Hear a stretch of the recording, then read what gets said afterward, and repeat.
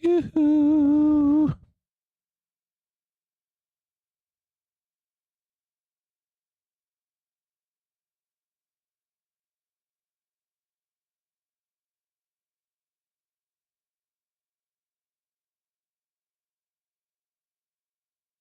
Yoo-hoo.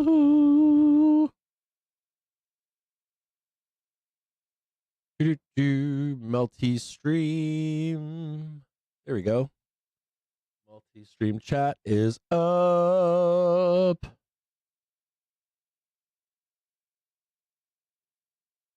Get rid of that for now. We got a 5 minute and 1 or half hour cross coming up here in just a moment. We got so much traffic up here. Look at this. Whew. Traffic as far as the eyes can see up here. We have a back test coming up right now of the half hour and hourly trigger. What's up? Good morning, everybody. You gotta make my face look so fat on video. I don't look like this in real life. Good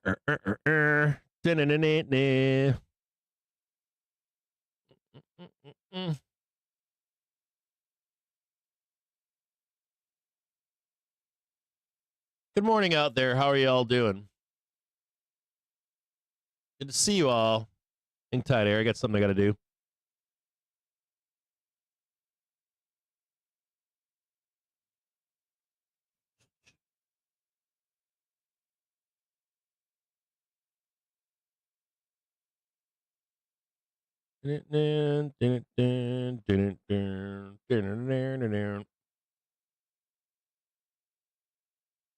Hang tight here.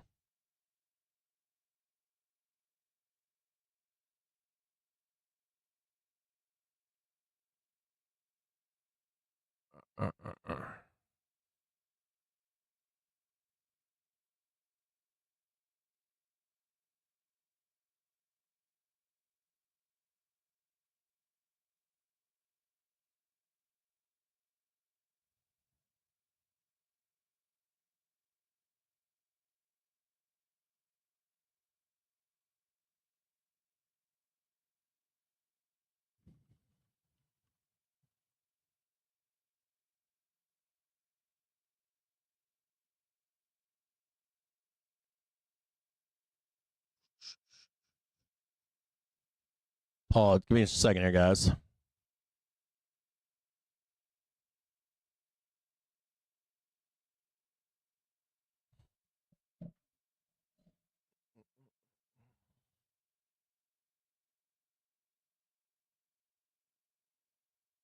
So note here, you see how these guys are trying to come in and sell us at 11.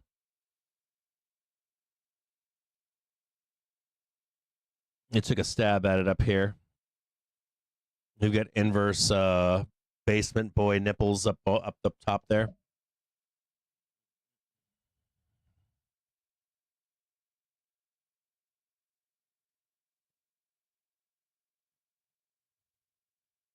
It's 4 hours. See how the big that red bad boy is up there.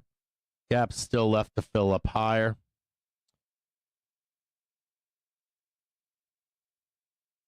Okay, let's start our new week here. Happy Monday. I'm not normally here for Mondays right now. I usually have an office day. Today, not the case. We did a private stream this morning beginning. I think I was here at 8, but we talked about putting it on at like 8:39, something like that. We're making some large changes to the operation here. We've been doing this for, I think, going on 5 years, somewhere in there, about 5 years. And most of the time it's been a free show completely. Everything's free. And it's cost us a lot of money over the years to grow to that point. We've given the opportunity to some of our members, we were going to stop doing this because of the cost and time associated. And then some members had said that they were willing to support what we're doing. And now we're at about a year of doing it, and we're gonna start making some jumps to the next level with this. And so we're testing out some launch programs for what we're doing. And what? It's one of those things is the public and a private stream. We're trying to integrate it. It's taking time and effort, and there's some like back end production stuff that's more involved than we expected. But of course, that's going to happen. And we are a live show Monday through Friday, so you guys get to witness it all in real time too, right? It's not like a prepackaged recorded thing that keeps all the magic behind the curtain and underneath the stage. So that's where we're at. Good morning. Hope you all had a great weekend. What else? I gave the Friday on Friday. I gave the Discord and our membership expectations for today, and we followed them exact. That chart that I posted on Friday inside the Discord. So if you are a member, congratulations. You didn't get caught in the weekend down move. Hopefully you had some puts for this morning's open. Behavior-wise, we are following that chart from Friday in the market right now. So we'll see how that goes. We are settling in on the weekly trigger right now. And we are looking for, are we consolidating or distributing here? Are we making a series of higher lows on the island from Friday, possibly even Thursday low? But looking for smashing to the upside to take out that 5 whatever I posted to you over the weekend and into the end of the month. And the market looks pretty close to what we thought on Friday, fair, within reason. Fairly close. So we'll see how this morning goes. This morning goes in the early week. We have a lot of stuff to go over. So we'll go over some of this stuff. Some of this stuff I'm going to tell you is basic and public, and then some of it I'm only going to post to the Discord and in briefs, of course.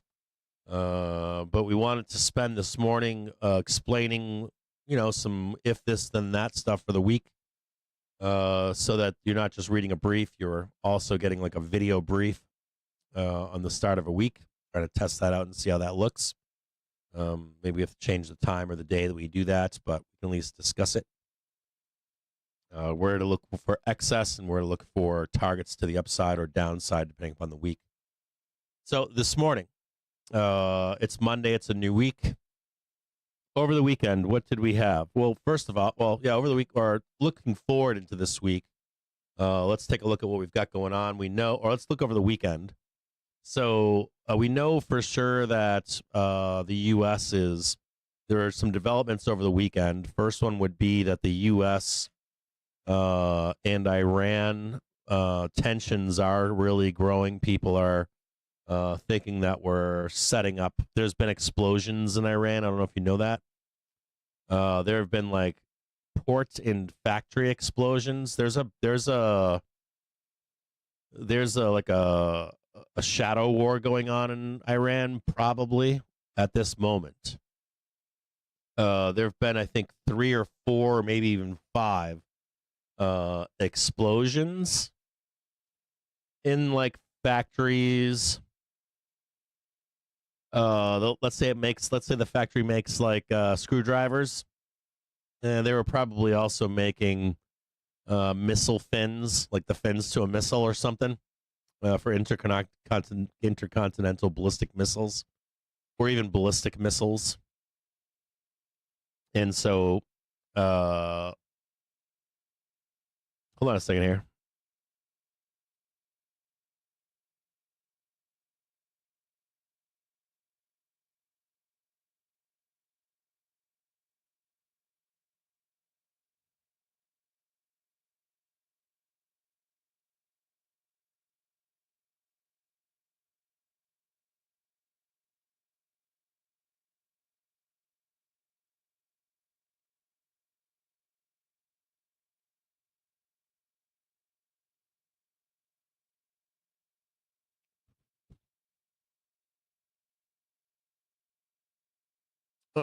So we had that over the weekend. That's developing. I don't know if it's in the news this morning, but it is something that is being talked about.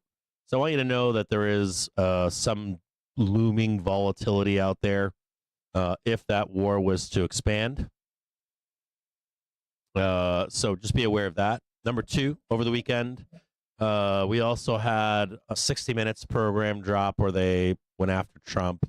Trump also lost one case this weekend with the Maine governor, but I don't know if that was relevant to the market. There's also some Trump stuff with that came out over the weekend over expanding the war with cartels in Mexico. It was made public that Trump spoke with the president of Mexico about sending U.S. troops in. She said no fucking way. The U.S. also released an executive order saying that a whole bunch of border states are part of a U.S. military base, I believe in Arizona, that gives the United States military the ability to, under the Comus whatever the fuck that act is called, basically U.S. troops, soldiers, U.S. military can arrest Americans, non-Americans, doesn't matter. They can stop anybody they want on border states. That's the lower half of California, Arizona, New Mexico, and Texas. I'll try to look that up closer for you today if you want to see it, if you're interested in that. And they're also trying to they wrote another executive order saying that they could create militias within cities to arrest Americans, not non-Americans, Americans. So that came out over the weekend as well. 60 Minutes did a hit piece on Trump on Sunday. He went after a few different people this weekend. He got nasty this weekend on some different things. But a big thing that he did this weekend that is market sensitive is he announced tariffs on entertainment products that are not produced fully in the United States. But he was a little vague in this.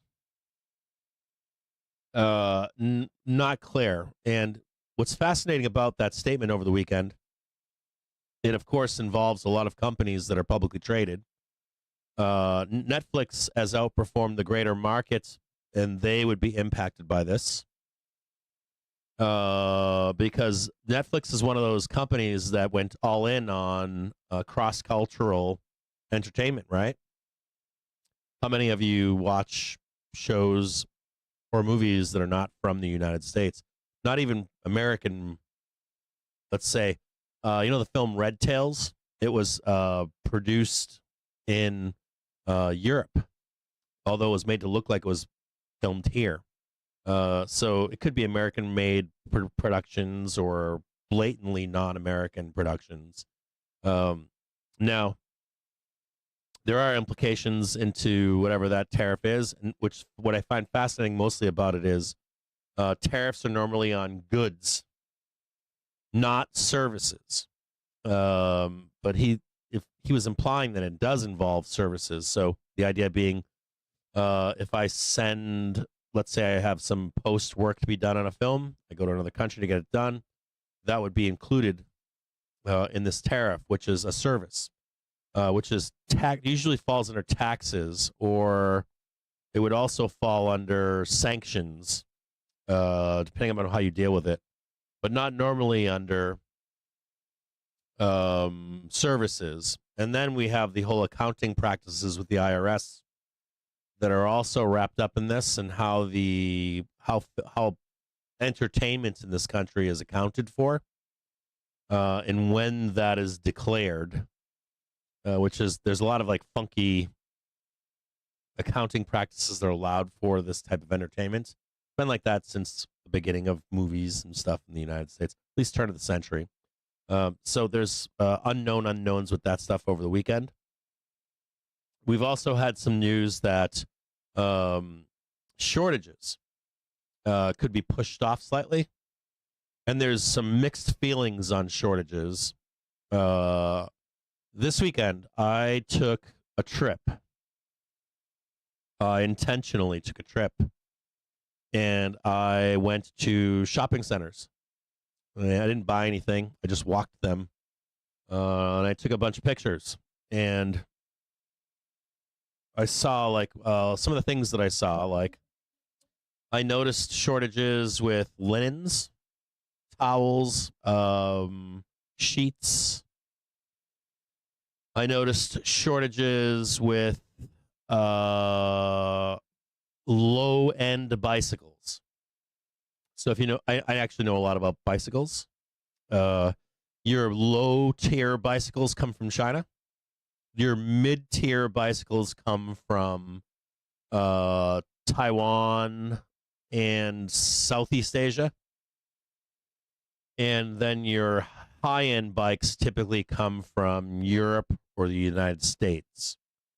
They used to be handmade, now they're factory made, but that's the general gist. So I did notice bikes were very thin all over the place.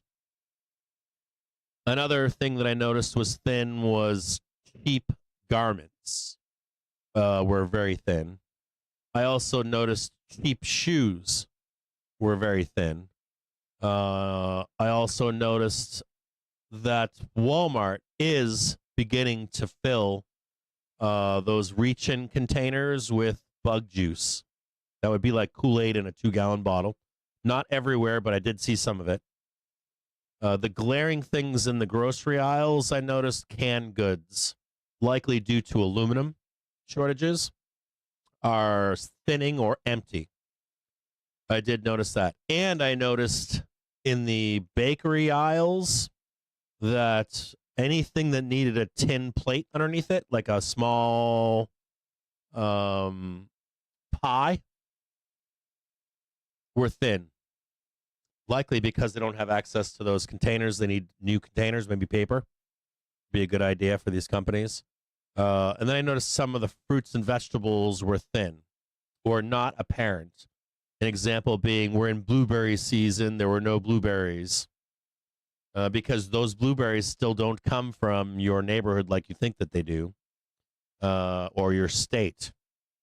There's the idea is that it's blueberry season, but a lot of that filler is coming from South America. Now, there were some fascinating things that I noticed in this thinness. And then I checked top shelves everywhere, and there was some lightness in top shelves too. That was kind of glaring that the top shelves of all of these stores that I went to had less product. It was fascinating to see that Aldi had the least amount of shortages of all these companies. Aldi was probably the best off of all of them. Target was trying to hide it, but there was no excess in Target, which I thought was interesting. I did see some lightness in sizing in Target, and I thought that was fascinating as well. Walmart showed it the most glaring, I think.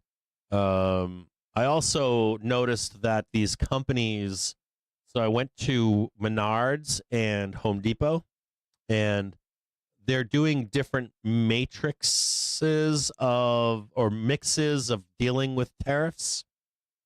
So as an example, I saw one choice for mulch at Home Depot, only one, and it was $30 for the package.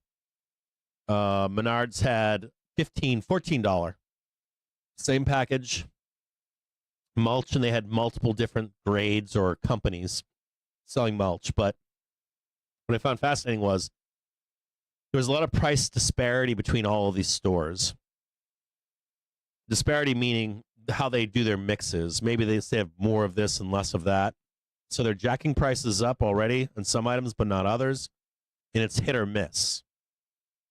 If you're a consumer right now, it would do you really well to compare price shopping everywhere. This includes Amazon as well. So if you as a buyer right now have a great opportunity to compare pricing and probably catch some good deals on shit you might need. So you're like, oh, I want this or I want that, and you either see it missing or you see it overpriced. It could be available somewhere else cheaper. Another thing that I noticed was that we're likely not near the reaction phase or knee-jerk shortage like we could be as soon as we think. Between like filling things in or there's a lot of opportunity for these large companies to maybe pull some backstock that hasn't sold and filling shelves in with stuff. And we have another thing that's different than COVID, where in COVID, no one had shit moving out. These companies can likely have buyers scouring for deals, even outside of the U.S., even if there's now probably a 40% tariff. It's not the 200 or 300 that's on China. So this whole mix could be not as shocking as you think right now. Even if we get a shock in mid-May and a shock, let's say, in July, you as the consumer may not really feel that pain. It's possible a year. It could take a year. And even then, if it was filled in, you may not even ever feel the true shock. You could feel like, oh, there's only one mulch instead of three. Or the pencils are shittier or cost slightly more. And that could be the one-time hit to inflation that you'll see. But it could be stickier, but not necessarily runaway rampant. There's a window in here of escape that looks like it's there. So I noticed it this weekend. I made sure to look closely at some of this stuff. Oh, and bleach. Bleach was like bleach shortages everywhere I could see. And there were still egg shortages too. Last week I noticed no liquid eggs. This week there was liquid eggs, but there was only like 5 containers and they spread them out. So there's still chicken shortages and egg shortages, maybe just not as bad as it was. And also the U.S. government has removed oversight in this stuff. So there could be less shortages on eggs, even though you might want to keep cooking them through. We're not like, there's less oversight. Same thing with beef too. We're doing less oversight on beef inspection as well in the U.S. And we're doing less inspection on milk. So like milk as an example, I did notice, this is fascinating too. I noticed that all of the alternative milks, like nut milks and stuff like that, there were shortages. There was a glut of the non-ultra pasteurized milk. So that does show that people are aware, no matter what their politics are, of all these changes. People are adjusting their spending habits to these changes too. The bike thing that interested me was that I had to buy new bikes during COVID. And I did go looking for cheap bikes and couldn't find anything of quality. And I couldn't find anything of quality at bike shops. I had to go online and buy some bikes from Taiwan. And I had them shipped to me. And I received them during COVID. And this looks exactly like or similar to that time period. So it is happening. It might not just be as bad as it was during COVID or the same. Similar, but not the same. So that was going on over this weekend for me, at least, and what I looked at this weekend. There were some other fascinating things I looked at this weekend. I was looking at flights and driving and a train ride for my daughter. My oldest daughter has been accepted to a bunch of different schools, and she's whipsawing her choices. I'm going here, Daddy. No, I want to go there, Daddy. Nope, I want to go here, Daddy. And it's been a nightmare, a source of nightmare fuel for me. I've spent her whole life from the moment she was born dedicated to her being at this moment. She didn't go to prison. She's not dancing on a pole. She's not a dropout. I've prepped her for her first step out into the world as an adult to go to college, and she's disobeying her dad. I have to, at some point, take my hands off, and she has to be able to make her own decisions. And so what I want is not always going to be, right? And she applied to UMass as a safety school, UMass Amherst, and she wants to go. And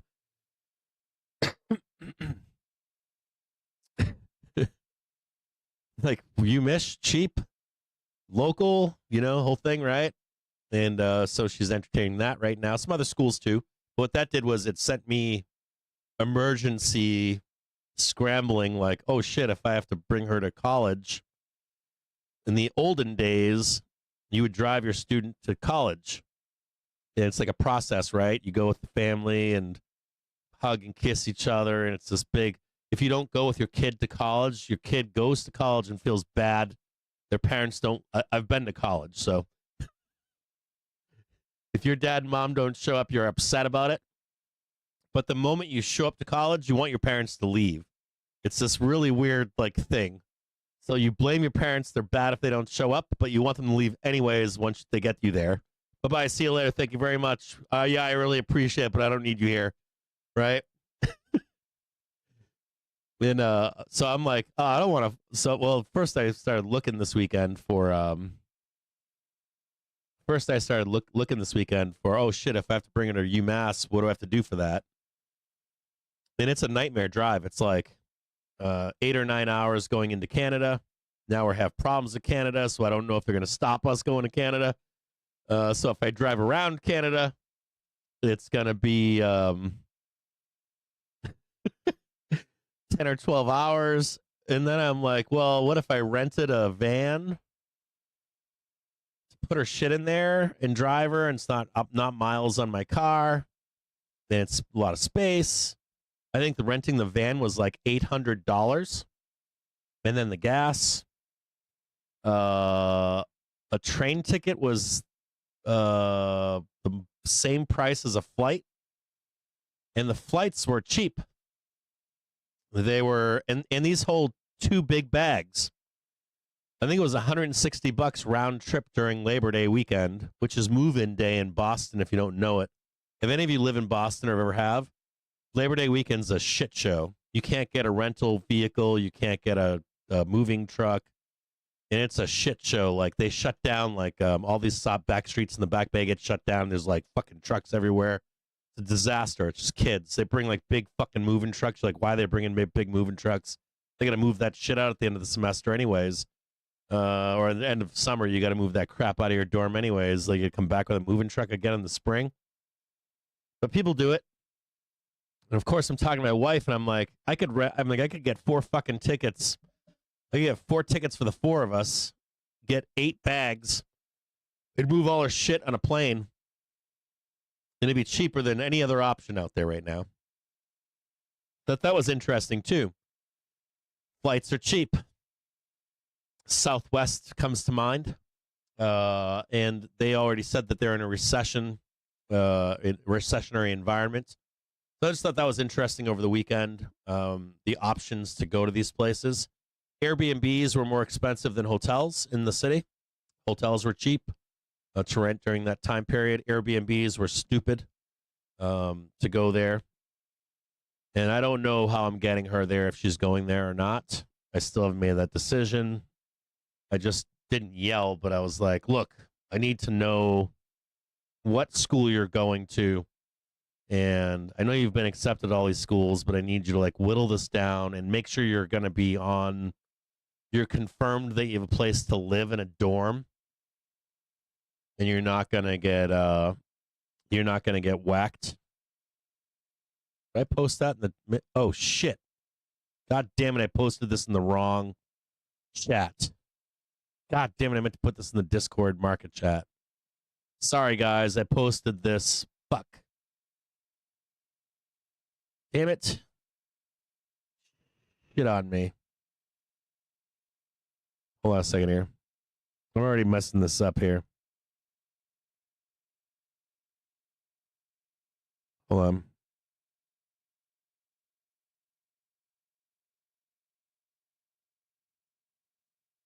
Damn it.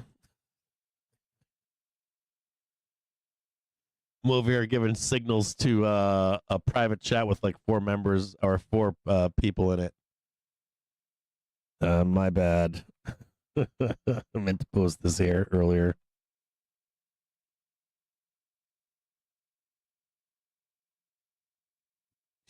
Shit on me.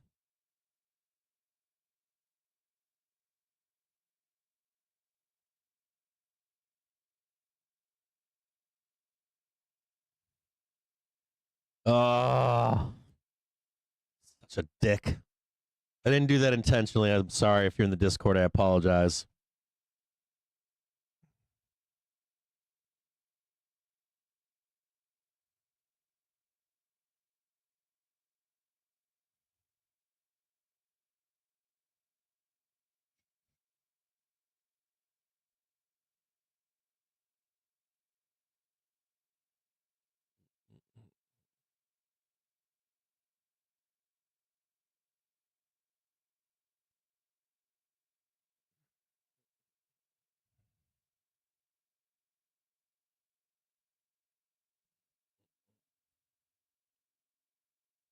This on here.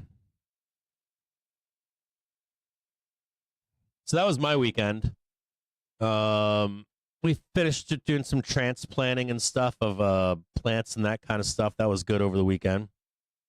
Your dad took you to college? Yeah, I think it's part of. Isn't that a part of like your at least your first entry to college, right? Family shows up. Now, I had thought about it more. I thought about this.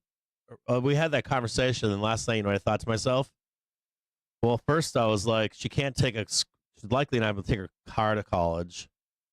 I was like, they're not going to allow it, and even if they do, I looked at the rates for keeping her car in college. It was stupid. It was like $2,400 a year, $1,200 a semester on average.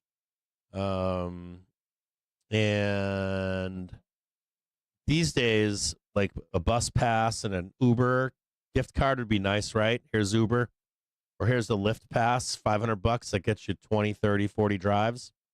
You don't have to pay for the $500. You can, you know, go to Walmart 20 times in a semester is a lot. Or, you know, to the liquor store or something. I'm sure you can find someone else with a car. You can beg them. Macro headline risk with financial juice. Check. Now only $99 so, a year for our real-time check. Right. So, my thought after that was, you know, if we bring this big moving truck or something or a van, how's she getting that shit home in the summer? So I'm like, anything she takes in that family trip, she should be able to put into either a rental car, or her car, or on a flight back home. You know what I mean by that? Or move out into an apartment or a sorority house or something, so that she doesn't have to bring it back home. And then we don't live in the time when you and I grew up. Like when I was a kid, you'd get the dorm fridge before you got there, and you'd microwave and all that kind of stuff. And nowadays, like I can have Amazon deliver that shit. She can bring a tape measure and tell me what she needs, and she doesn't really need to bring all that big shit, does she? I can just fucking. It'd probably be cheaper to order it off Amazon than to even ship it via UPS. I guess maybe I could put that stuff on a train. Trains are still cheap for delivering shit places, believe it or not. Like large stuff here.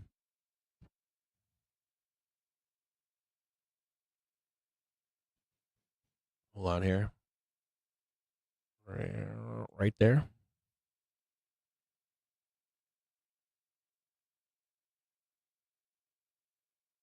So, what's my point here? My point is that what? It was a good weekend. I'm pulling my hair out with my oldest daughter on her choices. I heard that too. UMass does that. UMass in particular will rent you a dorm fridge and a microwave. I was told that. I looked that up too. Yeah, don't DUI. And what I told my oldest. Spokesperson says, although no final decision on foreign film tariffs have been made, the administration is exploring all options to deliver on Trump's directive. I told my oldest that I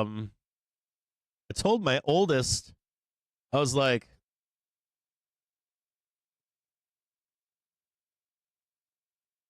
decision day. As a reminder, he did say in his truth social overnight that he said, I am authorizing the Department of Commerce and U.S. Trade Representative to immediately begin the process of instituting a 100% tariff on any and all movies coming into the nation that are produced in foreign lands. So remember, he said that last night.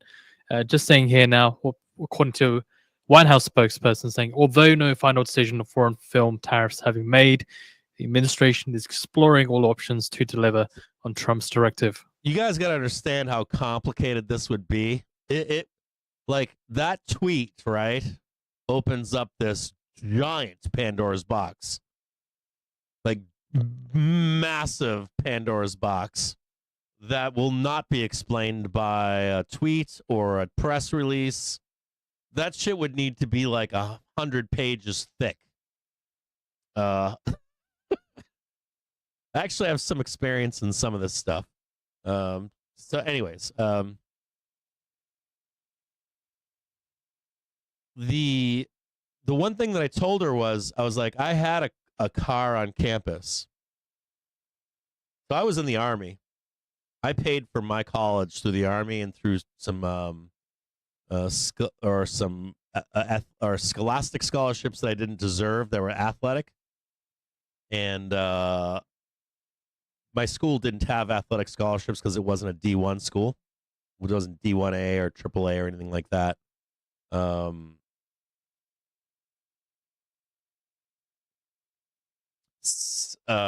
So I had money, extra money to pay for a pass for a car on campus.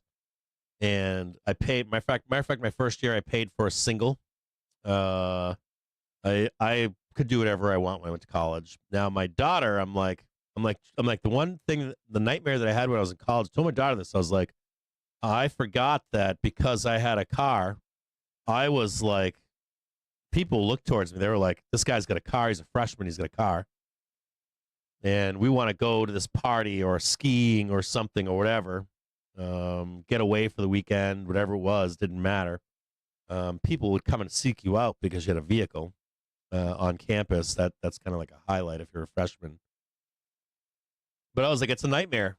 You'd rather be begging somebody else for their car. You don't want to be dealing with that noise as a freshman. It's more of a hindrance than a good thing. Yep, some provide laptops. I heard that too. I did in that mix. They said that too. That mix of like dorm fridges and stuff.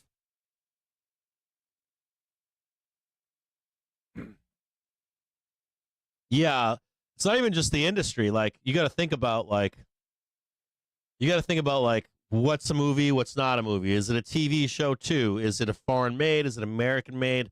How many American audience made films involve work that's done outside the country? That does involve every product, trailers. Does it involve? I mean, like, how about an American-made movie that wants to shoot on location versus in the U.S.? If the intent is that it's an American audience movie, then we're not even talking about reciprocals from countries that are offering this as well. it involves all kinds of stuff. Then there's damage done to economies. Like you have I forget what they used to call it back in the day. So I used to own a company. I'll give you some insight here. I used to live in LA. I lived in LA for I think a year. I lived maybe 2 years. I don't remember, a year or two, something like that.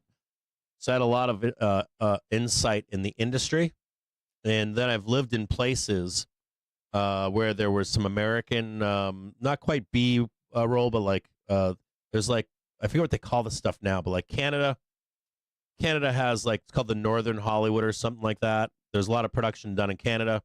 There's a lot of production done in the Southwest. Like Santa Fe comes to mind. New Mexico has a lot of shooting. Matter of fact, if you any guys out there that are in film know this already, there are below the line production companies that they might, like, let's say they live in New Orleans, because there's a lot of filming goes on in New Orleans. They own a house in New Orleans, then you like drive to the Southwest to do some filming, then you drive up to Canada. There's a whole culture of film production work, people that rove the United States, producing commercials, TV, film, movies. The whole movie industry is very nomadic right now. Vertex AI prediction dedicated endpoints. Not based in Hollywood anymore. There's some based in Hollywood, and there's some based in Northern California, but not anywhere near what it once was. That heyday ended, I want to say, in 2000, somewhere in there. That was probably the height of being from Hollywood. I owned a company at one point that provided services to film shoots in the U.S. And it was wild to see what, I don't know, like Bob on Main Street's idea of what filmmaking is in the U.S. versus what it really is completely different. It's changed drastically. And then when you come to the post-production stuff, a lot of that stuff is being pushed out to cheap labor outside of the U.S., Southeast Asia, Eastern Europe, and not even done in like the vaunted out London sound stages. So anyways, that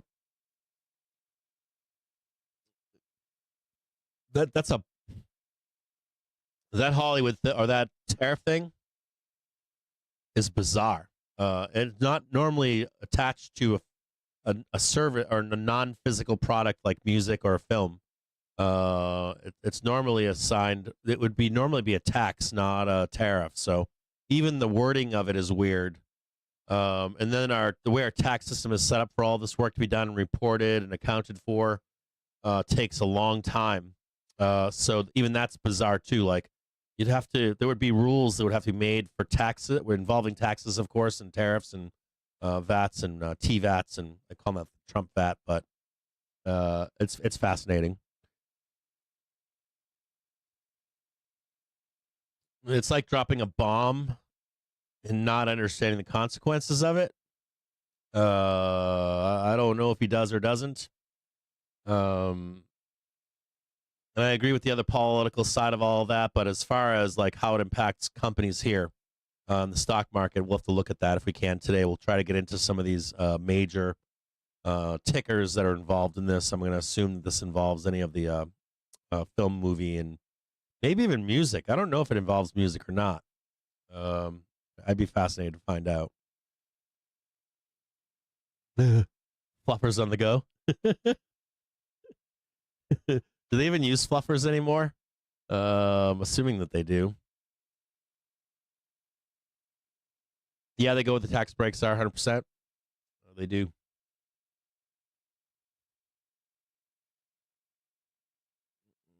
Yeah, that Parasite won Best Picture.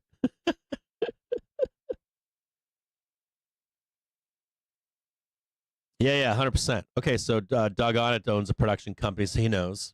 Yeah. There's what you think is Hollywood today is not Hollywood anymore. Those days are long gone. They've been that transformation, or like the expansion or globalization of Hollywood is massive these days. Okay, so same with video games too, right? Video games somewhat similar. to some extent. Like you guys know how many, like Ukraine in particular is a massive hub for video game development. They also do a bunch of stuff at the stock market too.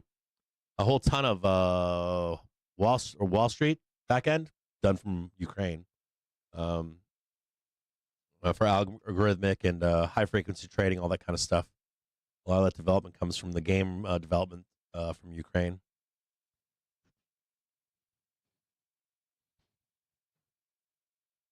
Holy shit. 20 years experience, head of props. I knew a prop maker. I knew a prop maker in LA. I used to live in Santa Monica. I lived on 9th in Michigan. Is that right? Yeah, 9th in Michigan. I lived right across, right around the corner from like Bethesda, I think. I think Bethesda was like 2 blocks away from me or something. I'm grinding higher now, trying to take out this gap to the upside. Keep your focus down where my cursor is right now. Well, it brings up a bunch of other questions too, right? Well, why are we doing that? You have to. I always tell you guys to like think about this stuff and look at the reasoning behind it. And it makes me wonder if it's for propaganda, for your consumption. It reminds me of World War II as well, where you're regulating what you consume. If we go into a World War III type environment, it does make me concerned about that, of course. It harkens back to that time. Change this to yellow really quick.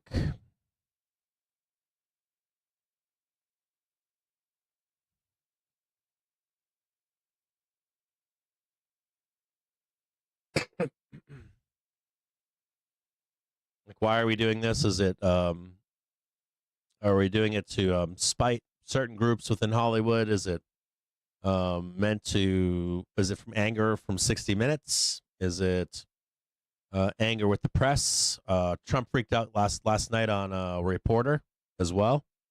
Like when snapped on this reporter. I don't know if the reporter is from Washington Post or not, but he screamed about Washington Post and reporters in general, and that's part of the media, mass media.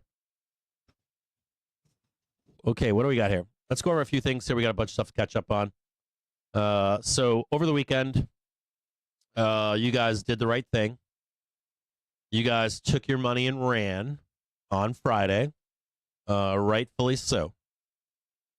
And what that does is it resets gamma to some extent, frees up gamma for the market to move. So on a short-term basis, we woke up this morning to the market down this morning, right? It also, when we're in positive gamma, what do dealers attempt to do?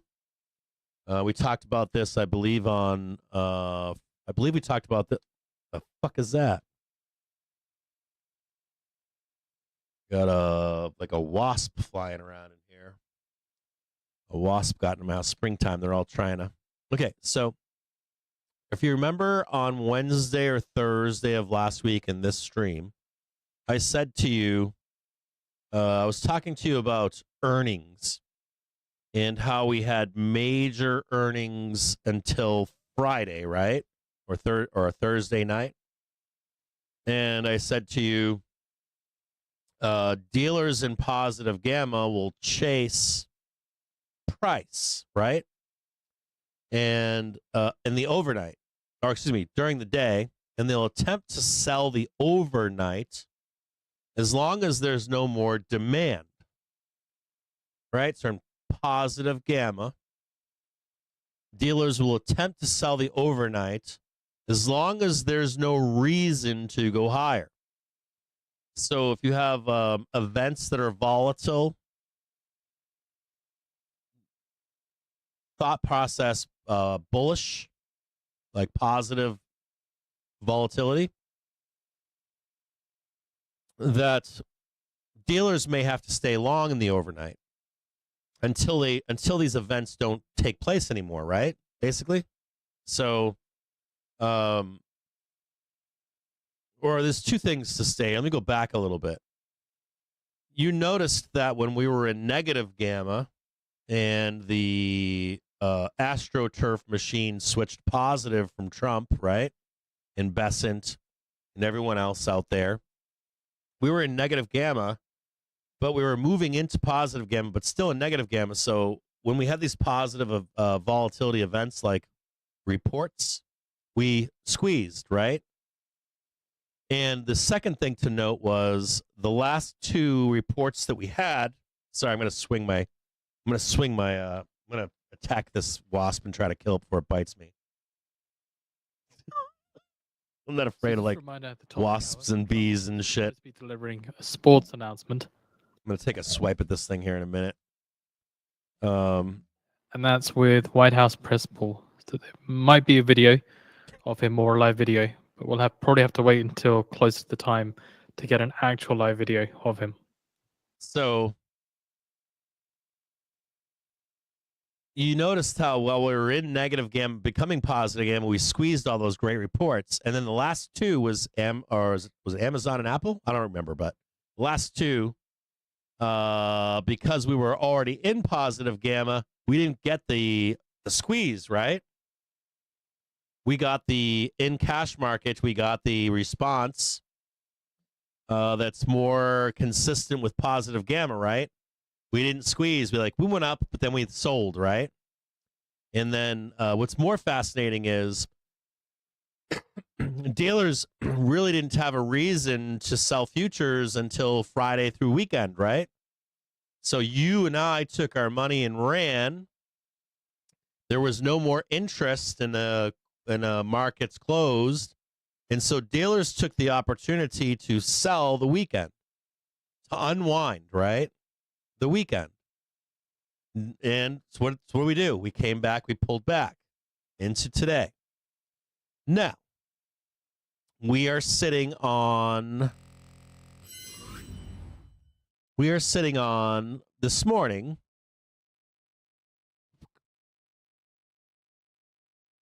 So they sold us down here, right? Whoop. Tried to get us underneath the weekly trigger, right? The weekly trigger is right here. And there is a video. We'll get it out on the feed. Who stepped in? Remember, that's the half-hour trigger, the hourly trigger, and we're in positive gamma, so you're going to expect that to hold, right? So they whipped us down, and we're in some daily velocity that's very bullish, isn't it? So even if you see a weakness to the hour and half-hour velo, you're going to still expect it to hold, aren't you? Even if it goes negative, because what's crossing positive? Daily velocity is, isn't it? It's a greater force to the upside. So you're going to expect even weakness in the half-hour and hourly velocity to hold. If that makes any sense at all to you. Now, fascinatingly enough, because you sold all your calls, the gamma flip lowered itself right here.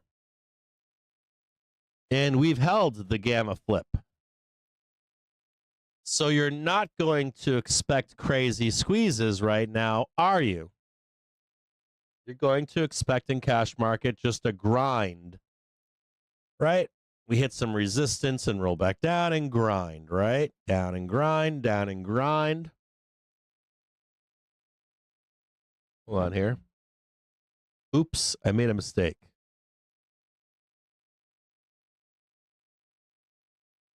Oopsie.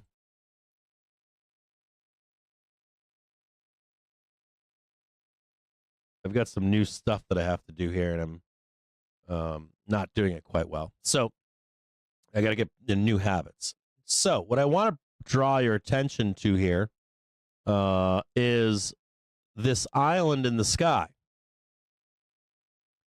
For right now, we have an island from Thursday, Wednesday, Thursday, Friday in here. And this is our poop island, right? Got this little poop island going on over here, this little poop island going on over here, and they bought this right now, at least for today.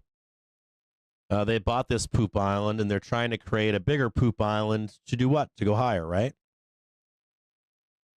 If that's the case, or down, we're going to be looking for specific behaviors, aren't we? To that stream. Voice news disconnected. If we're looking for a poop island, the poop island is either to send us lower or higher. One or the other, right? So we got poop island. And we're going to be looking for specific behaviors, right? Did the dip get bought? Did we actually make a new low and make new lows like this or not? Did we break out, right? Are we grinding like this? Up, up, up, up for a squeeze and roll? Are we locked in? Series of higher lows with a dip and then higher? Now, what are we actually locked into here? All questions that need to be answered. Some of you already know what I think happens.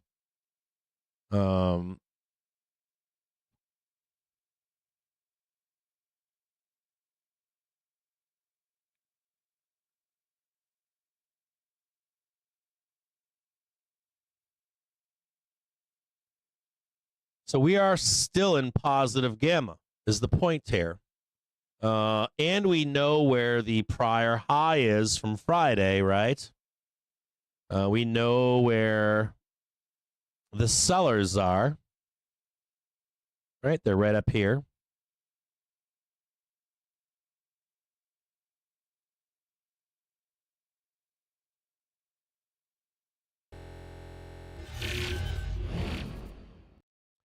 We know they're up here, right? And we're going to expect what? If we have sellers here on Friday, and these aren't dealers per se, but I mean, they kind of are, but there's also like retailers and institutions and traders that are in here. And they likely think that they're now here, right? These guys up here are going to think that they're right here, right? That they're over here. So as we approach up here, here's the high, 56.75.98. There's a few things we can tell here, isn't there? If these are sellers and these are sellers now, can the 1 minute trigger take us up here? Likely not, right? Can the 5 minute trigger take us up here? Oh, wait a minute. Up, and away? Possibly. Possibly. They could possibly get us like up here. Maybe able to get us like ticking. Maybe even up here. But for us to break out above up here, we might need some help, right? Momentum. And momentum comes from half-hour triggers, hourly triggers, stuff like that, right? And if we get a reject, or if we get the hourly up here, let's say we get the half-hour up here,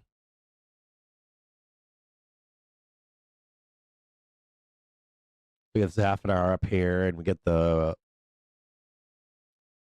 hourly trigger up here. And let's say we even, down, up, squeeze again, right? Bam, bam, bam, bam. Hee-haw, baby. Could also be a trap for bulls above to come back down to reality where the daily trigger is. Just way down here, right?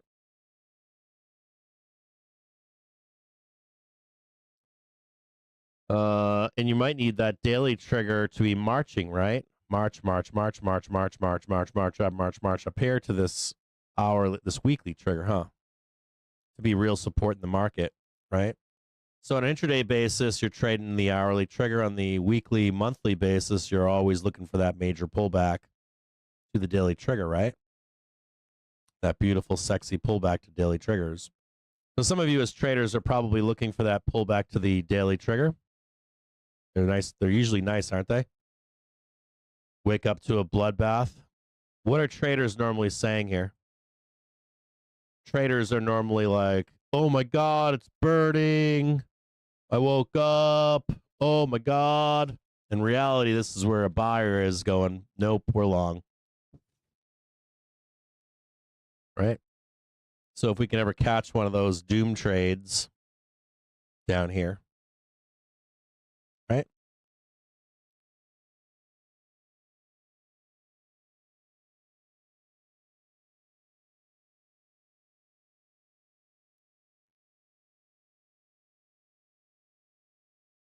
If you're looking for a dip to buy, this is the half-hour trigger. That's where we bought before. But I do also want to remind you that if this fails, where do we go next? Is it over here? Check that one next. Close the rest of this gap out, maybe. Still on Poop Island. Could even roll down below there, right? Only one time, then right back up, right? Catch the new high, right? Still not a confirmed low. It's only one down. Only had one down here, went all the way up. One down here, all the way up. Nice little bull flag.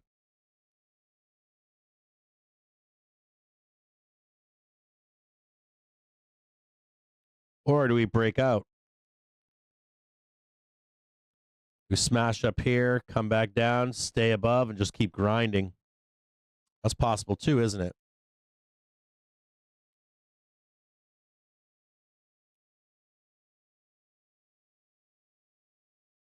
We are in positive gamma. So we look back to our rules, right?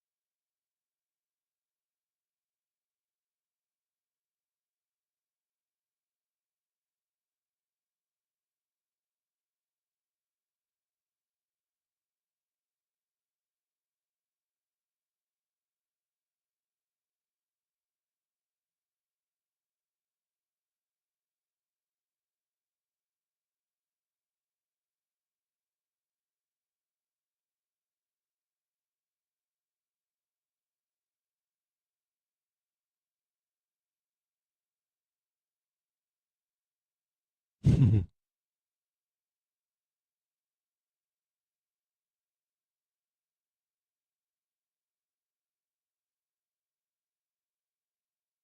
could even do it like this, couldn't we?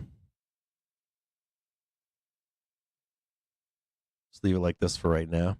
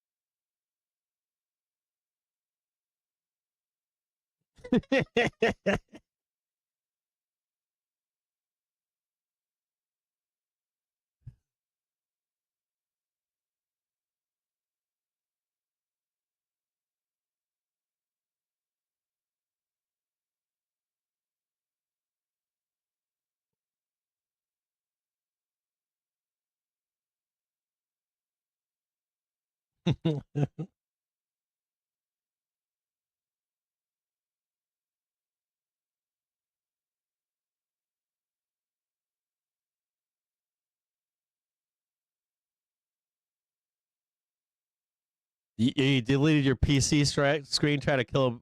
I got a fucking wasp in here. He's in here. I need to order a I need to order. You know, I'm gonna do that right now. Hold on here. I had a fan die in here, a circulation fan. I'm gonna order one right now.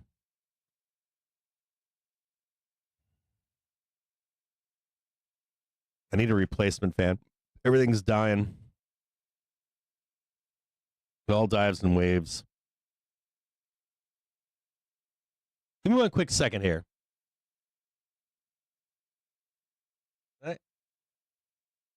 Do I have that fan? Hold on a second here. Give me one quick second here.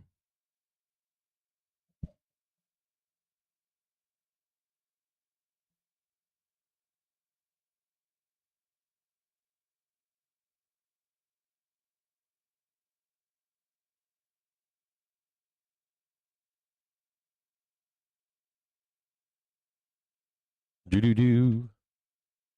I don't know what I did with that fan. I brought one of my camping fans in here to replace that one. You know what I'm gonna do is hold on here. Let's look at this one here. That one right there. Jesus Christ, they charge so much money for these fucking things. I'm a cheap bastard. Ooh, used. Save $1. No. Oh no, I can get one today for an extra $1. Replacement fan. Nope. I'm gonna go with this one right here, cause yeah, okay. We're gonna get that one. Oh, they said today, and now they're saying tomorrow. They fucked me on shipping again. Keep on going higher. Keep on going.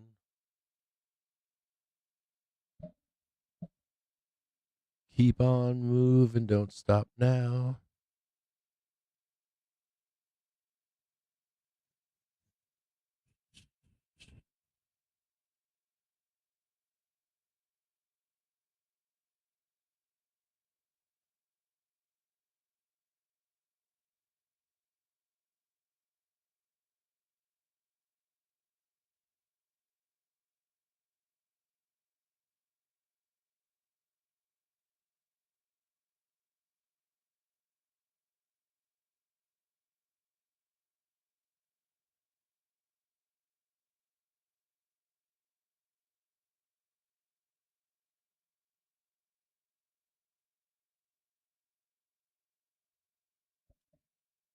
Oh, I gotta put this back on here.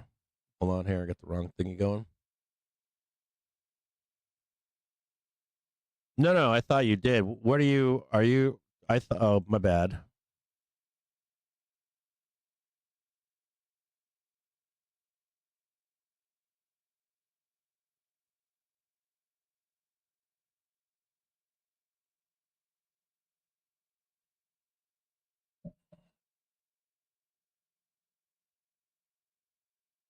Oh, yeah, okay, I gotcha. Cool, Uncle Jim. Fire. That's fuck yeah. Hell yeah, duder. Good job.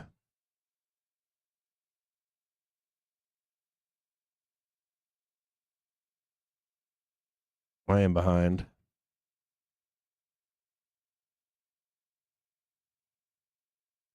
Hold on here.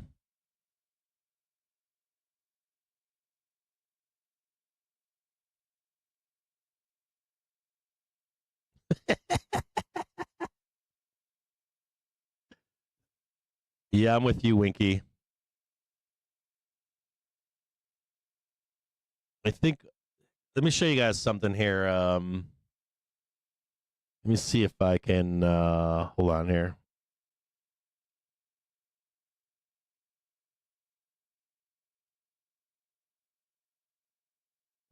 Shit, I should can I change this? I gotta do a different layout for the public stream. Let me show you guys something really quickly here. In the Discord, let me show you guys something here. 2022. Just keep your eyes on the. Oh, what am I? Not TSN.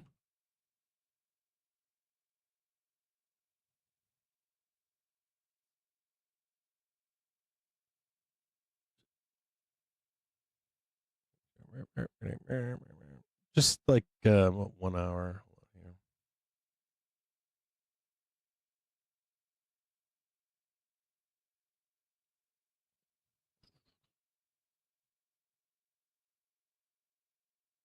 Not that it rhymes. What is this? 23. Not that it rhymes, but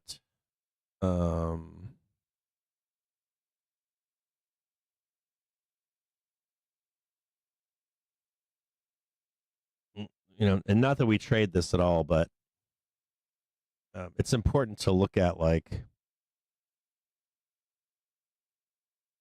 or just for right now, maybe. On here, I don't know. Like, price action is never, or like history is never the same. And there's like 2 or 3 different outcomes here, but at least for right now, if there was a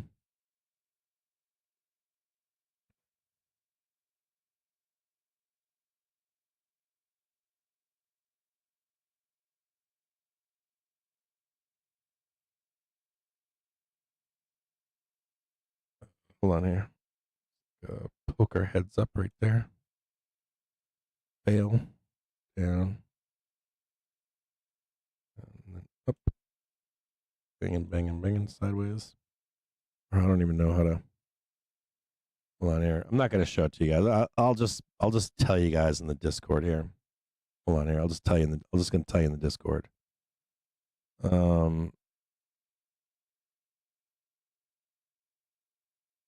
me one quick second here, guys.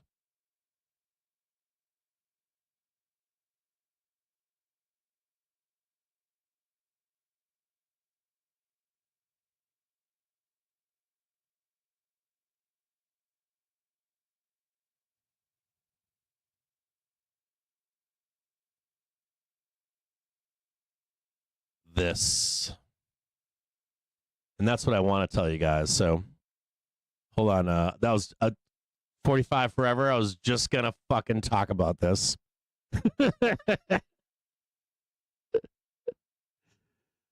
So I didn't want to say it on the public stream, but here, hold on here.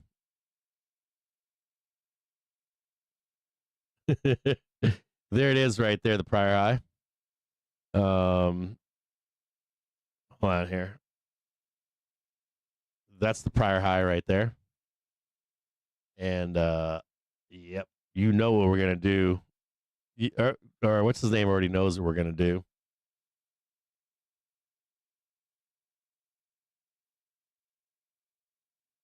Let's put this back on so you guys can see it.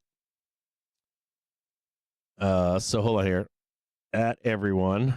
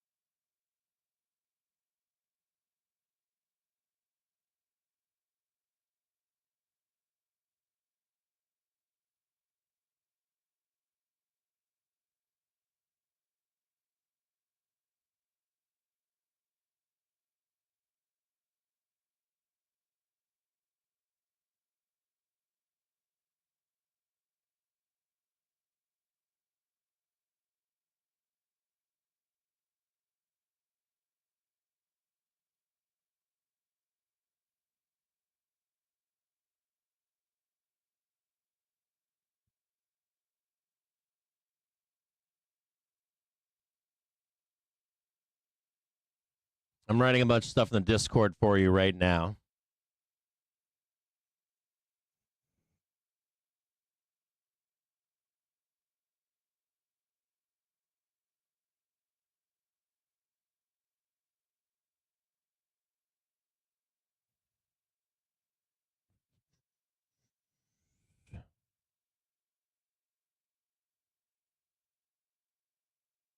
Yep.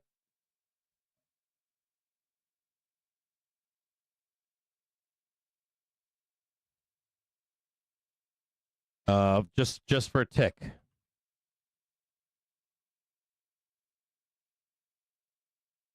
Hold on, I would rephrase it to say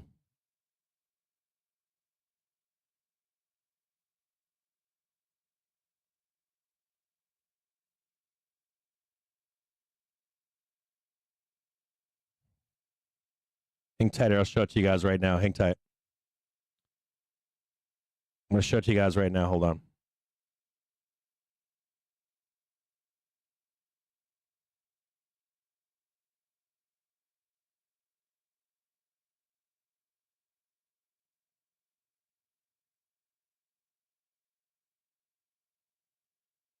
Hang tight here. It's more looking for it. I should have done this in the fucking. I should have done this.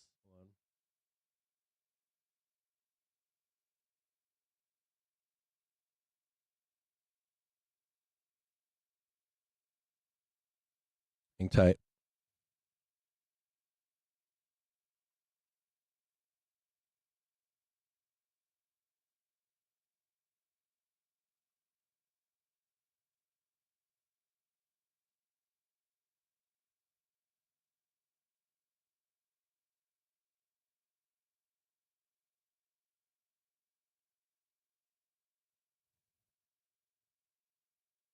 Give me a second here.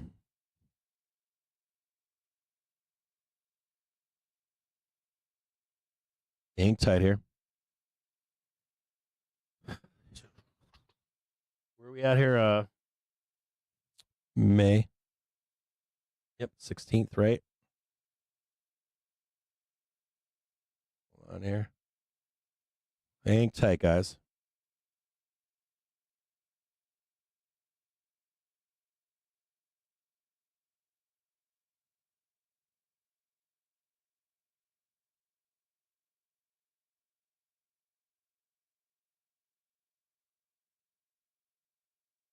Give me one quick second here.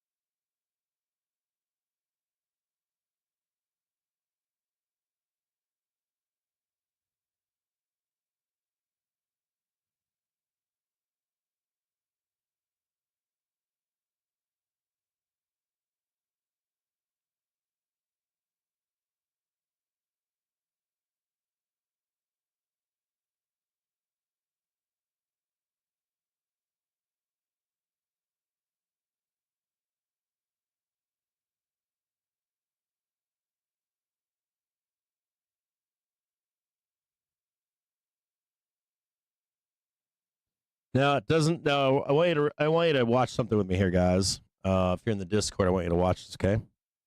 Oh,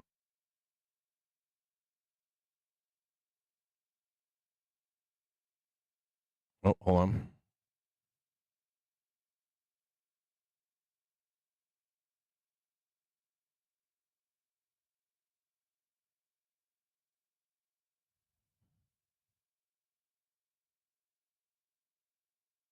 Hang tight here.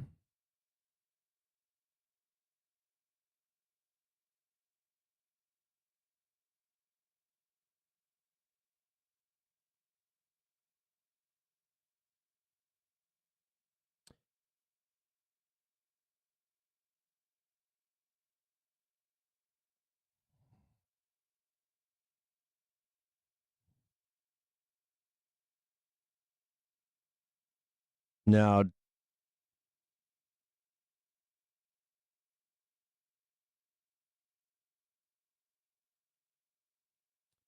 I want to explain this better to you.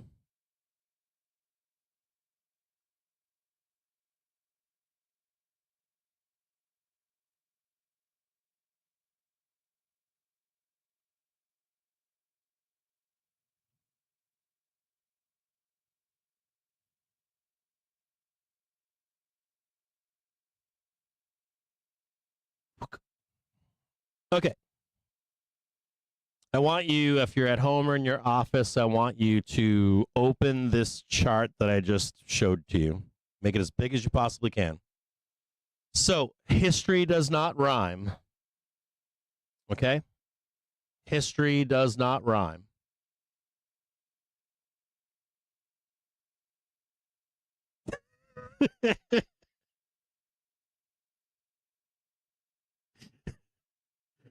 Fuck you, Winky.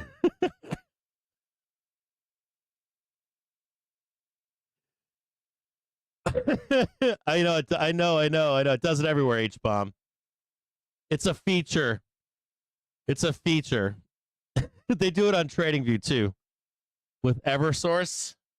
Fuck Eversource. Sometimes I think Eversource stays up because of that. There are a bunch of tickers that I think there's one for Tesla too, but I'm not sure. Or Apple. Is it Apple that has one? It's like APPL or something. Okay, hold on. Now, none of this has to happen here. None of this has to happen that of this chart that I just shared with you. Okay? Like, there's none of this having to happen here. But what I want to draw your attention to is number one would be top line. History isn't always exact, but it sometimes rhymes. So if you look at this chart here that I just posted for you in the Discord, I showed you Friday, Monday, Tuesday. And what I want you to look here for is, do we get, see how they're getting like on Monday we ticked an all-time high or a high in the run on Monday, right? And then we failed it on Tuesday. Do you see that? We like poked our heads up. We're doing that right now, right? Right? So if you're a trader, you're saying, I want to see when those all-time highs end, right? Does it end right now? Do we get it today or not? And what does that imply? So if we get the all-time high today by a penny, it would give us one more day into Tuesday before FOMC doom, right? Make one more temp before we trade sideways and down into FOMC, right? Now the window of weakness, I showed that into you too. So let's say we failed let's say we fail it today. Let's say right now we fail this. Then we would speed that process up into the window of weakness on Wednesday, right? But if we're showing strength, do you see how like even if we wick down or not, doesn't really matter on Wednesday. But if we're showing that strength, or if we're not, how bad does Wednesday look? So I want you to always be thinking about, I always want you to be thinking about when we take the look. You know, I tell you guys, like when we're looking lower or looking higher, you don't, if you're in a trade, it does not matter.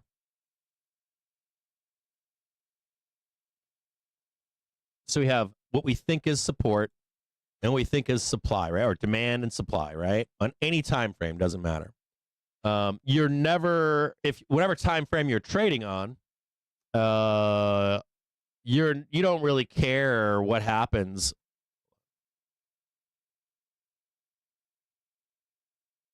You don't really care what happens going up here, do you?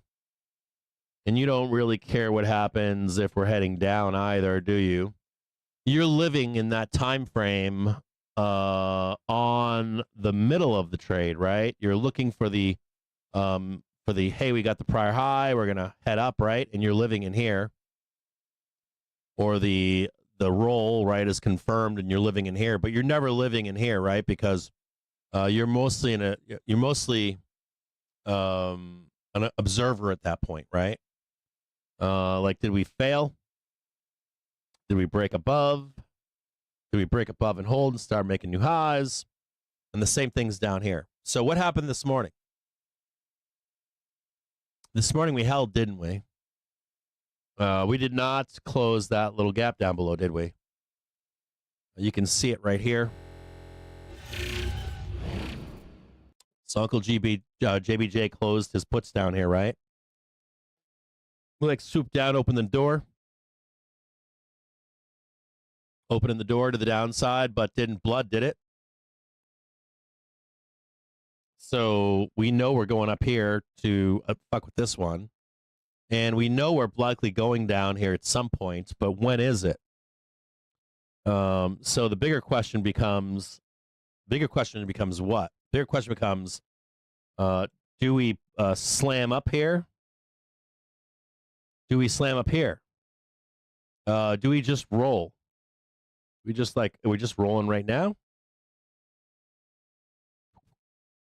And whatever these three indicators are tells us what to look forward to tomorrow and Wednesday, right?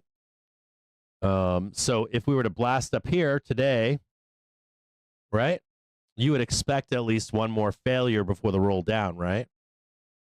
If we fail the roll today, that's telling you what?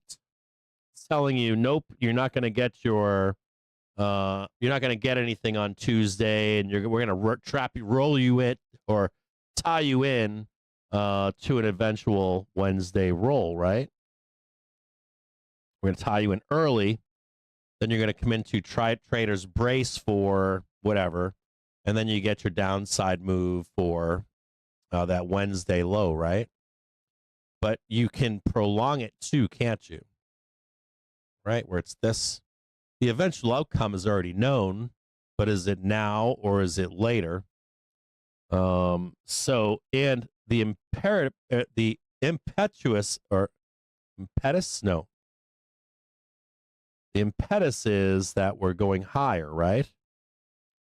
If we're saying we're going up here, then you would expect one more and they would fight for this before the roll because you're going up anyways. If you're not going up, you'd expect the failure, wouldn't you, early? You'd expect the front run of this and maybe even more doom. So it's not necessarily being long here. It's the awareness of where we are and when does the roll begin? Does the roll begin on Monday at 1 p.m.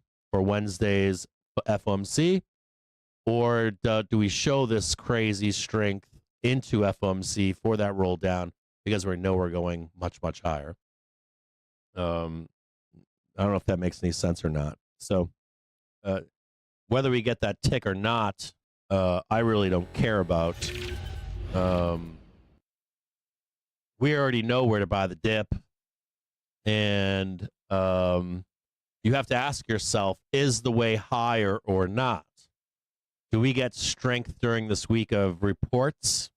Do we get, are we going to 575 or 580? If you don't think so, then you would assume that Friday was the high. We would fail the high on Monday, and we'd fail it on Tuesday, and we would blast down on Wednesday, and we would slip into negative gamma, and we would what? Give up the rest of the week, wouldn't we? We would give up all this week, flush it down, and we would freak out sellers, wouldn't we? We'd freak out the trapped buyers at 73 and 62, and they would want to panic and escalate downside move at least into next week. And that also sets up the question for OPEX at that point, doesn't it? And VIXpiration of getting VIX maybe up there for a move higher later, farther out in time. So the press or the thesis here until broken would be until broken, and proves itself would be that you would see some kind of stupid strength here. It wouldn't be crazy. It should just be like a tick, like a penny. Now, we can be wrong on this or right on this. It doesn't really matter. Have we given up the 5-minute or 1-minute trigger yet? No. We've got this green bar right here. We haven't given that up yet. And we haven't given up this yet either, have we? This is the instigation from 11:30. And that's still alive and strong. And even this down here, this Monday, this is 10:30. And this is 9:30 this morning, right? Got these buyers down here on an intraday basis.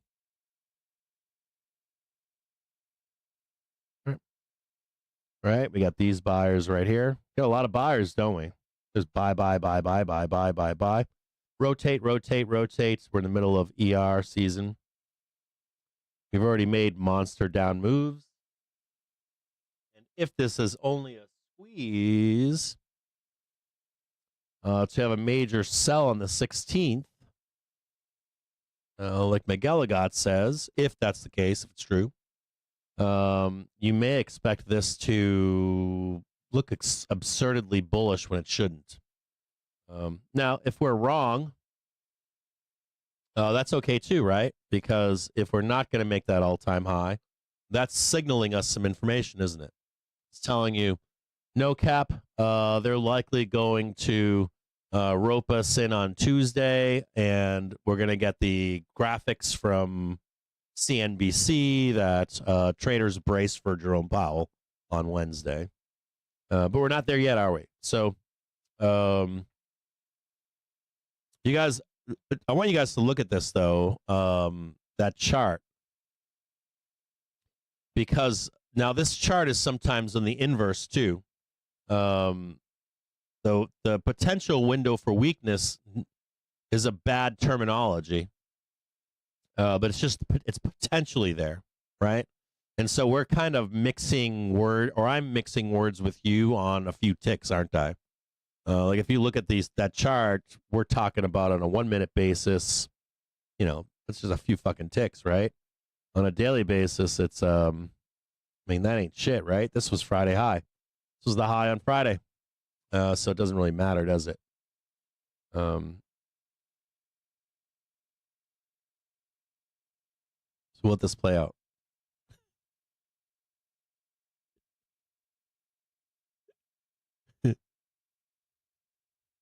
Yeah, exactly. It should have already happened at this point, but it's a little late we're a little long in the tooth for this to happen. I wish it had happened at like 11:30, 12, but we still have a window of strength until probably 2:30. And price action is never the same, and history doesn't repeat itself, but we know that this is something like this is happening right now. Something in this vein is happening right now.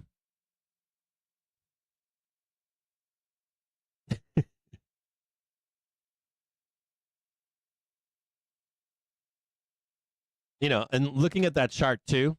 Let's look at that chart. So that chart I just posted for you.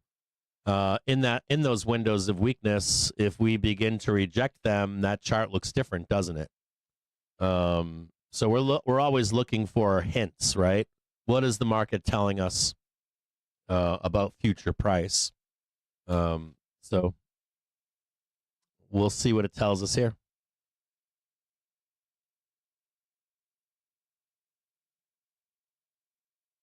I went to Target the other day. I went to Target. It was slow. I didn't go during the week. I should have went during the week. I went on the weekend. All the MILFs and DILFs hang out there on like the weekdays. I want to see specifically Target during the week. Winky.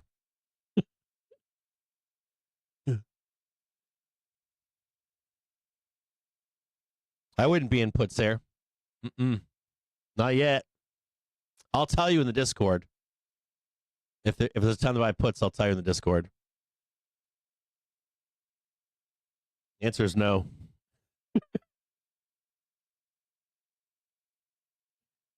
The answer is no. When it's put time, I'll tell you.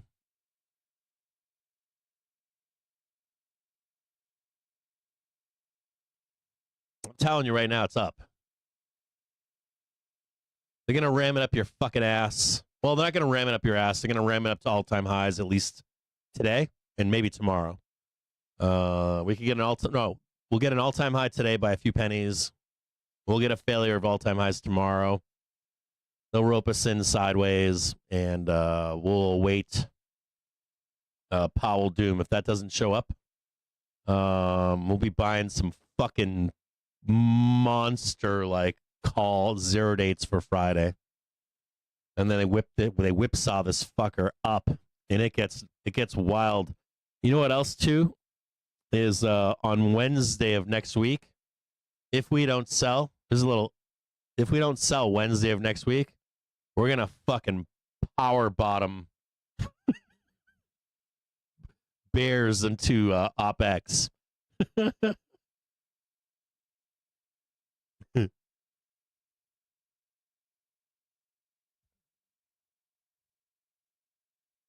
I think would I say 610 would be previous day? I'd be more accurate. I think that we take so Waterboy. I think that I should address that. I think that we take the up and downside expectations like 610 or 5900, 6000 on SPX, or even major lows. We trade them tactfully and don't target them. Stay closer in the money, and have an outsized payout. Does that make sense? So if you're targeting time or price, let's say 5,800, and you happen to get 659 or 6,000, you'll make a bunch of money, but not going the OTM route to get there. I think right now it's too dangerous to be shut. I see people calling all-time highs or prior high or going to the depths of hell. I think we're in this major inflection point, and I think it's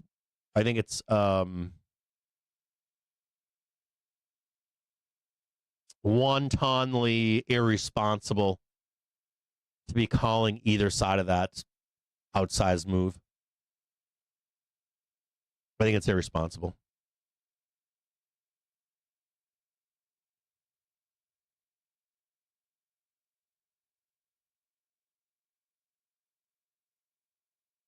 I didn't mean all-time high like that. I meant in this run. I think I said that earlier too, though. I meant not all-time high. I'll rephrase that. So I said all-time high, but I said it in this run. I'll just rephrase the whole thing and not even use that wording.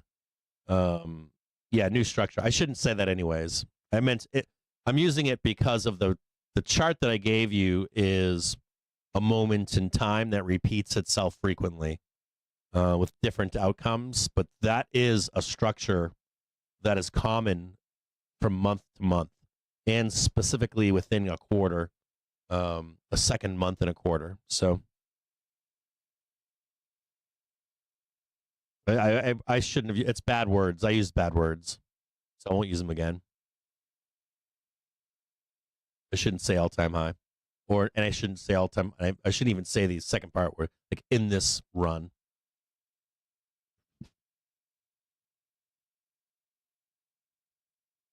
Yeah, 100%.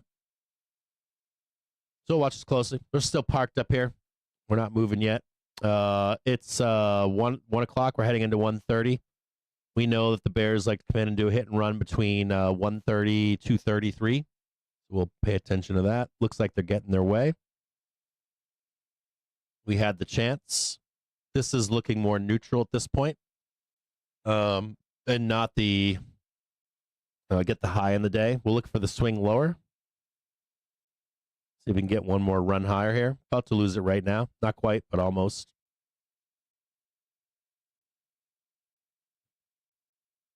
Be careful you don't get sucked in if you're a bear. Remember, you want the confirmation on the 1 and 5 minute trigger. Plenty of time. They did this to you last week where they sucked you in like 3 or 4 times a day. Remember to follow your rules. We got the low here. You want to see the rejection on the 1 and 5 cross.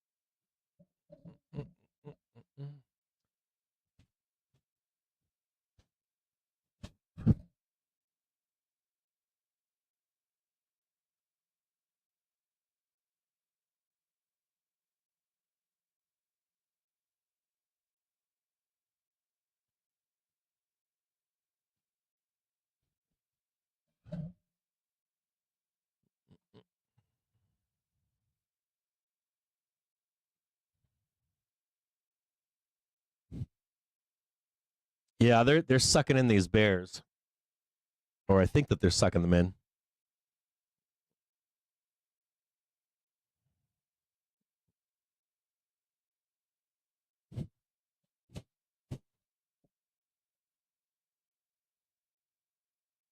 Yeah.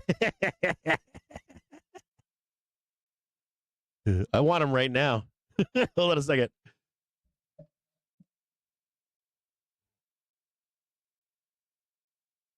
Hold on a second here. I don't think it's getting faded that yet. I don't think we're fading it yet.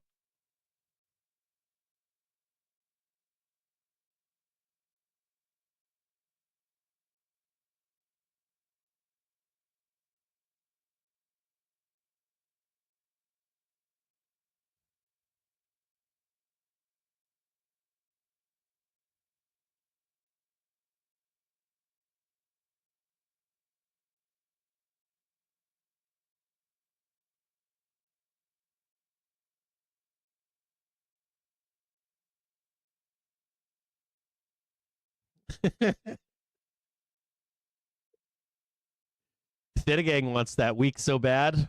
I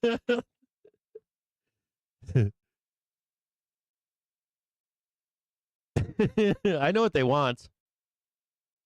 They want their sideways week into Friday.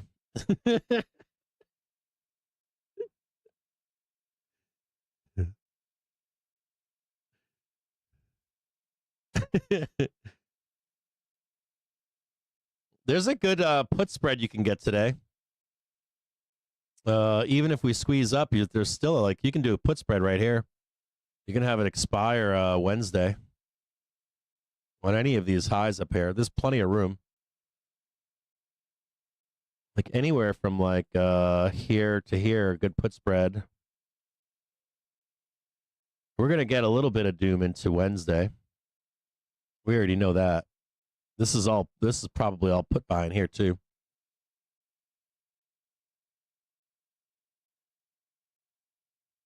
You guys gotta get off a 1 minute chart.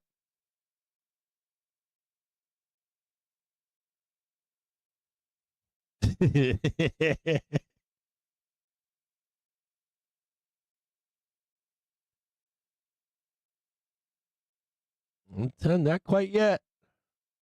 Not there just yet. Let me just check that 15-minute really quick. Or there's that roll. He's looking for that roll right now. He wants that roll right there. He wants that fucking roll. He likes it. He doesn't want that even breakout attempt. Fucking Theta Gang, man. They just can't resist, can they? Theta Gang doesn't want us to break up out and above. You can wait here. Just give it a minute.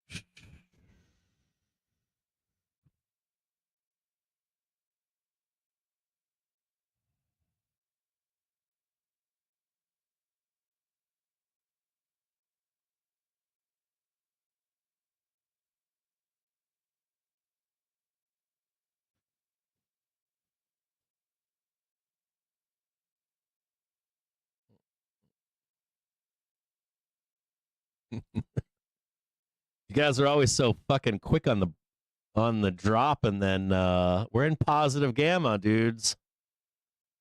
Like, there's plenty of time to get short.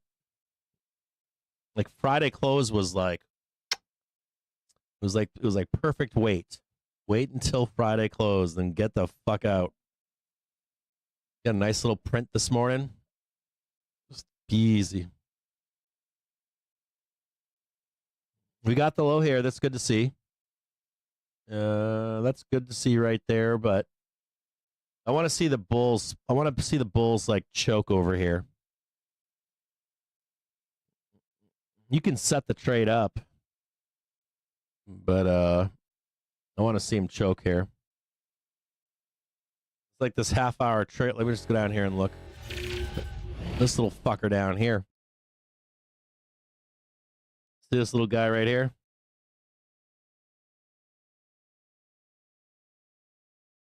I mean, he is backing off a little bit.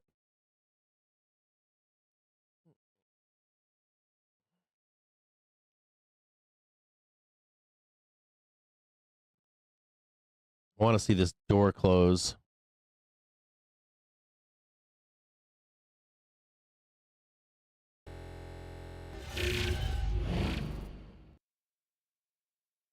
There's the target down there.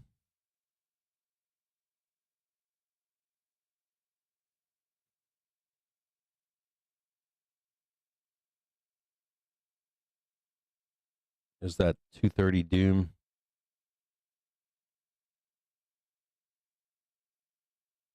It's getting a little doomish. We're almost there. Door's starting to close.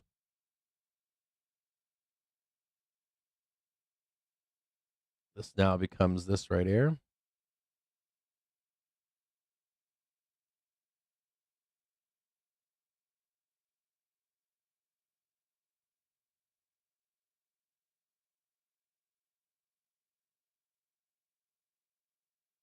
Doomish.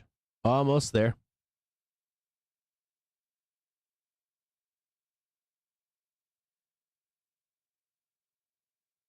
There's the, so if you want to know what I mean by door closing, if you don't know what I mean by door closing, you see this.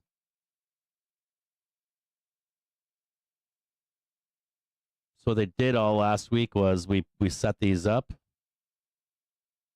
and we didn't get the door close. And what you want to see is you want to see the bulls fail. You want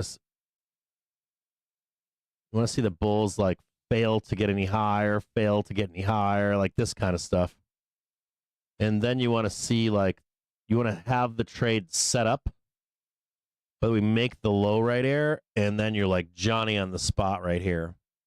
But you're not short over here because you get squeezed out and they trap you in. And you can see him pumping right now, right? Look at this right here. They pulled this bullshit all last Friday. Like, who's doing the trapping here?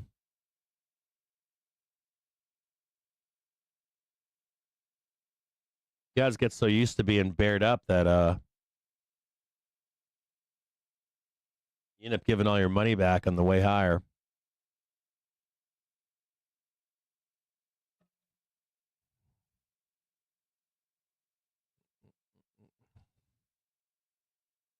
Well, that's the other side too, is another thing to think about here is we're not in sell the rip. We're in buy the dip. So even if we roll down, the better trade is always positioned for long up. No matter how deep we go, you're just down there waiting for the turn higher. There's likely, puts are likely not going to pay you here. Or not well. In a spread, they'll pay you well, but I don't think they'll pay you well in a like a just 0-8 puts. Maybe. I could be wrong in that, but you come out and be like, booyah, Cap, I made some money, made 30%. This is looking good for bears. I like seeing that wick right there. That big green wick. I like seeing that. That looks bearish to me, bearish than it did on Friday. Just want to see the close. Still no low. Almost there.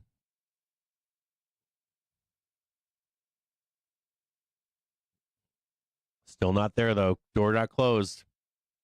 Like, you got to be good. If you're a bear right now, you got to be good. Well, you got to be real good.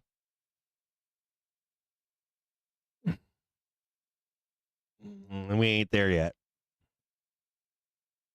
If you're a good bear, you probably already know this. You don't even need me to tell you.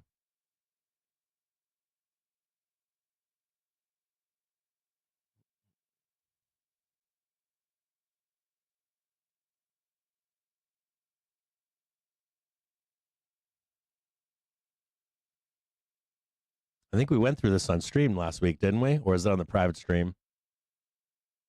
Maybe it was a lot of private streams talking about it. I can't mix, or now the two are just blending.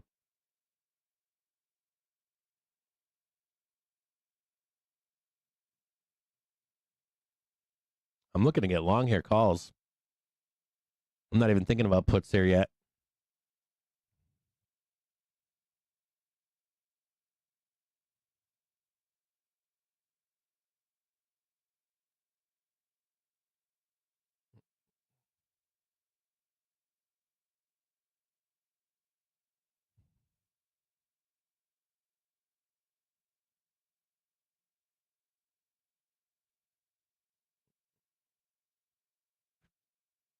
Okay.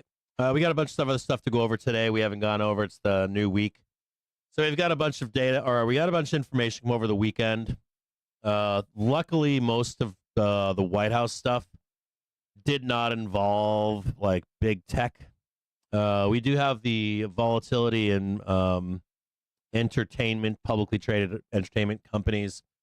We have people repositioning themselves today. They got out on Friday, and they're looking to find positioning this week. We know that Theta Gang is out and about. You should know that. That Theta Gang is swimming this week. If you're looking for any like outsized moves to 5,700, not 5,700, excuse me, like, you know, like 573 on SPY, 580, 590, that kind of stuff. You likely won't see that. You likely won't see that until next week. I don't know if you know that, but we're likely range bound to some extent. The splitting hairs on what that means is, you know, it's left for day traders, I guess. I'm going to read some, or I'm going to, hold on here.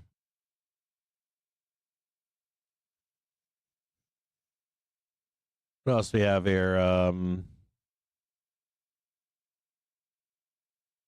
I see anything here I can post in the Discord? I'll say this publicly, I guess. Goldman says that buybacks are slowly picking up as companies are allowed to conduct buybacks again. Quote, we currently estimate 75 or greater or less than 75% are an open period with 85%. Let me just check this really quick. Yep, we're still pinned up here. We're not going anywhere. We ain't going nowhere. We ain't going down, I guarantee it. I not guarantee it, but I'm telling you right now, we ain't going down. I know for a fact we aren't. I'll be shocked if we do. Yeah, I'd be shocked.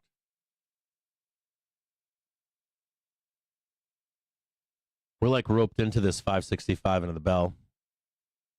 If there was anything to say about this, I would say this is probably where we wind up at the close, somewhere in here. Uh-oh. Oh, oh, oh. Oh.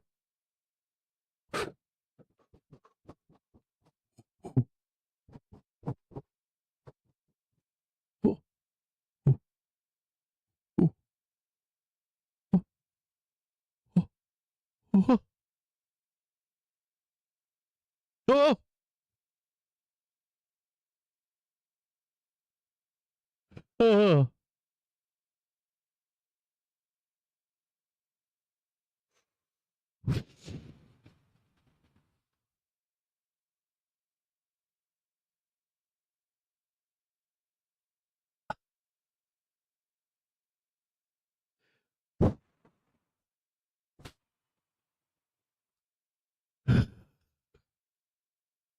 Oh. Oh.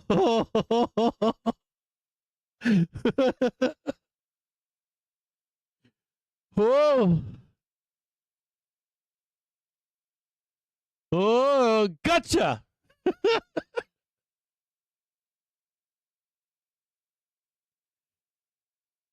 Gotcha.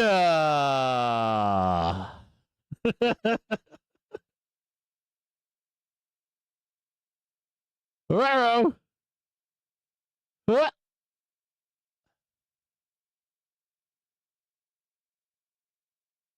Gotcha.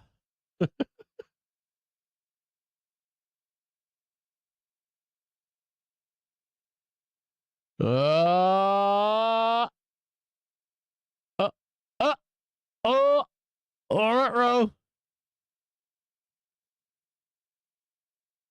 Yeah, bring him on in. Come on in. You got that beer plane moving for you. Don't get the puts until we got the confirmed beer plane.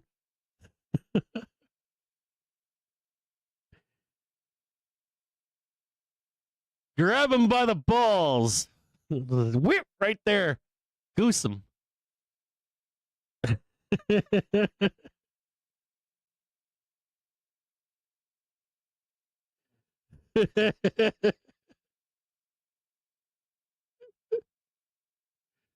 Oh, yes.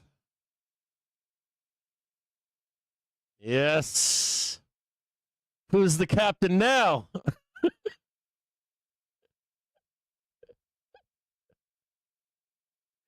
Ah, how the turns table.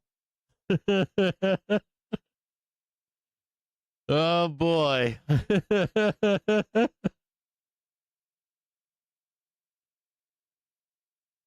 Turns table.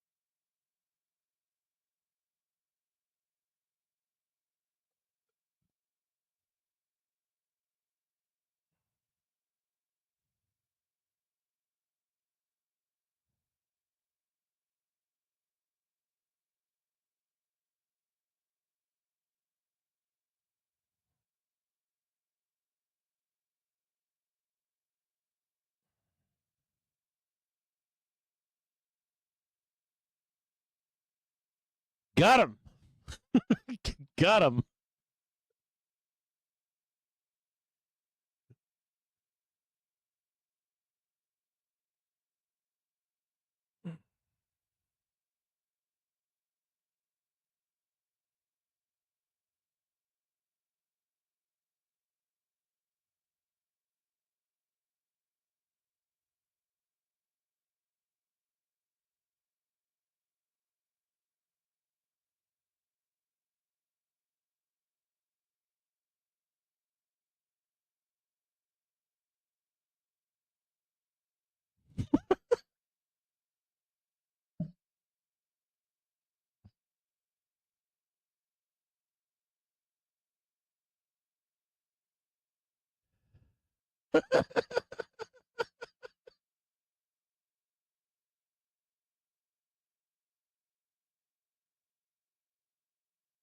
That bar does not become magnet yet. So you can have two. Okay, so That's a good question, Waterboy. Magnets and repellents are weird. You have to get close for it to matter. Like I can hold a rare earth magnet on one side of the room and a rare earth magnet on the other side of the room, right? So one is important depending upon where price is, right? If that helps. Yeah, it can become a repellent too. Once you get towards it, it can repel you too, right? But you also have to think about what they're rolling to, Waterboy. So are we magneting? That's what I just showed you. And then do they roll higher or not, or close it or keep it open? All matters too. And we do know we're in we're likely in some kind of if I was Theta Gang, I would want to steer price a certain way until, I would suspect if I was Theta Gang, I'd be wrapping it up around Wednesday at some point before we get to, I would say, the opening bell. There'll be a lot of volumes on that trade on Wednesday.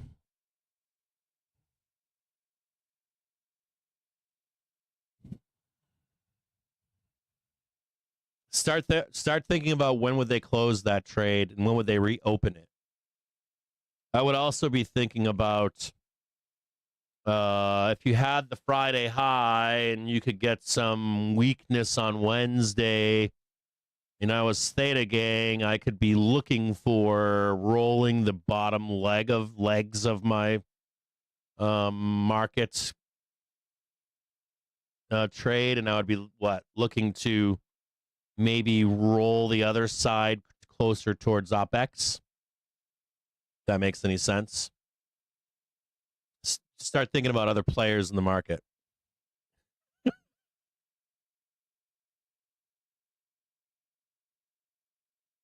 On different time frames, like Wednesday time frame, Friday time frame, OPEX time frame.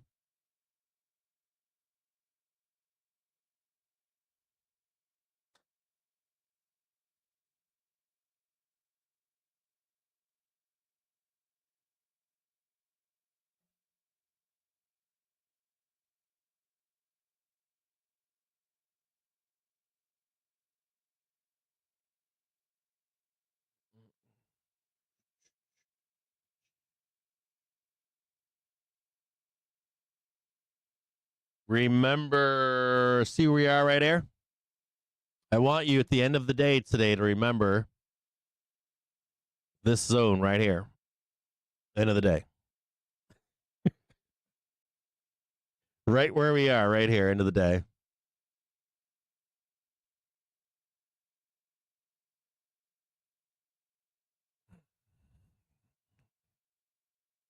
Yeah, I noticed that too, Waterboy. That's where I think we do the roll, man, is up there in that bearish weekly one above at 73. I think we get a nice roll in there.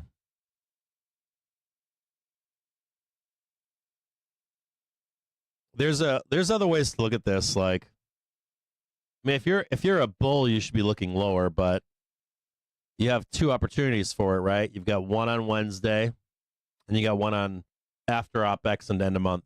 You got two potential major dip buys.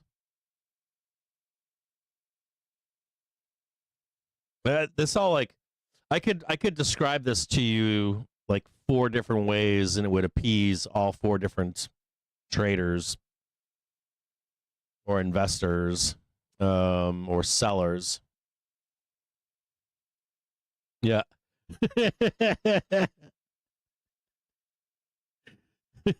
That shit was great. That shit was hilarious. When that fucking thing got stuck, it was like perfection. That was like the creme de creme. middle of fucking COVID, and we stick a fucking 100 fucking percent.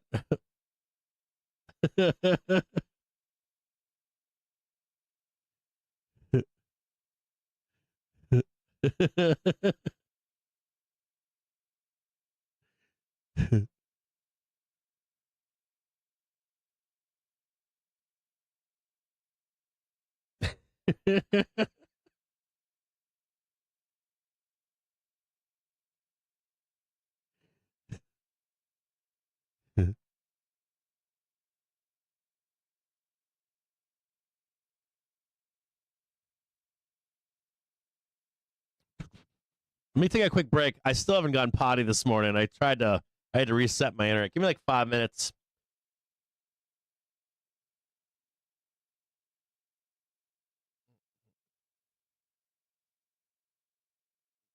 Like 5 minutes here. Be right back. Oh, I didn't have Trump on here. He's making a sports announcement. Oopsie. I've got the I don't have Trump talking on. I'll just take the talking points from Financial Juice.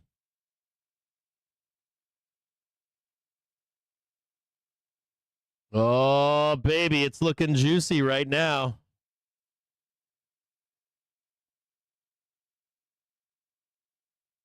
So just a reminder in regards to timing, so this is from the article itself as well. Republicans on the tax writing House Ways and Means Committee are planning to convene on 10 a.m. on Tuesday and then 9 a.m. on Thursday, in addition to their weekly noon lunch Wednesday, according to a person familiar with the matter.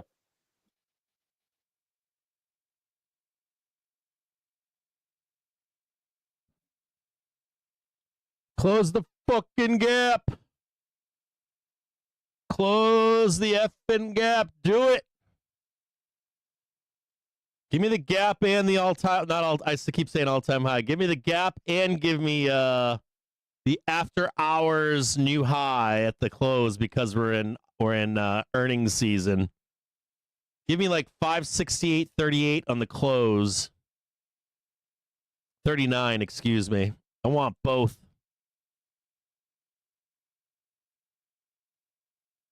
Give me fucking both of them. Give me 567 and 5. Yeah, give me both of that shit. Just like crank it, baby.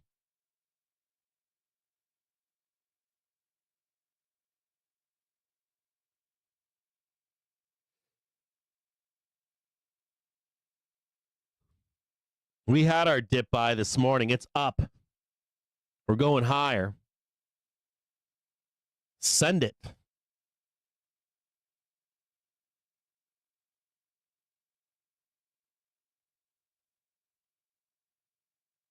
Yeah, I want to see the upside. I want to see the gap get closed into the close today, and I want to see Friday's high get taken out by like between like 4 and 4:15. Just a reminder on that day as well, Besant is to testify to the House panel on the Wednesday at 10 a.m. Eastern Time. Oh. We have also posted out the article from the Politico. Again, House Republicans said a flurry of meetings on the GOP mega bill.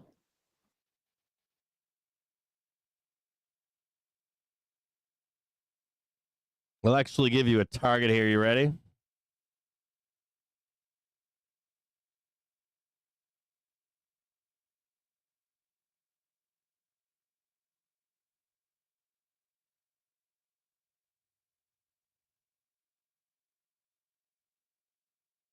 Or no, let me scratch that. Hold on. Delete message. Hold on. PT1.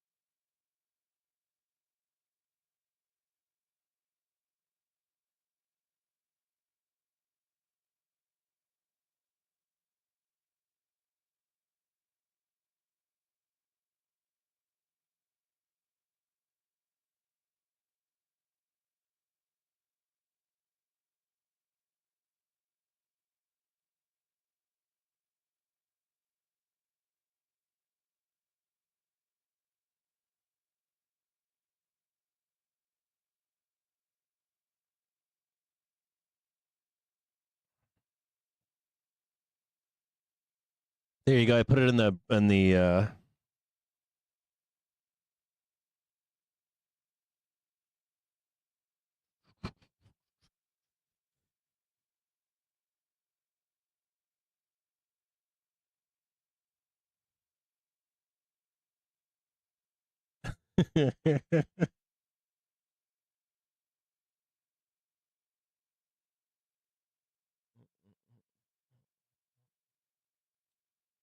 Oh shit.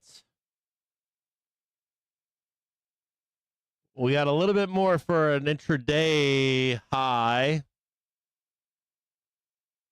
We got bat wings going on here. Watch out for the bat wings. But I'll tell you this, these bat wings are not bearish, are they? Whenever we see bat wings like this, we're going higher, aren't we? I'm not going to tell you on the stream where we're going, but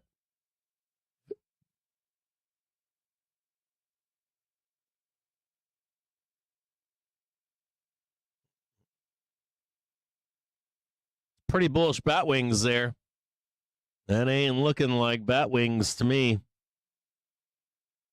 Fucking trapping them and gapping them. Trap and gap, baby.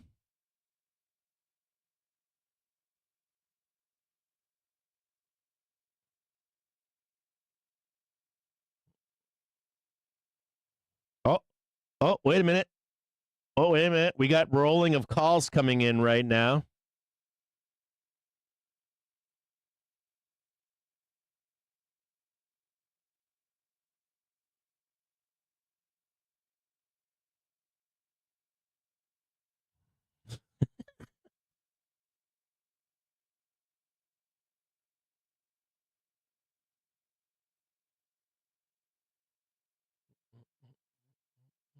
What are we doing?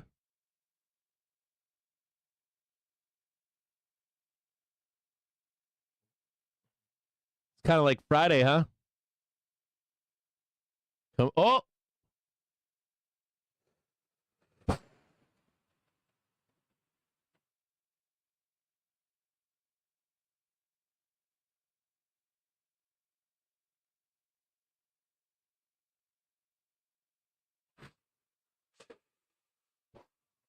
New intraday high.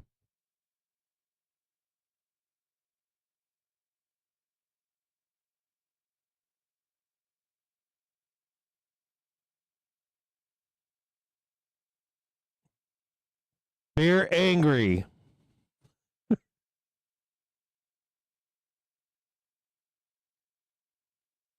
We got to do one more pullback to get up there. You know what they're going to do. We just got the highs, so they're going to pull us back a little bit and then send us higher. Target hit. Got the new high. Got the new high. Got the new high. Got the new high. Got the new high.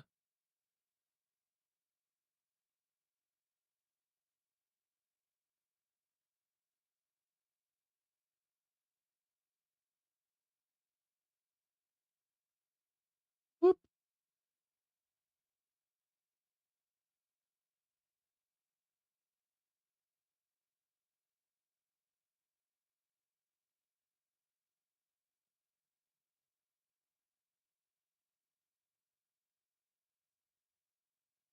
I'm sure there's somebody out there going die spy die right now. Estimated by the nations.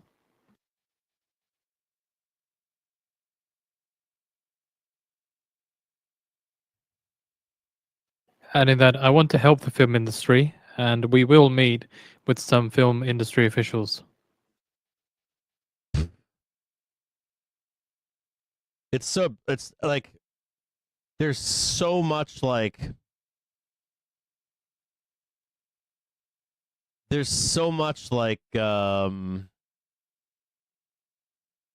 there like the can of worms they opened on that announcement over the weekend must have sent like, Trump says that I want to make sure industry is happy with tariff idea. oh, you want to make sure industry is happy with tariff idea. Oh boy, dude, the can of worms you opened is stupid. Stupid. I can't even I tried to think about the tariff thing on that like when it was announced yesterday. My mind went in so many different like does it apply if I re-release a film? Does it apply if I filmed Star Wars Episode 3 in the 1970s in Tunisia and re-release it? That was filmed in another country. Are they repetitive tariffs? Is it every dollar that comes in? Is it based on where it was filmed? Was it based on money spent? By the time the taxes are actually done, have any of you ever had a check or a contract in Hollywood? They're fucking the things of nightmare fuel. Like when does the project start losing money? We all know that all of these films are intended to lose money, right? You know that. I don't know if you know that, Trump but says we're in a good position to settle the war in Ukraine. is it on the money spend? Is it a one-time hit? Is it if we like? There's like so many different things. If I sell the rights at a film, like at a Sundance Film Festival, who absorbs that? Reciprocal tariffs. Do you know that the movie industry today is built on a worldwide audience?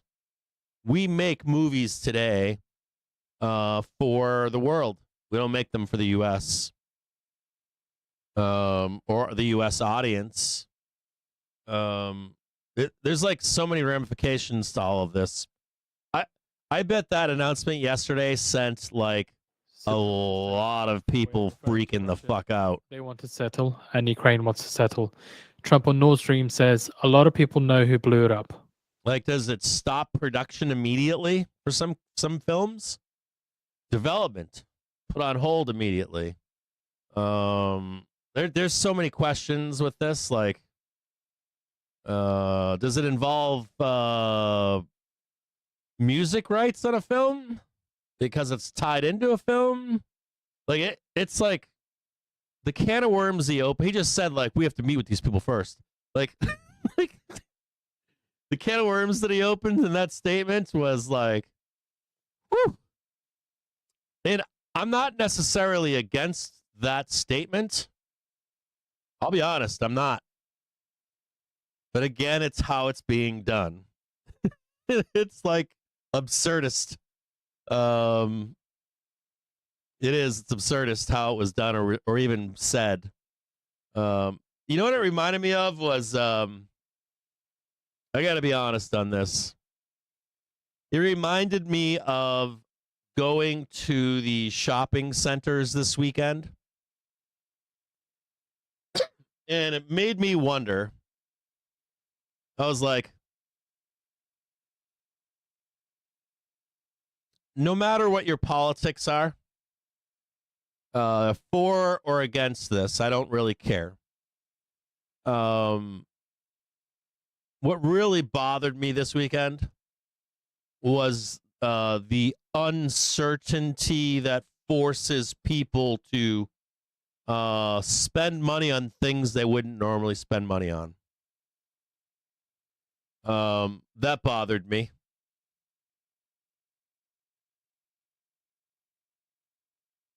If you had a manipulation of economy or markets to slow all of this down, even if that's your ultimate goal, even your own supporters might not have to be like this. Like I was thinking about like I was trying to put myself in the MAGA shoes, and I was like, what if I'm like a regular MAGA guy and I just want to buy a low-end SPY? You can't. If you don't want, even if you're for this, and what if you're like loading up on supplies? I don't know. In 5 weeks, we're gonna have shortages on stuff, and then all of a sudden, my guy slows that down for another 90 days. I'd be angry at my guy. I would. You know, like I don't want my guy telling me one thing and then doing another. And I think that involves this too, right? With tariffs on movies.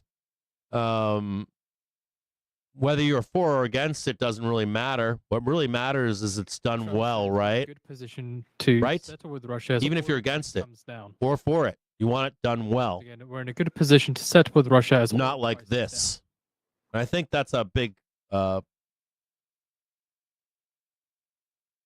would tell. I mean, unless you're just straight poor or something, I guess, and you live week to week. It doesn't bother you. Maybe you're angry. Your husband left you. Your wife left you. You've had a real tough go at life, right? I could see that, I guess. I never graduated high school. I went to prison. Will never have a job opportunity, and even my wife, my kids, and my dog left me, and I got a bankruptcy, and I lost my house, and I lost. It's like the record player, right? It's like a country song. I lost everything, so I really don't care. I guess maybe you're fine, but I don't even think that's most of America. I think most of America is, well, not to even think. I know that most of America is, they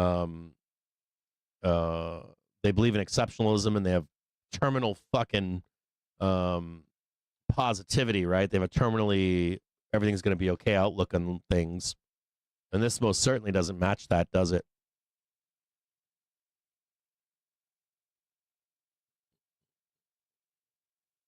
So Spoo's coming back up here to swing high into this, trying to smash up above. Same shit as Friday here. They're gonna try to make it look like we're gonna crash. We're gonna set this up one more time, okay? Just like we did earlier. We're gonna set this green bar up right here, this green box. I want you to watch the red 5-minute underneath. We can still swoop lower. We can still do liquidity grabs down here and still squeeze higher. Remember, we're in positive gamma, which means we don't squeeze perpetually. We grind into where we're going. So this is fun time, right? Sure, we can go higher. We'll just blast it down, grab some liquidity, then we'll go higher. We're not going to pay your zero dates in positive gamma. We'll pay your call spreads or your weeklies or your monthly calls.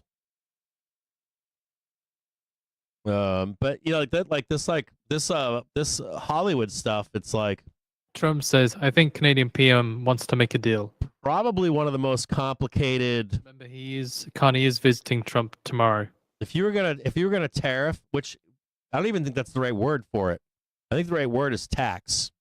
And I don't mean like tariffs or tax. I mean specific time because it's services, probably a tax of some kind. Tomorrow, then of course updated. Or even sanctions, or a mix of sanctions and taxes. I mean, this has got to be one of the most convoluted fucking things in our country, right? If there was like anything convoluted in our country, it's the fucking movie making business. If there was like one thing in our country that was convoluted as fuck, it could be worse than our senators and representatives. China wants to make a deal very badly. It's got to be one of the most convoluted things, and I'm trying to think of anything more convoluted than movie making business. I mean, even the IRS doesn't fuck with these guys, right? These guys are opening and closing production companies for everything. And they like the number of companies that are opened and closed for just one film along the way. Like, you want to talk about tax avoidance? Fuck.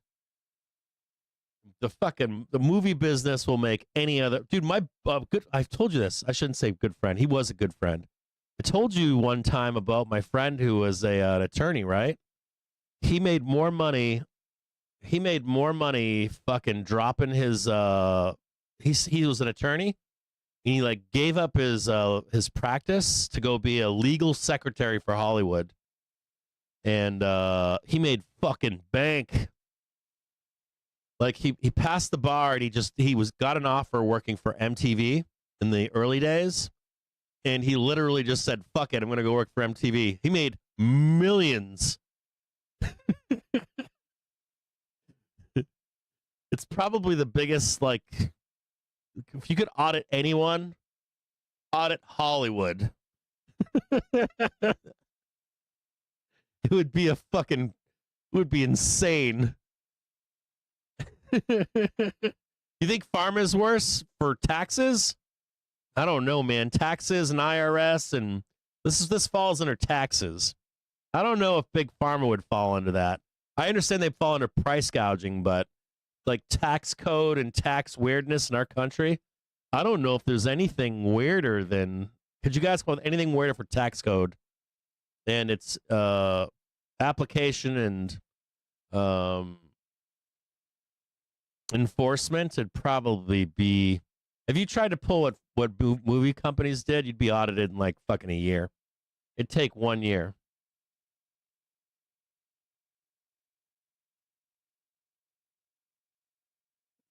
That's not true. That's not true, Mouth Breather. The facts are against what you're saying, man. That's not true, bro. Or at least not how it matters to the Fed or the Fred. None of what you just said is true, man. You need to start like reading Wolf Richter, man. He drops all that data. That's not an opinion. And Trump's remarks at the White House. The consumer is in great, dude. They're still doing great. So, matter of fact, his schedule at 3 p.m. Eastern Time, he's due to sign executive orders. Us doing this right now is predicated upon how well off they are. From his roll call, it doesn't say specifically what, but it's probably due to speak again then. This is part of the gamble. Considering he's just finished now. That the consumer is so well off right now that they can take this potential. Maybe a little than 3 p.m. Like if we're going to potentially send us into a major recession or a depression, this is one of the best. Ready for this? This is going to shock you. This is one of the most. This is one of the strongest consumers in history.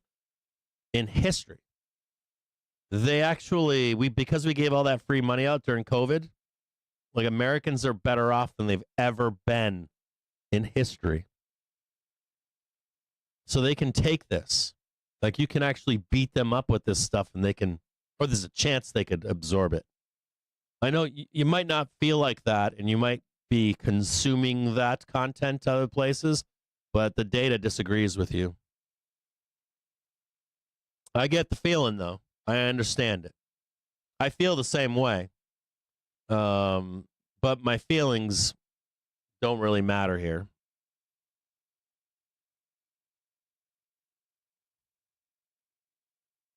Yeah, I mean, I'm not disagreeing with the sentiment at all. I don't disagree with the sentiment at all, but the facts go against what you're saying. The actual data that's used goes against that. It's wild too, because we were told what? We were told that they were out buying Bentleys and partying in Las Vegas. That's not what they were doing. They're lying too. They're just bitching and moaning about shit. Like they don't want to spend $8 in a rack of eggs, but they have the $8 to spend on it. They do. And you can tell. I can tell. That's why they're raising all these taxes. That's why they're raising prices on us, because you are that well off. Squeezing higher now, trading higher right now. We're almost into our target. I'm going to snap a line for it right now. Bamo, right there. Woo, doggy.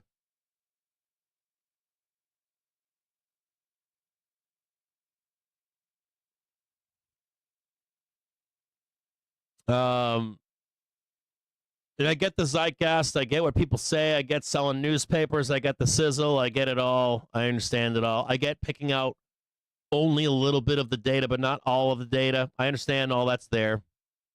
We're being astroturfed to no ends these days. It's provable. Nation states, CEOs, politicians. Fuck, even the Fed does it. They admitted to it. They run AI models tracking our sentiment. They run it on social media. They've announced it. They announced it 2 summers ago. Shit, they even dissect if it's you speaking or a professional speaking on public. Everything's being monitored, massaged, and altered today. You can't trust anything you're being told. You literally have to get off the fucking internet, stop reading Wikipedia, and you literally have to go to the source and find it, or find someone that can tell you the truth. Because there's so much bullshit today, it's like thick. It's like a giant sandwich of bullshit. And it's all for your consumption, no matter what your beliefs are.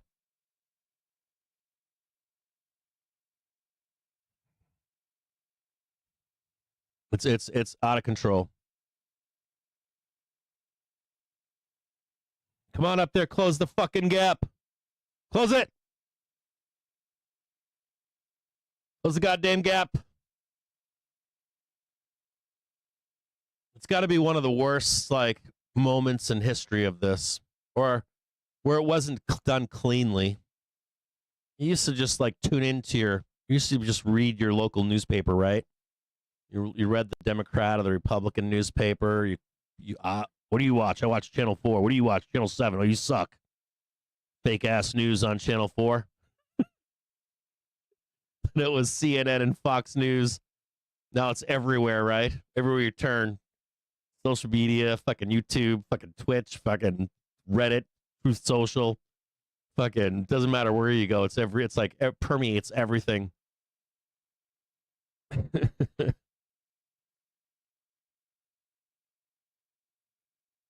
Obfuscated.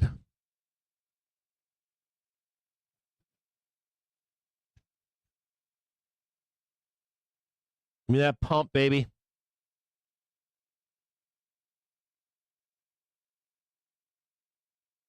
I gotta go potty. Right, there's our big wick, right? Oh, do I already have one there? I do.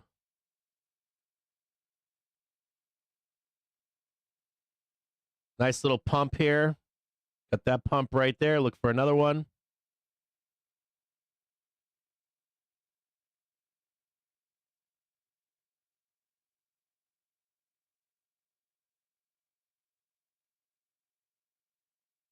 That one right there is next.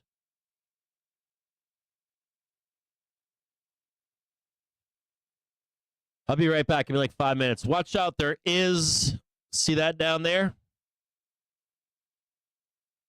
That right there is a fail to close the gap. Possible. Oh, right there. Okay, something like that. Like you'll see a big red, like big tweezer candle, big green, and then a big red.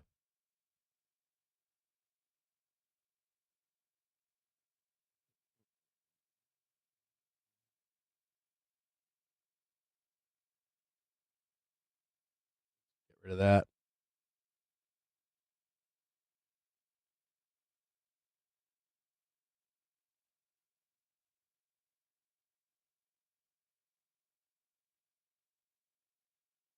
And I'll be right back with you guys.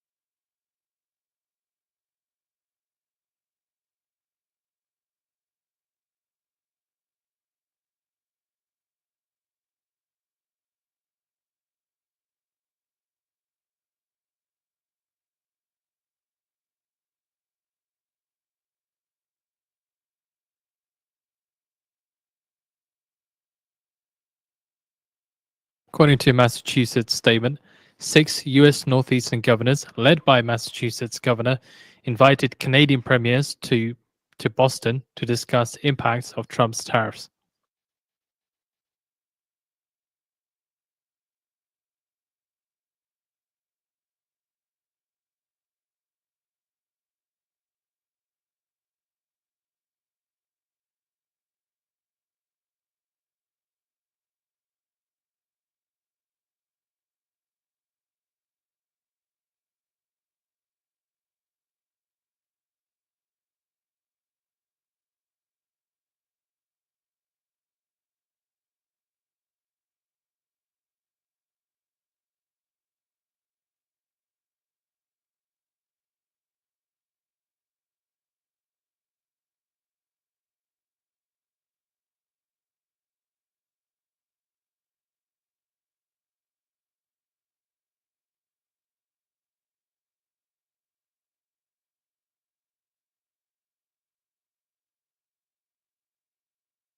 Protect your trades from macro headline risk with Financial Juice Pro. Now only $99 a year for our real-time service.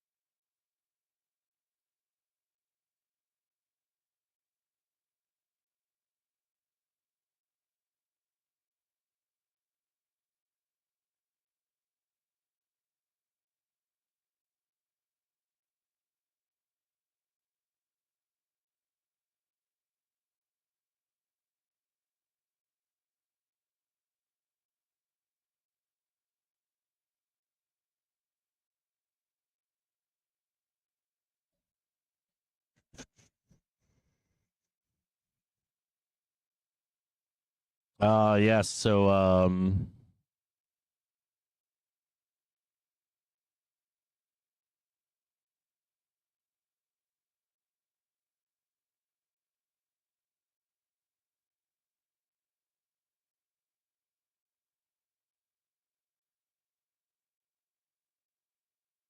so now BBG is telling you what I told you last week.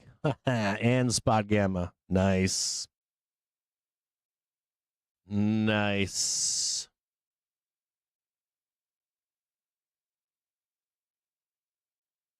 Here, I got some stuff from BBG and spot gamma that we already told you this last week. I told you this on Friday. I told you this so that you could plan for this on Friday. Let me post some of this to you guys.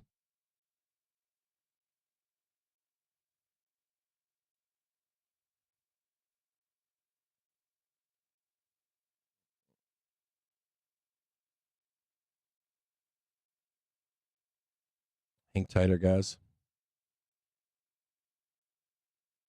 According to House Speaker Johnson, U.S. House Republicans remain on pace to pass Trump agenda by Memorial Day or shortly thereafter.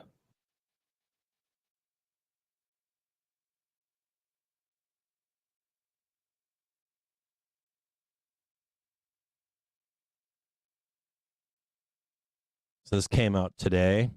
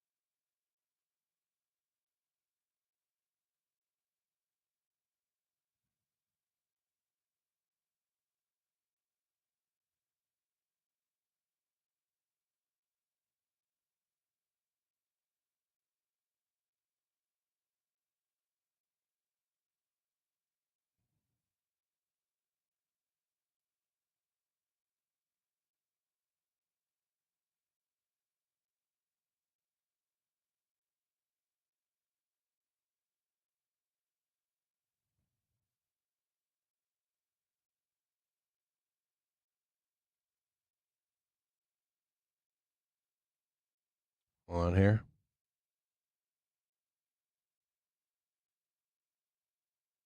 One quick second here. Come on, stop.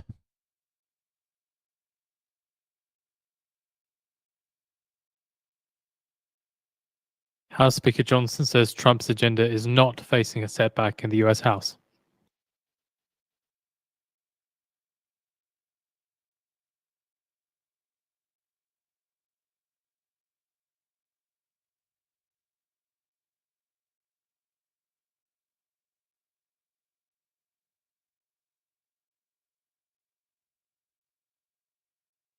What's going on here? Oh, there we go. Sorry, my bad. All right, I messed that up.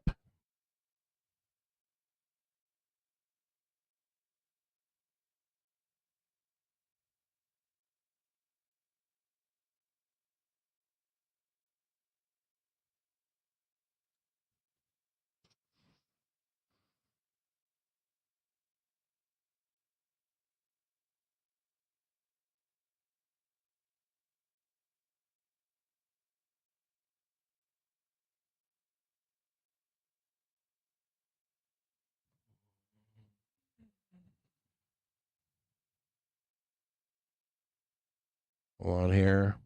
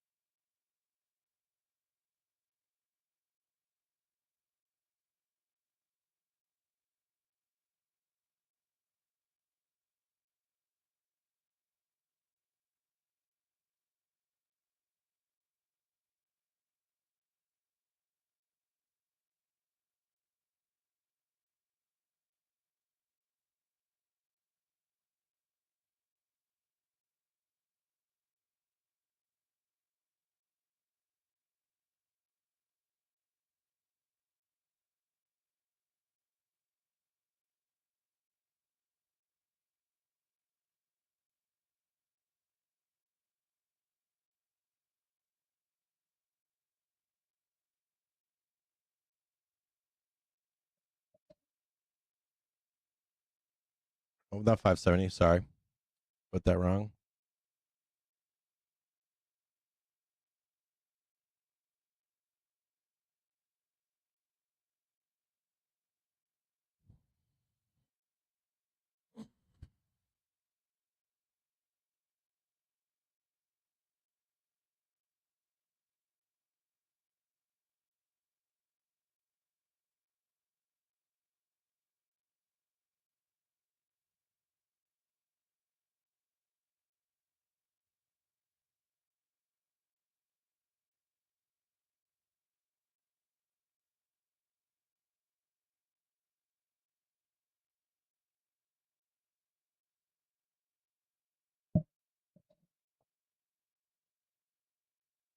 Now watch out here. We're coming in at 230 right now.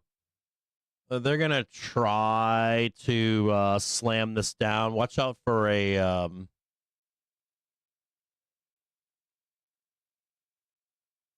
we go. Is that where we are? In the right place? Ah, shit! Did I lose this? Oh. Oh, did I lose it? I lost it. It's frozen.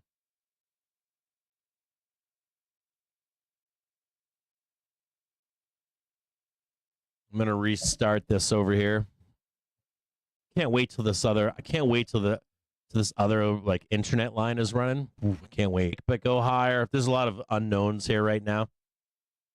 Sorry, I got to restart my computer. A different computer, a slave computer.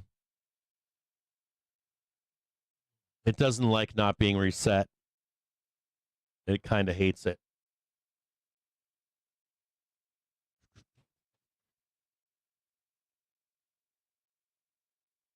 Apologize for this right now.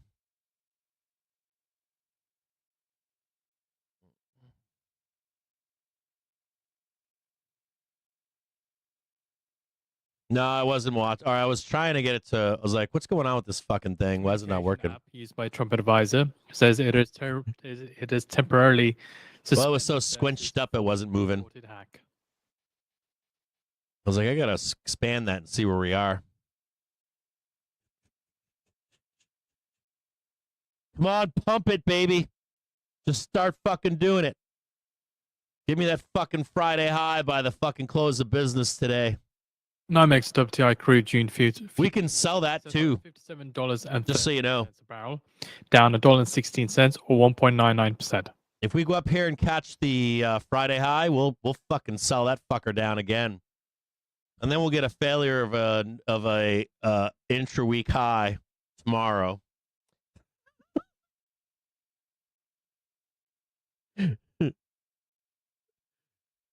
And then we got a warn Theta Gang on Wednesday of the squeeze that's coming into OpEx. Because you know they're panicking right now. They have a window like Wednesday, and that's it. And if they don't get what they want to hear from Jerome or Besant in the morning, and be on the bleeding edge of news, I guess Besant's coming out too to then sign up today and pump a Rooney or not. Offer of Financial Juice Pro for a year's What is this? Is the stream skipping? Let me check. 1 month and save 92%.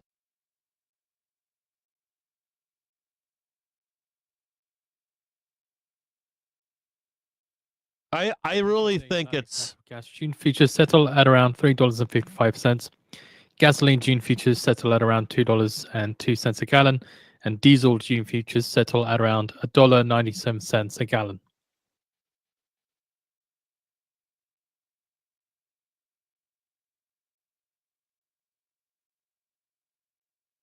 Give me a second here, boys and girls. You know, I want to say something to you guys out there. It's important here.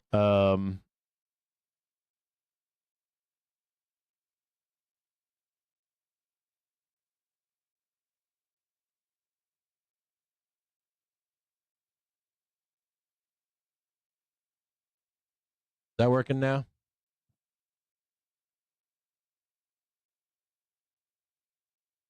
All right, I want to tell you guys something here. Okay, this is probably the most important thing I could tell you this week.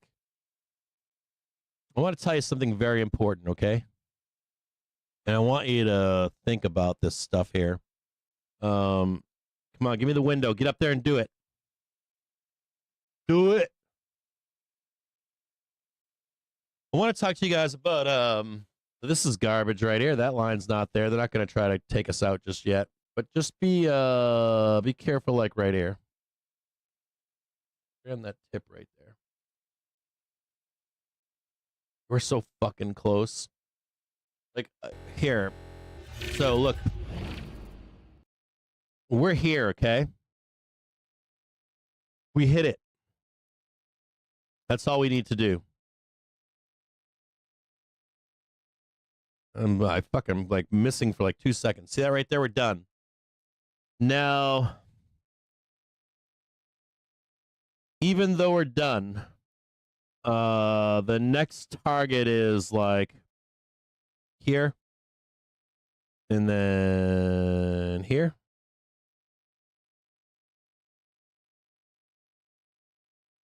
And then, believe it or not, like a trip back up here. So I want to talk to you guys about something that's important.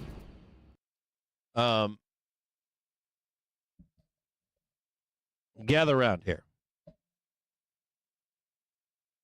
This is probably the most important thing I could tell you. And I think I've said this in private streams, but I want to say this publicly. So so we're at this major inflection point on this weekly trigger, and there are a bunch of different outcomes. There's like the outcome where we reject it. We made the approach last week to it, to full on reject it.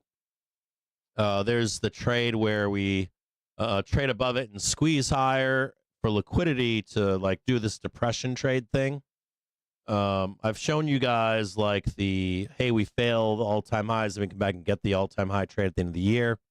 I've shown you guys what the Great Recession, Great Depression trade looks like. That's where we grab liquidity here and start heading lower. But I really want to express something to you. So on Friday, Jedi Marcus posted Barron's wrote something about going to all-time highs. And then I saw someone here mention Gem saying we're going to do the depression trade. I really, really, really, really, really am going to beg you. No matter what that outcome is, no matter what the outcome is, right?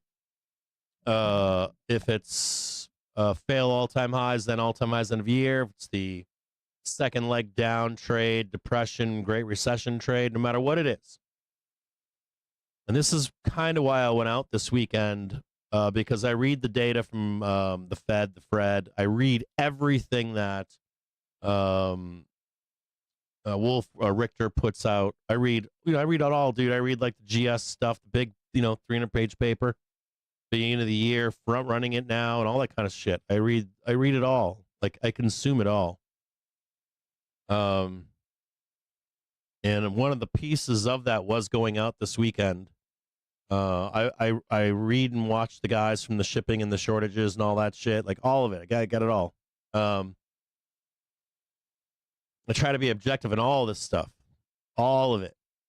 And I gotta warn you guys of something. I think it's irresponsible of Barron's, of Gem, any of these guys pointing that finger and going, this is going to be the outcome. I think it's dangerous to do that right here where we are. And what I would say would be there's so much time in either or of those 3 or 4 outcomes. There's so much time to take those trades. It is very dangerous as a retail trader to buy into any of those stories as being proved today. Even if one day they come out and say, look, I was right, because the other side is not, they're going to disappear. You know what I mean? So if there's any if there's any word of advice here, I would say to you that stop consuming all of their proclamations and be open to either outcome. And you'll have a better experience as we go through that trade. I can't tell you how many times I've seen either of those two things or three things said with like, if this is going to happen. There's so many moving parts and so many like, who's got good information, some bad information, who's not putting it all together, who's putting it all together. Like, I can see any of those outcomes proving themselves. There really is like potential for any of those outcomes in my view. So I don't see like one glaring door being closed. Like, we are going to do this trade. I can't see that trade right now. And if I can't fucking see it, I've seen how that works out, and it's never pretty. And it's never fucking pretty. This is very unknown right now. Those outcomes are very unknown right now. The market's proving it and showing it. So just be like you can consume that shit. Just I wouldn't be trading it. I wouldn't be trading like the trade to 5,900, 6,000, 610, 620. I wouldn't be trading the trade down to the depths of hell. And, I got to warn you of something. If we do the depression style trade, you still have to trade it from level to level. To some extent, you could possibly win on like a put spread or something, or in a spread type environment. But if you're trying to just like top ticket and run it all the way down and shit like that, you might not even get paid. By the time you go to get paid, they'll just eat it alive. So, and maybe you like tell yourself before, like, it's like hindsight trading. I got this, bro. I can do it. Don't do it. Target hit 566.58. We now have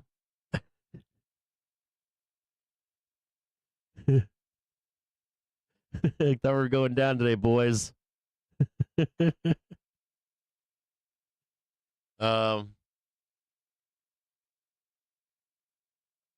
got a couple more targets above. Gap is now gone. In the Discord, I gave you the 3 targets for today. You have them.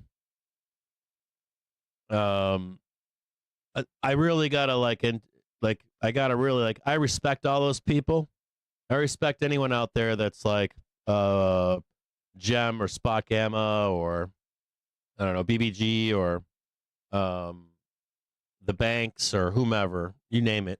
But I would really like impress upon you that in any of those outcomes, you can be positioned correctly without calling it. I guess is the best way to say it. And if we squeeze higher, I almost got this thing. Hold on. Fucking thing is.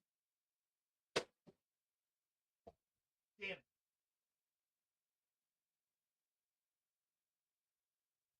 Fucking flew away.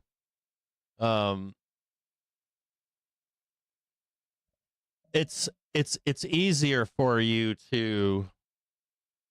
I showed you this last week, right? Where you're watching the daily candles for the major pivots higher, and how if we fail to close one of those or we fail a back test on momentum, there's plenty of time to get on that trade, either down or up. Otherwise, you can get annihilated in either direction. Just trade what's in front of you. It's very important for you to not be biased right where we are. Let the price show you that way. You know who taught me that? That was probably the end of my education, my formal education. You taught me that? Jedi Marcus. He taught me that. He counseled me on that specific thing. And you should not count out like these big outcomes as a whole, like saying we are going to do this and we are going to do that. So I want you to know the same thing, like what he taught me, which is don't be chasing that shit. Don't be chasing those waterfalls, like up or down. They could run us. They could run our asses up, dude. Like in 2007, they ran us up vertical, and I mean it didn't fucking stop. And we were in the same predicament. And I don't know how many of these guys were alive or adults in 2006 and 7 and 8. And we got the 1990s too. You want to see another fucking fun one? The late 1990s into the 2000 overvaluation. We were ripping down 20, 30% and going up 30 and 50%. And we did it again and again and again and again. Seeing in video. And if there was any piece of advice to give you, this market always has the ability to super ramp our asses right until there's a fucking company peddling for a bank to bail them out on CNBC at 7 a.m. one morning. Even when we know it's happening, until the first bank falls, they can run this fucker to moon. And do not trust these fucks. Don't trust any of these fuckers. Like, don't trust them. Don't do it. Yeah, I'm serious. Like, that doesn't mean we do that here. It just means that if we start to do it, we'll look for it. If we start just squeezing, crude futures settle at $60.23 a barrel, down $1.06. Don't discount it. 3%. Now I got to tell you something else here too. I don't know what traders you trust. Our boy Larry Williams, his point was, forget this pump. He was like the mid-September pump. He's like, that thing is like, he's like, that pump in September, get out of its way. He's like, if there's any pump this year or any seasonal strength this year, he's like, don't fuck with the one from like mid-September to like February of next year. So if we do this, like, maybe we do the roll or a shortened summer pump, where we don't go to all-time highs, we fail all-time highs. But if that shit gets scooped up in mid-September, and we go fucking vertical, like just like vertical for 3 straight months, it'll take every stop that everybody has.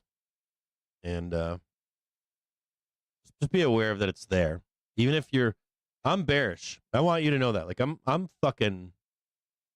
like, depression trade. I'm on that trade. But I don't trust that trade right now until it starts to show itself. Until we start showing that trade, I can't position for that yet. So be aware that even if you're feeling it and I feel it, everybody feels it. That's all they want to do. They just run that fucker up to squeeze it. And if we're all fucking short, every mother swinging Dick, Tom, Harry, Mike, Mary, Bob, Susie, we're all fucking short. We're all on the wrong goddamn side of that boat. Macro headline risk with Financial Juice Pro. You're gonna eat us alive. $99 a year for our real-time service. I love that one.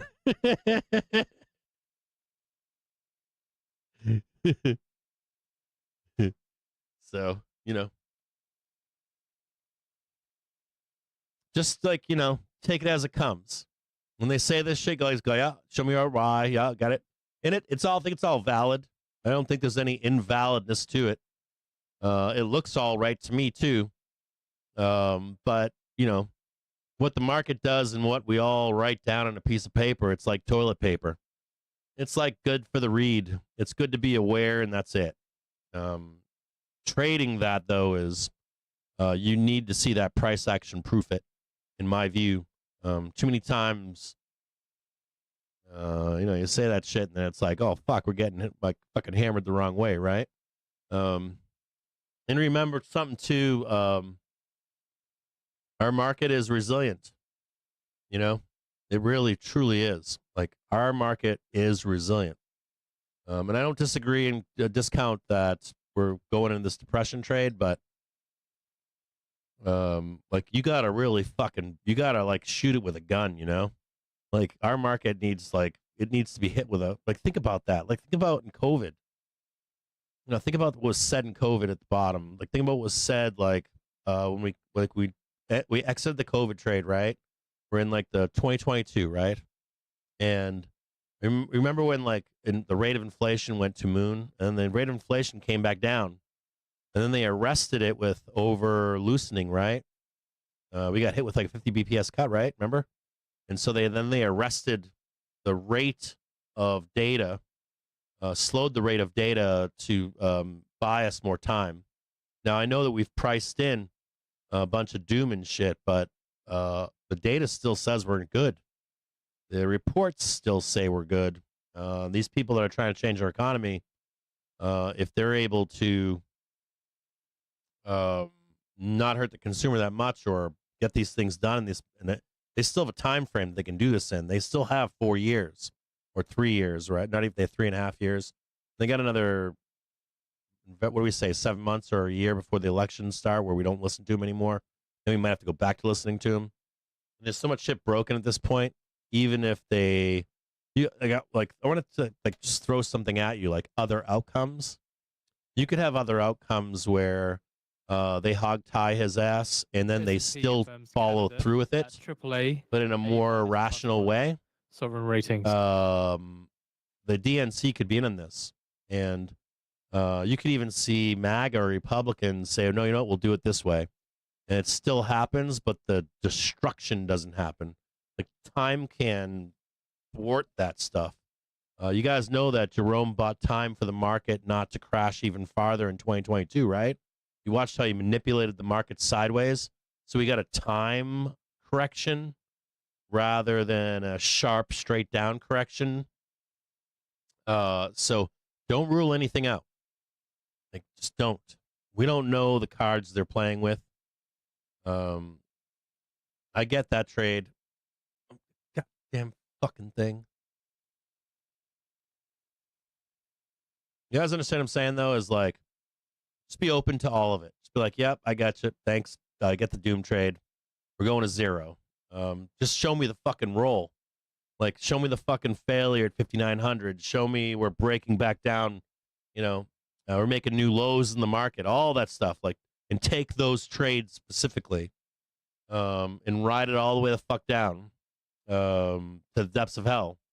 But don't just be like, yeah, I fucking bought some puts today and got them dated for 2 years from now, and they're gonna print for me. That's fucked up. Don't do that shit. So just a reminder, in about 8 minutes' time, Trump is expected to sign executive orders. There's still not a video yet of that. We'll keep looking, and we'll put it out as soon as we can. If you want to do that trade, you can. Do it responsibly. Do it with like a ratio or something. A ratio, I think, is a reasonable way to do that trade with lots and lots of time on it. I think that trade's very rational here, even right now, today, where we are. I think that's a rational trade. But you have to do it so that if we blast through your ass, you can reset that trade or get out of that trade. I've been taken for those rides already. It's so fucking... I can't tell you how many times I've been told, like, this is going to happen, and it fucking doesn't. And it's fucking infuriating. You don't like being there. I hate being there. So just consider that stuff when you're consuming everyone pontificating right now as to what they expect the summer, like the summer like doom trade, or fuck these bulls who thought they were going up in the middle of summer into the doldrums. We're going to annihilate them all summer. Any of it. And the same with the upside trade too. I think that's as gross. I think anyone considering buying SPY here, like long term, it's too dangerous. You would need to see a market new high and then a full back test of the daily and weekly trigger to get like seriously long with all the doom is over. So there's even problems for them too. It's not just bears. It's like bulls and bears. Both have, in my view, issues with their theses right now. There's no confirmation in either thesis. So although I do favor the bears, but still, I don't think it's tradable personally. Even if you win, I think if you took that trade like 10 times, you wouldn't be rich. So, anyways, I'll digress on that.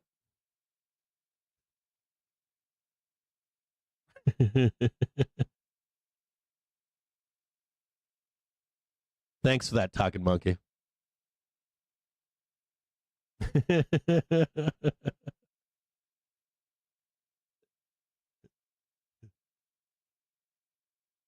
So we're getting our pullback right now in our PT1.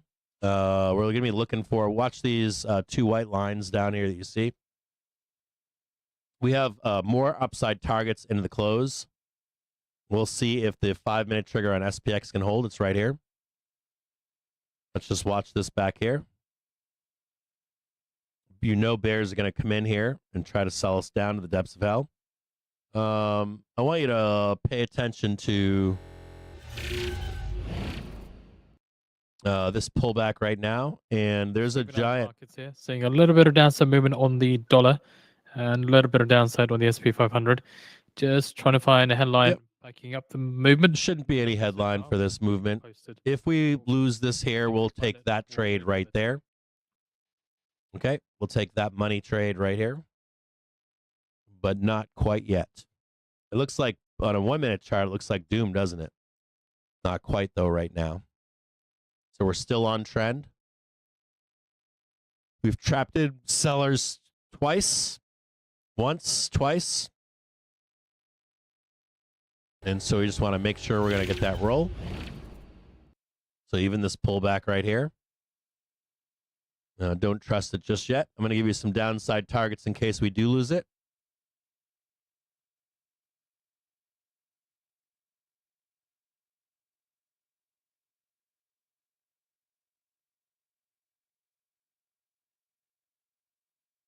Yep, it's already there.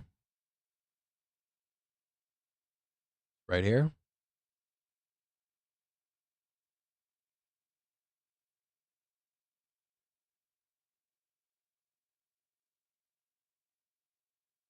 You got plenty of time to get bared up and send it to the depths of hell here. Plenty of time.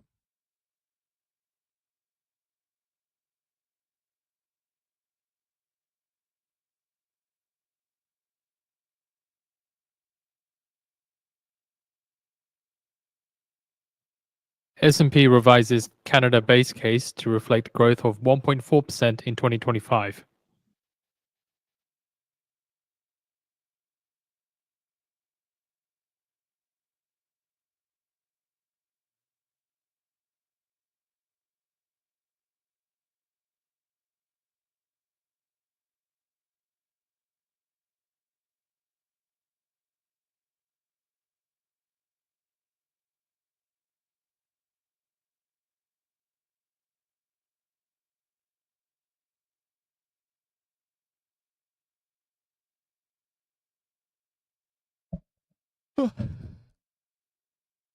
Remember what we're watching here? Same as earlier this afternoon. We got the red line right here. We got the white line right here. We want to shut the door on bulls. We're not shutted the door. We haven't shutted. We have not shutted the door just yet. And these fucking bulls.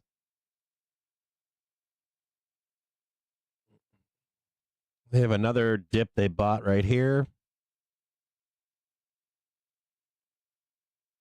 Little fuckers right here.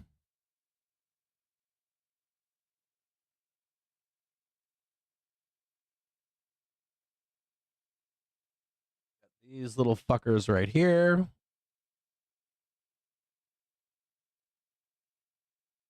We got this big, beautiful downside move right here we're targeting.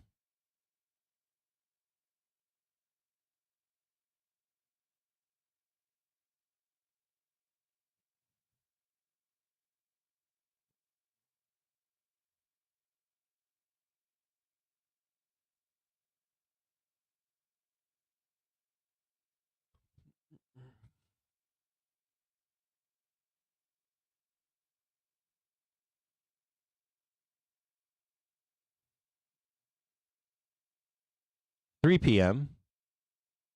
Sour hour, power hour time. Also note that we're going to take a look at the earnings for after the bell.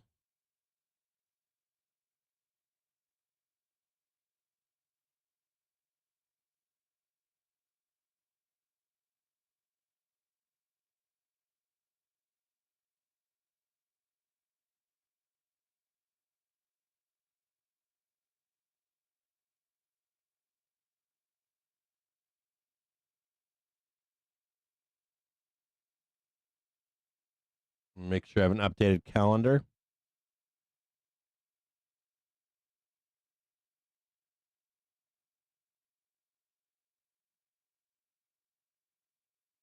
Okay. Monday, May 5th. We are entering into the end of the day. Watch this closely here. I'm going to take this line out so we can just watch it. Coming back down into the weekly trigger one more time here. Half an hour trigger running higher. We've got the 4-hour bar right here.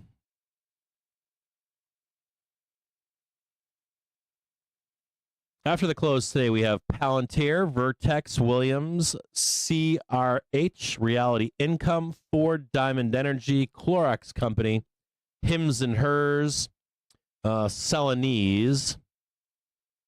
Tomorrow before the open, we get Duke Energy, Brookfield, Ferrari, Transdigm, Constellation, Zotis, Marriott, American Electric Power, Datadog, Global Foundries. And then after the close tomorrow on Tuesday, we're getting the big boy AMD Advanced Money Destroyer, Arista Energy Transfer, Suncor, Electronic Arts, Corpay, IF, Devon, Super Micro after the close tomorrow too, and Win. On Wednesday, some of the highlights include Uber, Walt Disney. Also, after the close on Wednesday, ARM, AppLovin, DoorDash, Carvana, Zillow, a bunch of other shit stocks. On Thursday, we get Toyota before the open. We get Shopify. We didn't do that one at all last week. We got Monster, Coinbase, Cloudflare, Microchip, HubSpot on the close on Thursday. We also have Paramount, who is in the middle of a possible merger right now. And they're the company that went after 60 Minutes on Sunday. We've got News Corp, the Trade Desk, and then Friday we get Enbridge, Tellius, Kubota, Onyx, or whatever. Remember, we still have not closed. We have still not closed yet. The big boy moved to the downside. So all kinds of drama here at 3 p.m. in the afternoon on a Monday afternoon. We're going to take a quick look at Palantir, Ford, Hims and Hers, and maybe Clorox, and see what's going on. Now, they did sell my favorite of this week, which was Tyson to own. And we had a huge down move in Tyson this morning. I would like to see Tyson at $36, I think. I have an alert to buy Tyson. I like the idea of owning them through a recession or depression or Great Recession, Great Depression. I don't think they're going to go bankrupt. They make like fucking chicken nuggies. They're like Coca-Cola. I think they'll always be here. So just keep them in mind. And then also keep in mind this, I would keep in mind like Clorox or even maybe even Ford if you think they'll make it through this, which I think they do make it personally. I don't think Ford, I think even if they were going to declare bankruptcy, they would get bailed out from the government. So we're going to look again at Palantir. The last time we looked at Palantir on last week, I felt like it was, I thought it was a sell the news event or that something could happen in Palantir. It seemed like they had run it up, but there was another take on Palantir. There's another take on Palantir where, go over here and look at Palantir really quick. I think this holds, by the way. I don't think we're done going up. We're gonna get the I'm not all time. We're gonna get the Friday high before we're gonna get 2 more highs to go, I think. So I'm not bearish at all here personally, but what I want to talk to you about here, more importantly, is the 4 reports after the bell that are happening today. And the first one is Palantir. We got to talk about this Palantir one again. I just want to reemphasize this, that I don't know what the Palantir options chain is. The thing that really fucking bugs me about it is, so this is from last week. The thing that really fucking, this is Palantir, by the way. The thing that really fucking bugs me about Palantir is I can understand both sides here.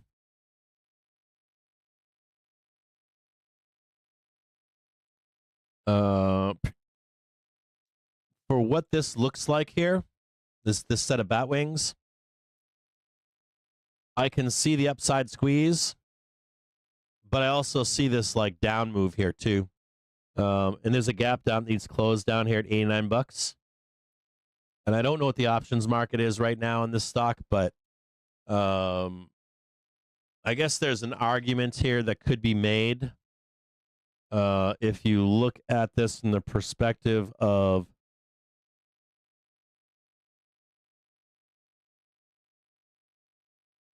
get rid of pivots. There can be an argument made that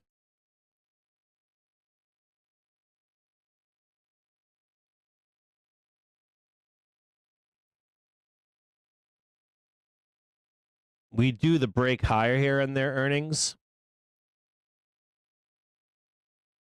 and it doesn't go down. That there's this like more giant trade here higher to like 150. And then we come down. That's why I got this hour failure of 150. And then we come down from here. So you get the move higher here over the bell. We actually blast up. Then we come back to swoop down and take this stuff out, or even this stuff lowered out. But really what I want to warn you of is the thing that gets me about this trade, driving me fucking batty here, is the velocity sucks on this ticker. And even if you had a recovery, it looks like this kind of a thing here, you know? You got your nipples, right? You got your still bullish, just the thing that really bugs me about this trade on ER is if you're all like one side of the boat on this trade, you know, if you're like out, if you're on the wrong side of the trade on this thing, they could like take us down, then send us up. then come down for this one, and then up and away. I want you to think of this from the perspective of options. Like if this is the bigger overarching trade here. The Washington Post: Trump to sign order streamlining farmer production rules. I don't think it's a shocker to maybe hit these highs, blast down, and then for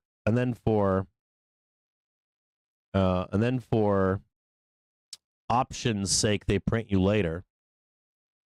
You know, so like you get this like after the bell today, then they like rip your ass down here. We're in positive gamma, right? They park it, fuck you and your calls on Palantir. Then they come up here and hit this shit later.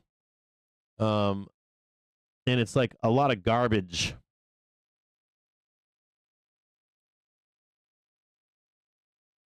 You know, it even could be something like, you know, you hit this today after the close. Speaking on farmer rules order on X. And then it's literally straight down before 9 a.m. tomorrow. Thursday, Wednesday. It's something more like this. You know, and then it's like you get the garbage of this shit. You catch the new low. There's the new low. Then before you know, we're taking that shit out, and then it's up and away. I can't account for this stuff with so, and this is why I want to say this to you. What's important about this is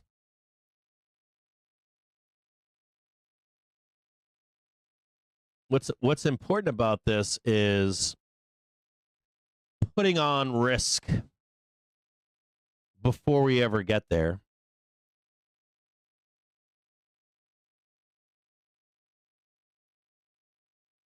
Like, putting on risk when it's appropriate is more important than being long right here, especially on this ticker. I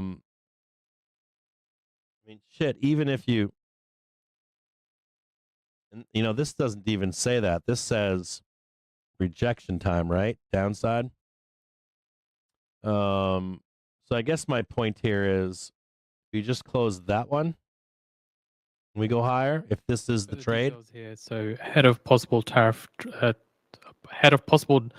drug tariffs this summer, Trump is signing an executive order today to streamline regulations on domestic pharmaceutical manufacturing. The greater for the video, by the way. The greater point on Palantir is still nothing interview. I think yet.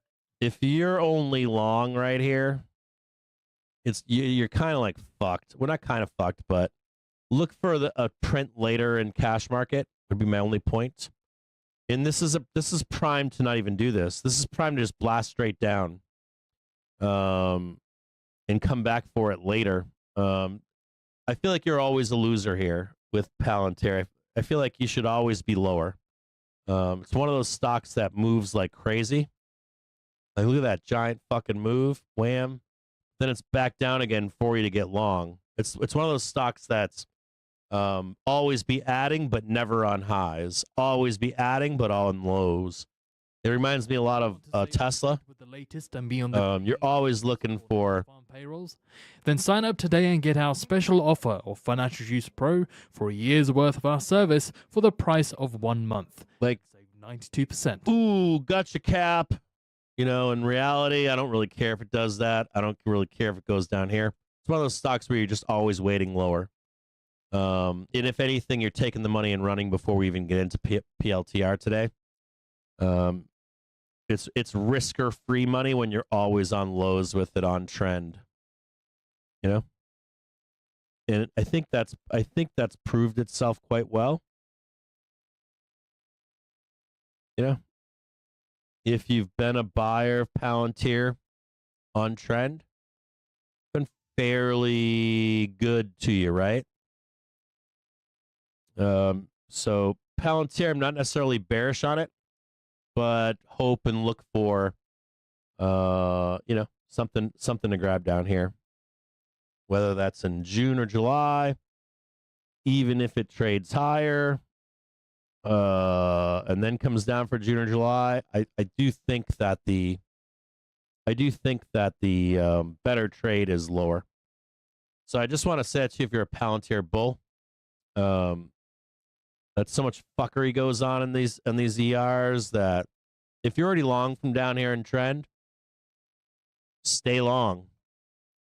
If you're not though, and you're coming into their ER, the best owners, happiest owners of Palantir are on this yellow line right here. And I want to leave you with one more thing here on Palantir. And that is going to be the thing that scares the bejesus out of me. On a 30-minute basis on this stock, it does show that the hourly is way, way oversold. There's a little bit more up possible. We have moments of going higher with hourly velocity for these big squeezes off ERs. But I also want to show you that daily velocity has that oomph too. So like I can see your point, stay long. But I also want you to know that under the surface of Palantir,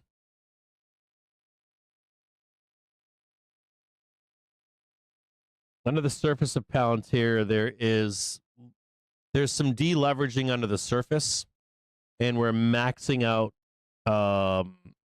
monthly accumulation.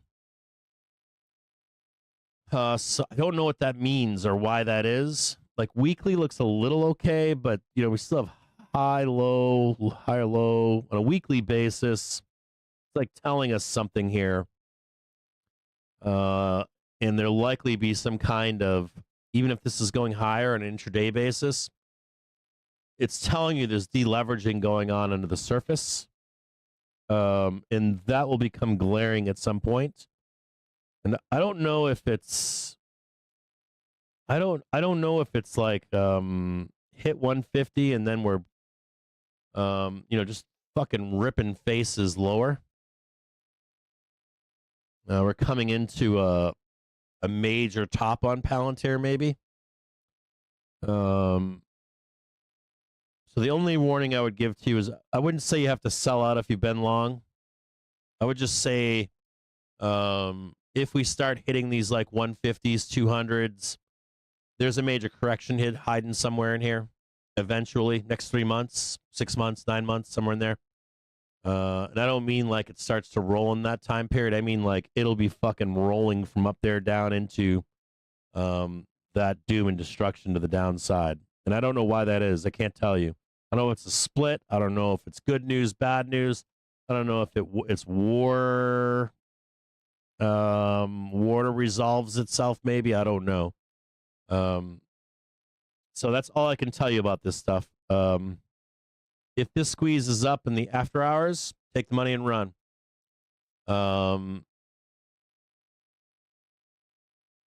We've got, let me see if I can check this in a 4-hour really quick.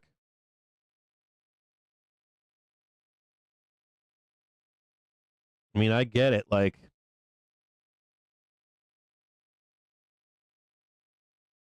here's your new high right there. So you've got,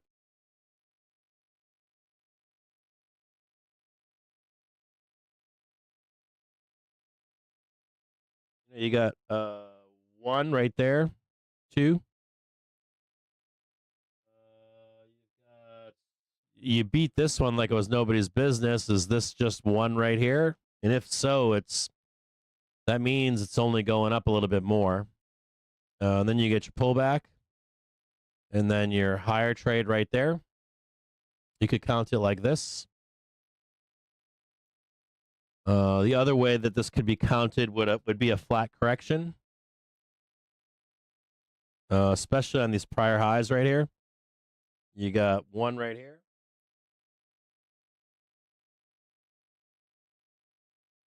You got another 1 right here. And you got another 1 right here.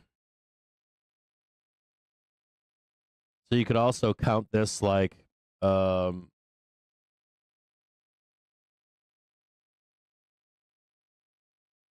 1, 2, 3.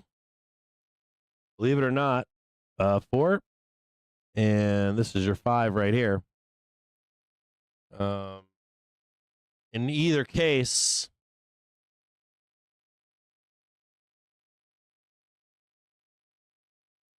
there's a pullback in here. There's a 1, 2, 3. There's a 1, 2, 3. So we're kind of close here, even if it resolves to the upside later. Just be careful on this Palantir bullshit. It's not bullshit. It's just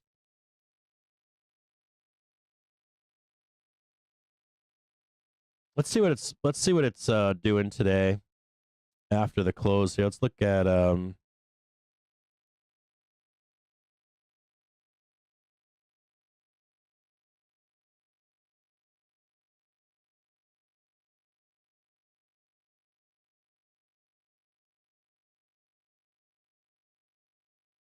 second. Let me look at this.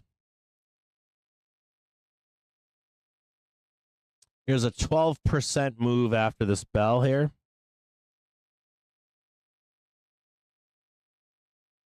Gonna move that over really quick.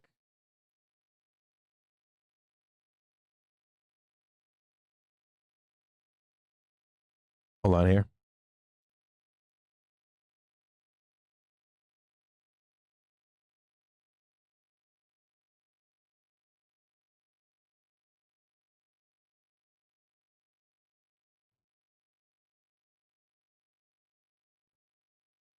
That's roughly 140 and your 150.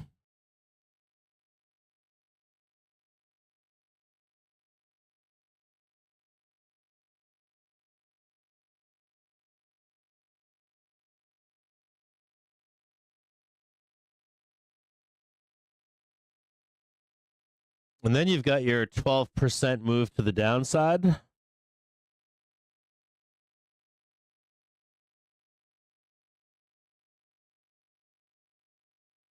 What side of that trade do you want to be on, I guess?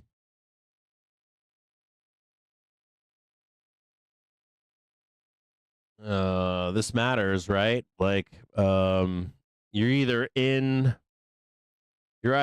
shares and then buy options down here. If you run options up here and they take this before the open tomorrow, you're going to be fucking pissed.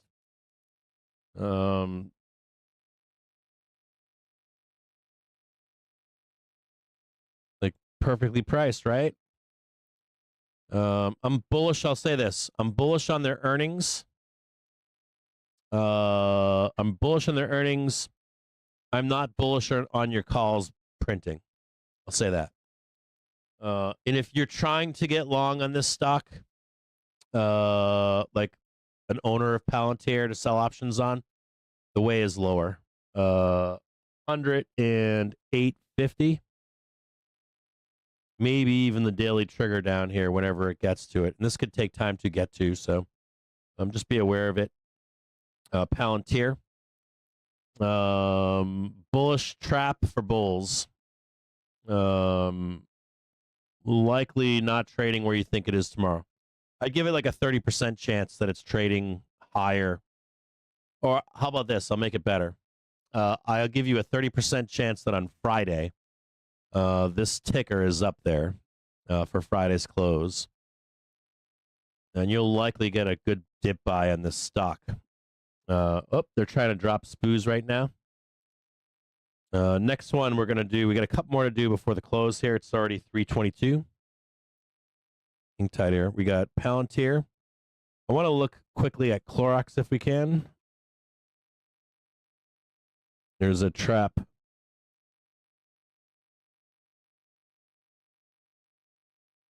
This is the same setup as Tyson Foods, or a similar setup as Tyson Foods. Clorox was, I love this ticker, dude. This ticker is amazing. I learned how to trade spreads on this stock. It doesn't move a lot. It's fairly fucking steady, or it was. There was a time period where it never moved. It just runs sideways. It used to be a really good and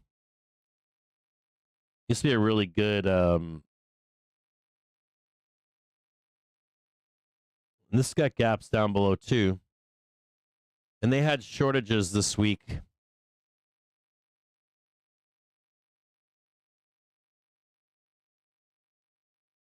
Giant gap to close back here in 2014. They had a giant gap sitting here, still gappy as fuck. But they have a lot of demand down below. Looks like this is like a condor and what do you call it? Heaven over here. Condor and I mean, just look at that gorgeous fucking range right there. Just hasn't fucking moved, has it? It's a gorgeous range. Let's look at Clorox really quick. If you ever like want to learn, like this is the kind of stock that's like just prints like anything that trades like this sideways with options. Headline risk. Beautiful. Introduce Pro. $99 a year for our real-time. Let's look at this on a 30-minute and a daily basis. Says it's bullish. Says bullish on the hourly. It's slipping into bear town on a higher frame. Going to bear town. On a weekly though, it's not good. It's not showing new lows though. Weekly's got a little bit. Daily looks good here. Let's see what its expectation is today. Let me just look really quick.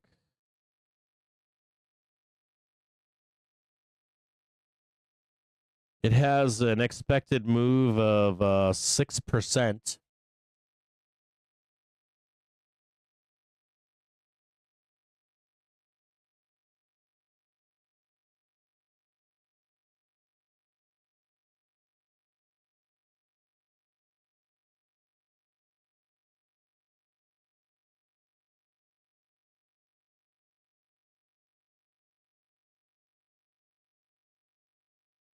Sellers already coming in over here.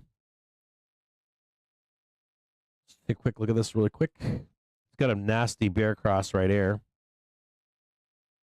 Look at that squeeze though. The upside.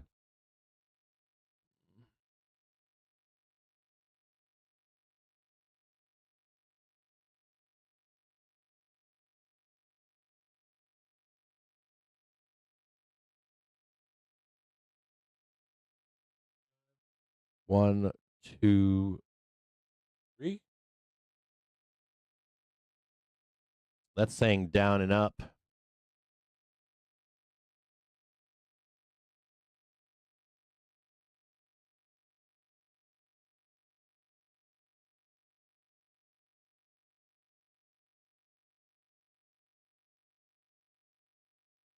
Check that again. Hold on.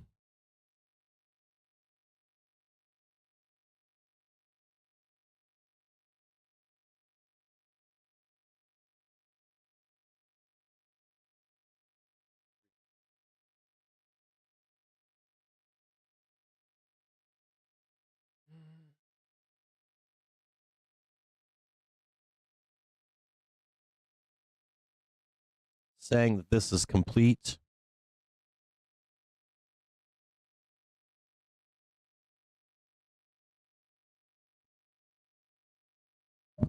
We did fail that high right there. If that's not 1, 2, 3, then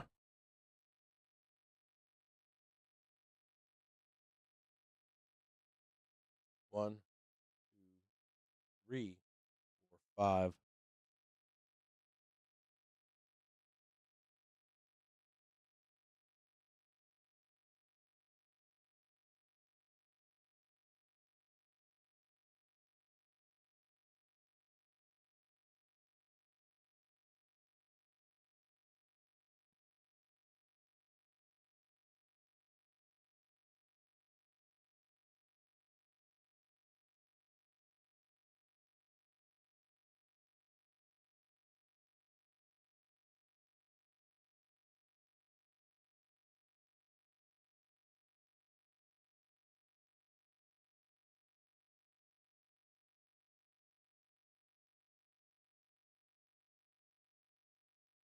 Okay, ready? I gotcha. Clorox. I am bullish on their report. But I think it sells. And then we go right back into this thing here.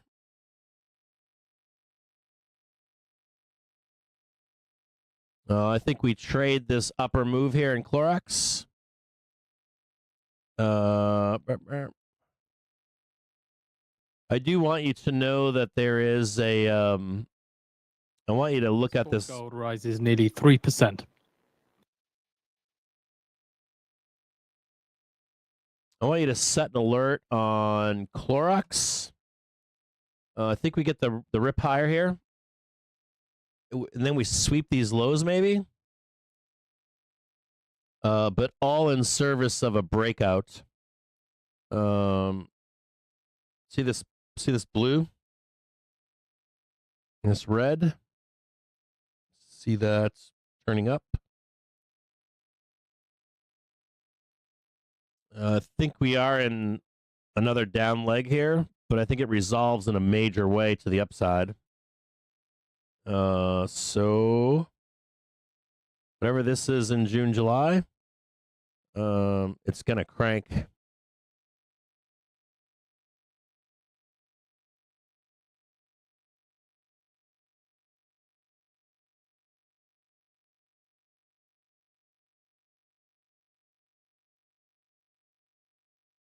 Does that help? Clorox, upside move into the close, should be trading 144.57. Sell the news down below. Set an alert down here at $116. 112.65.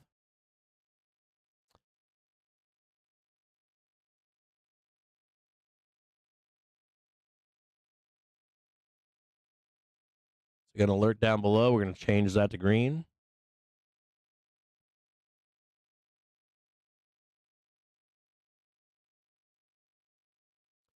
There is a second trade here. I can't see it today, but there is a second trade. If Clorox breaks out of its 6%, I would be willing to revisit this trade, heading much, much higher. And I liked their shortages.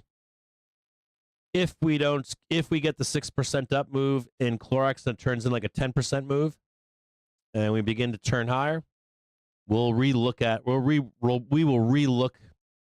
Clorox for a dip buy on a pull down, a knockdown during whatever the weakness we have during the end of month. So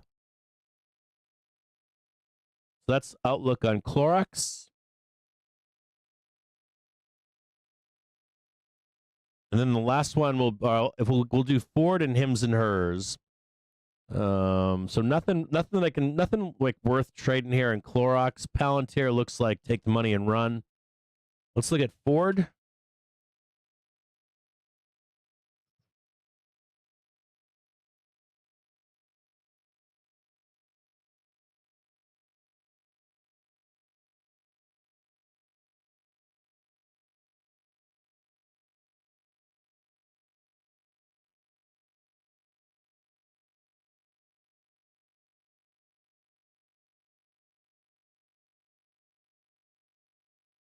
If I had one that turns out better for options traders, probably for tonight's reports, the three I've looked at of four so far. My favorite option trade for for retail traders trying to get long is a dip here into the bell and a big long up here. I actually like this a lot. Just look at this really quick. Yeah, hold on here.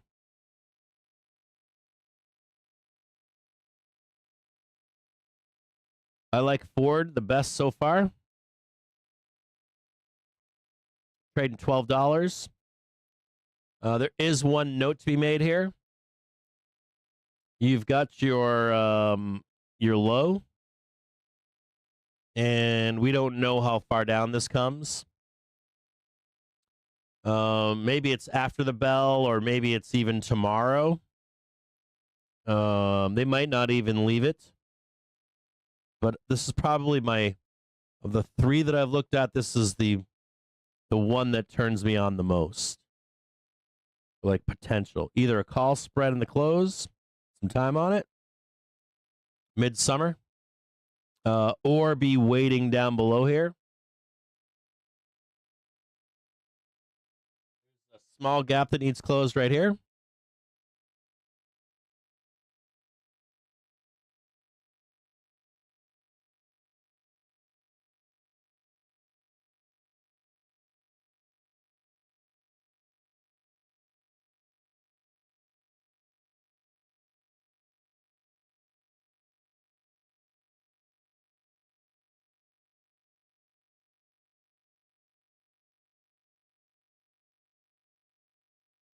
I don't think you go down here, but it's such a kick-ass, like.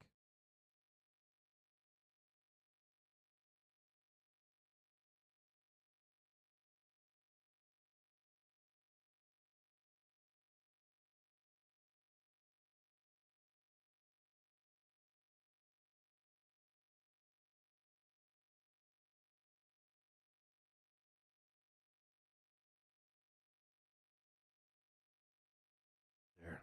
Gotta move that alert higher.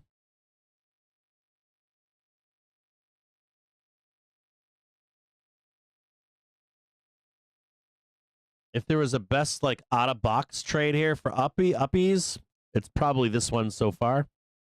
Any kind of like doom into this close. The more doom, the better.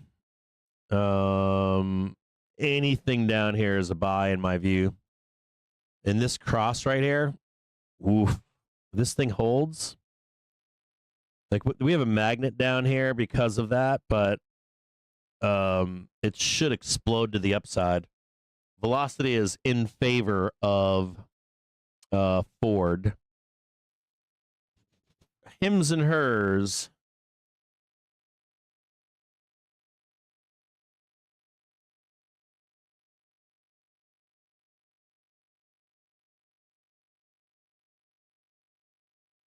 Oh, geez, look at this thing fucking cranking again. Let's look at hims and hers again. You know, and this is a good point right here. This is a great point. So I want to show you this here. So you have the high on hims over here, right? You got the bat wings right here. This is Palantir. And watch how they wicked it. Wicked it straight back down again. Right? So it's that same thing, right? Like just wick it, fucking burn that fucking ticker all the way down. And the better trade was down here. So I'm actually very bullish here on hims and hers. They've already completed the process that Palantir wants to complete. I'm extremely bullish here because of that. They've done their job that Palantir needs to do. I'm bullish on hims and hers as well into the bell. I like the ticker. And I like it to actually trade $50. I'm bullish. I'm bullish even after the report today. And then I want it to come back down to reality over here. I think you're going to hit that $50.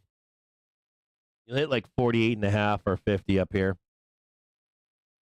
You see how that happened here with fucking with hims and hers versus look at it like you just like get the equal high right here. They ticked it up and then woof, straight back down again. And I think that's the same thing with Palantir. There's like a better trade. So anyways, but now that they've done that, they've proofed it. and they're up here, I want to see him slap that $50 or 48.50, something like that. You will get a pull down over here, but there's some good news in that pull down. That daily trigger should carry you and hold you up here. And now you're trading this zone right here. Congratulations. And then you're going to start fighting for all this noise over here. You know, like a bunch of shit to take out over there and up over here. So bullish on hims and hers on the immediacy end of the day, up and to the right, hims and hers.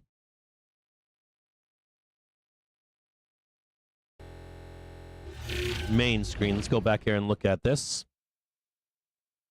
Pinned in right now on SPY, no movement. We have lost. I wasn't paying attention to this. I apologize. We did lose the 1 and 5 minute trigger up here. That's not good. We came up, right? They sucked us right back down. The trade is right here, all the way down. Wham. Kind of bearish on this right now. We did fail to get the new high, I think, did as well, right? So this door opens to the downside.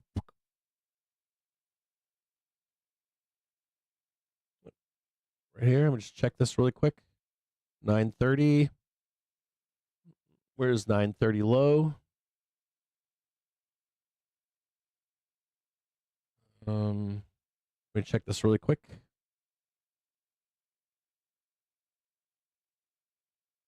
I'm actually not bearish here. I'm bullish, still bullish here.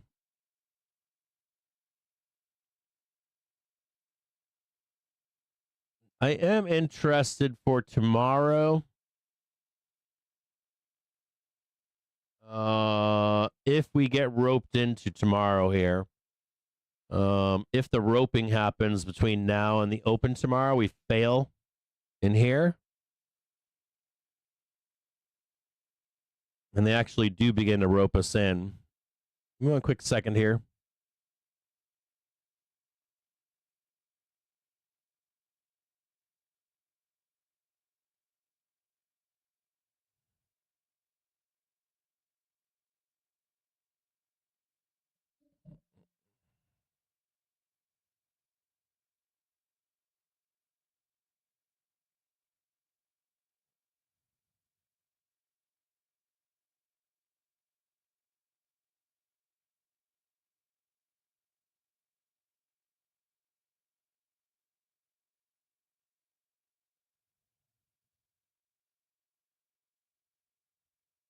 Take 10. I mean, look at this.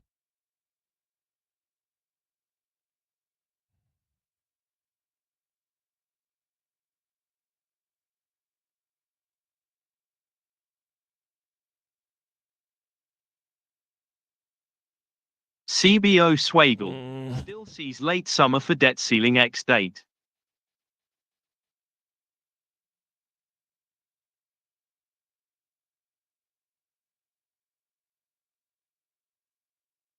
CBO Chief Swagel speaks on television.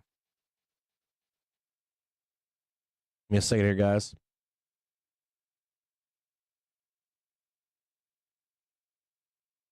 CBO Swagel, U.S. still holds trust of global investors.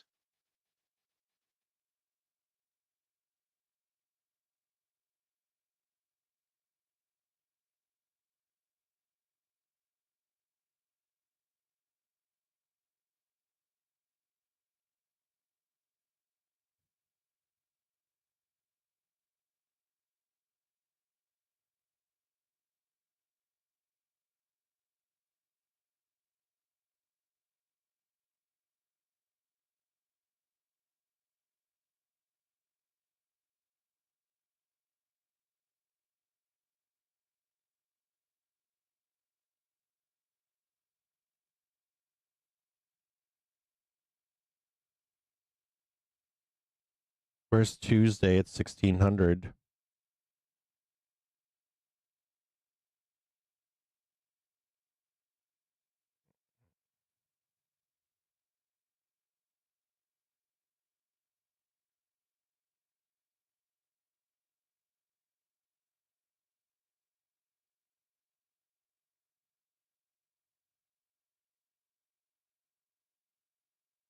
CBO Swagel, U.S. revenues in line with projections.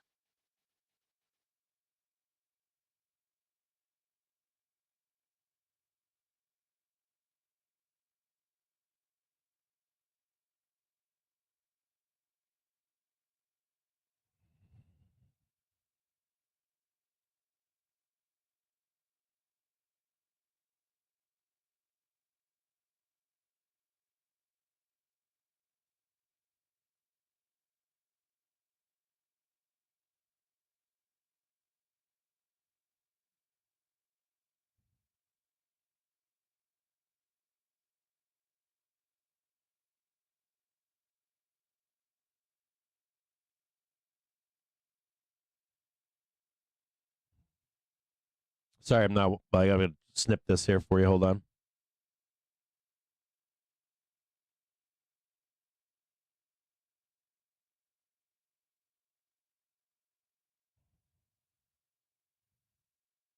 CFTC, staff on leave pending investigation. Swagel, of course, possible ex-date estimate could come forward. CFTC places staff on administrative leave.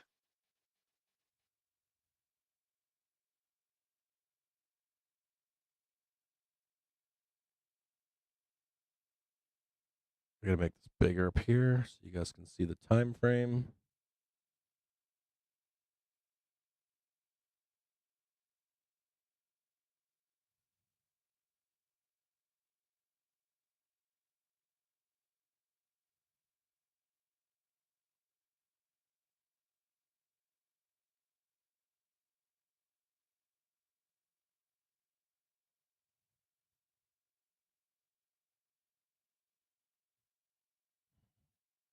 Do you want to stay up to date with the latest and be on the bleeding edge of news for non-farm payrolls?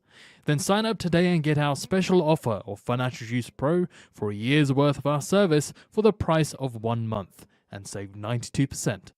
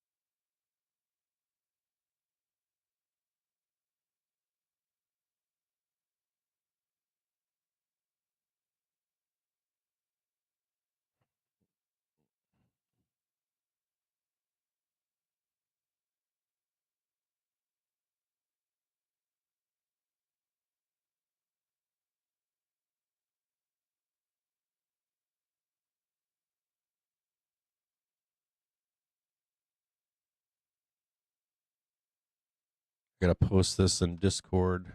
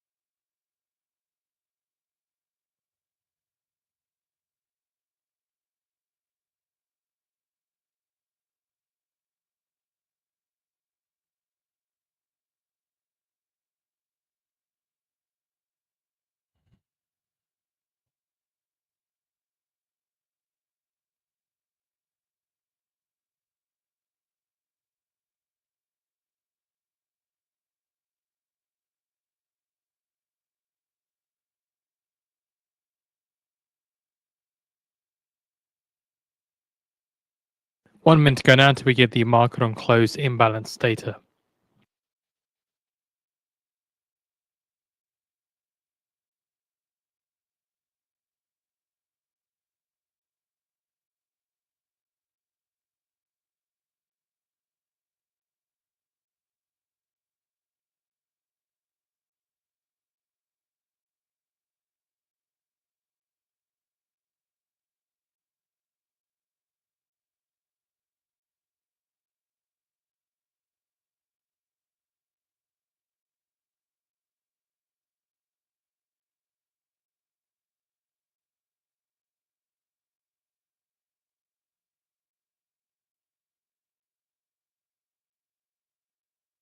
Ten seconds.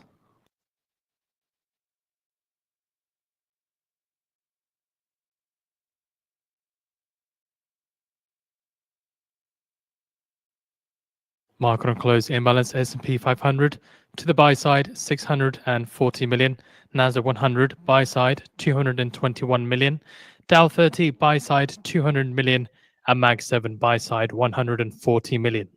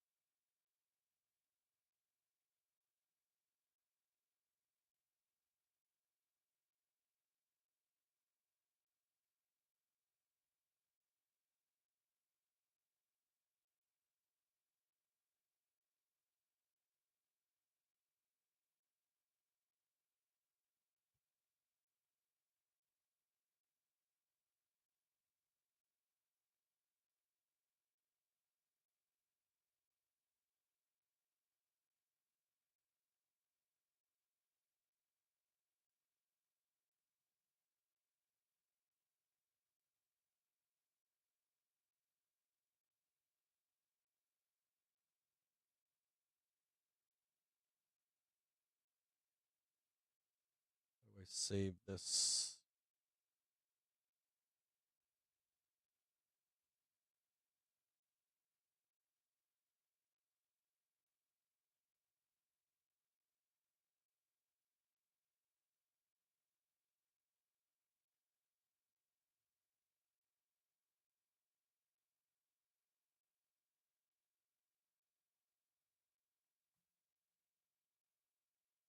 Sorry about this. I got a bunch of stuff to do here.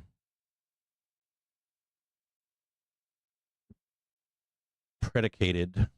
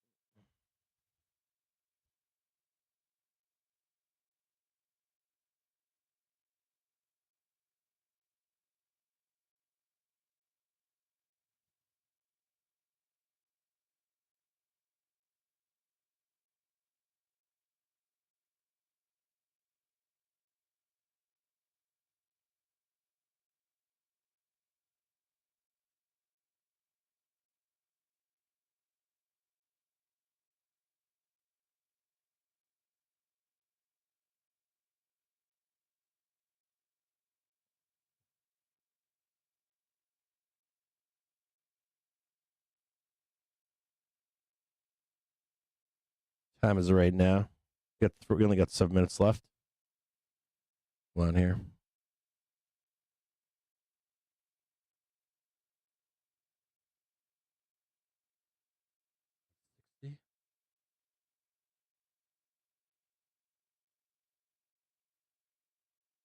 Not yet.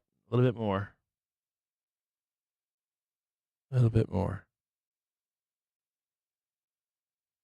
Where are we at here? 563.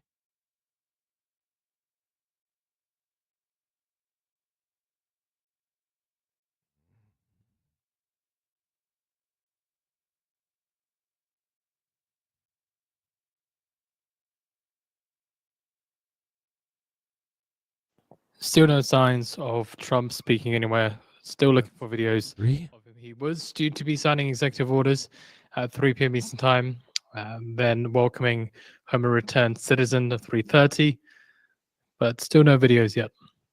563. 570. Hold on here.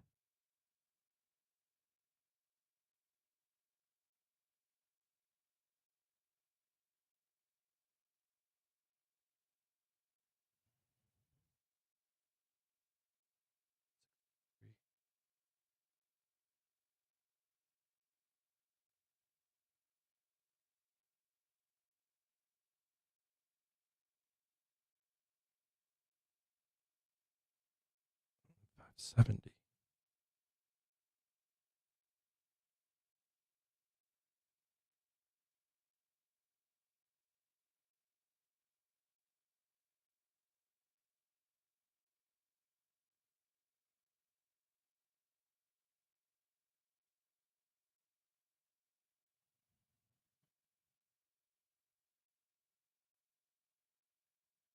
$563, 570s, right?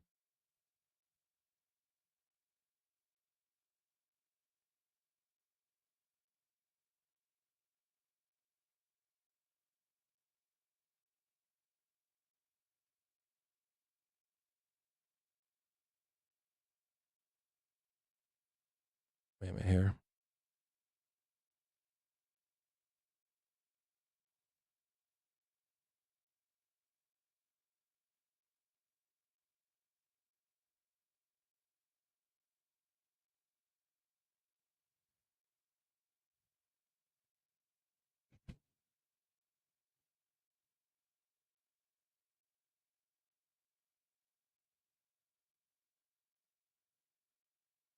$563.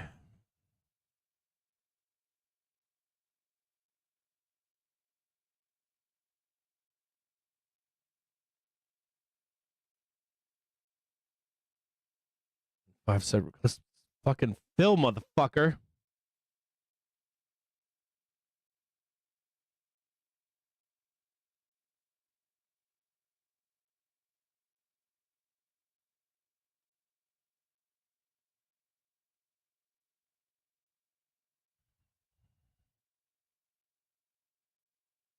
Sorry, I'm trying to get some fills here. Hold on here.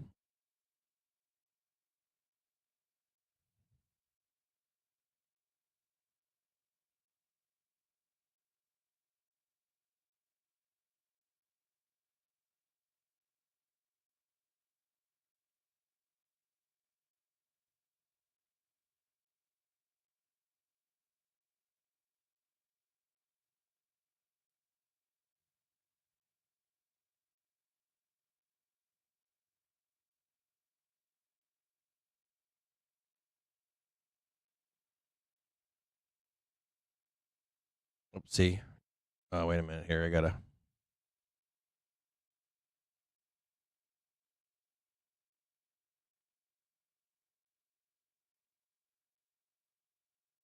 I gotta rewrite that so it doesn't look so stupid.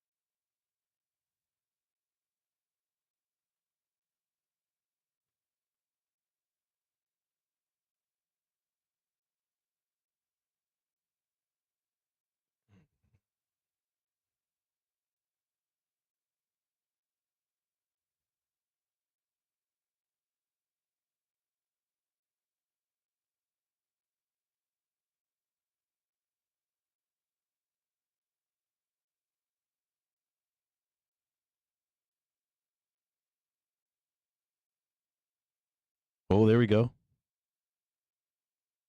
Give me some hope into this close.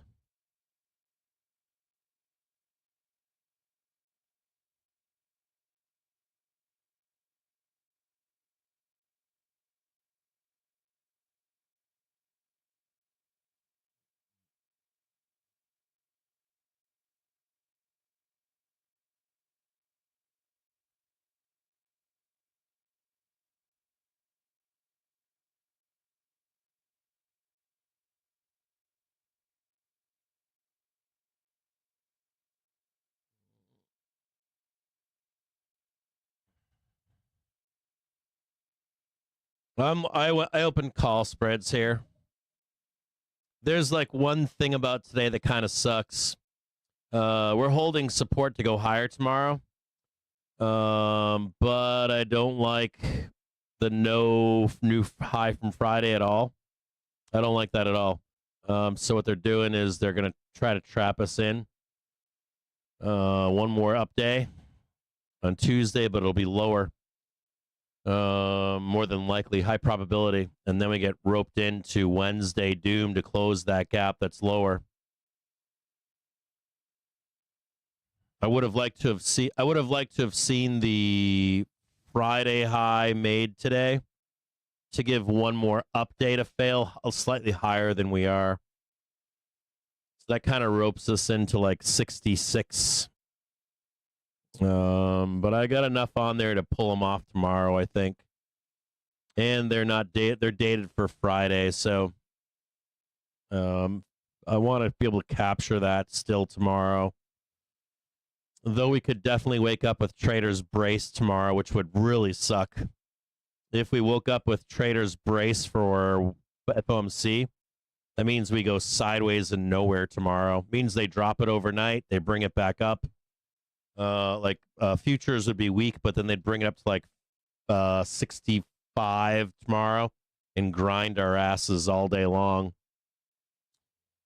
But I am long call spreads here. They're for Friday, just in case we do go higher tomorrow or we get some good reports after the bell. But this is the scumbag FOMC Besant bullshit.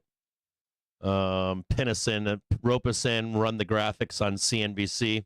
We didn't get the new. I only wanted that high for. I wanted this high here. So that we could do one more day of it. I wanted to see this high today, so that whatever the drop was tomorrow, we could trade this range on Tuesday and capture this for one more upside down failure. Like this, like down and then up. But then we close the gaps on Wednesday. But I wanted to catch that trade, or I wanted to sell this higher, and then capture one more call spread in here. Now it's just going to be rope-a-dope, or it looks not guaranteed, but it looks like rope-a-dope into Wednesday, and then up. So it's what it is. I don't like this at all. I wish we could have sold higher. I wanted to sell this higher. So they're like selling doom on Wednesday with that trade. By not getting higher today, points lower into the actual FOMC.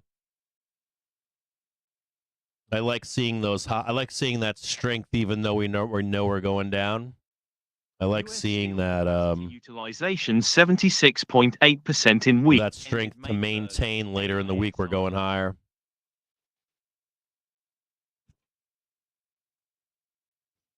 But I have the exposure anyways, so even if we had a doom like knife down on Wednesday, I want to still stay long those calls. I don't want to be left behind on this. And I'm long from right here, just so you know. Right in this green box right here. For Wednesday. I got to get above 66 by Friday. Between now and Friday, I got to get above this right here. I gotta get above. Basically, gotta get above this. Mattel plans to further reduce dependence on products sourced from China. So I'll reevaluate tomorrow and Wednesday. Even if they sell the news on Wednesday and Thursday, and we go higher and squeeze, I'll be fine with that. Seeing earnings of Ford first quarter adjusted EPS of 14 cents compared to the estimated loss per share of 4.3. Check Ford really quick. And Ford blew EBIT. Here's Ford. $1 million compared to the estimated loss of 288.3 million. Model E rev 1.2 billion, missing the estimate of 1.22 billion, and Ford Blue rev $21 billion, a beater in the estimate of $20.08 billion, and Ford first quarter Pro rev $15.2 billion, a beater on the estimate of $14.63 billion. Ford suspends fiscal year forecast due to tariff-related uncertainty. And Ford estimates tariff impact of about $1.5 billion to fiscal year adjusted EBIT. I don't know if they'll let Ford go down. I don't Ford think says that they underlying do. business tracking within prior range, excluding tariff. Like Ford, we'll be lucky if we can get Ford to go down here.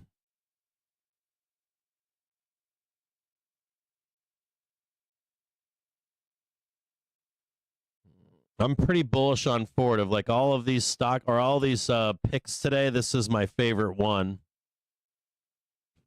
It has the best upside potential out of all of them. And if it drops down, I will buy this ticker.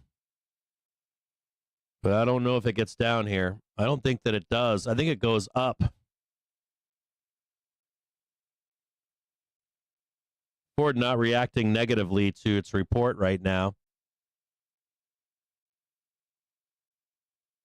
It suspended guidance on uncertainties around tariffs.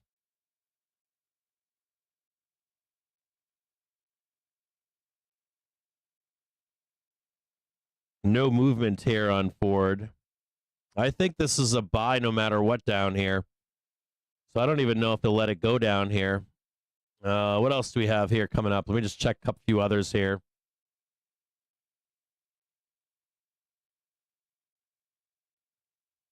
We've got Ford, HIMS. I think I've got HIMS going up.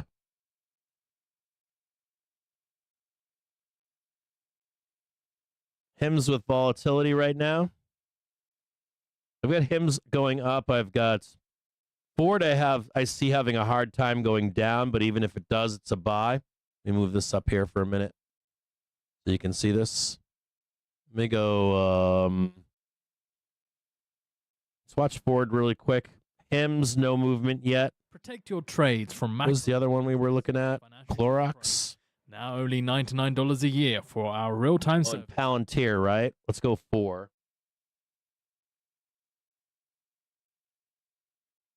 Okay, so we got no negative movement in Ford yet.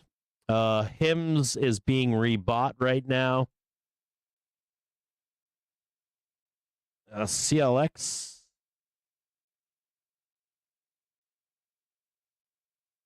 CLX just hit its upside target. Just moments ago, hit 139.66. Now on Clorox, I thought if they hit their 6%, they would sell lower. So we'll see if Clorox sells down. And then Palantir. I prefer the lower buy on Palantir, even if it squeezes higher. And it just hit 130. And it looks like people are selling the news on it right now. Palantir hit a high of 130.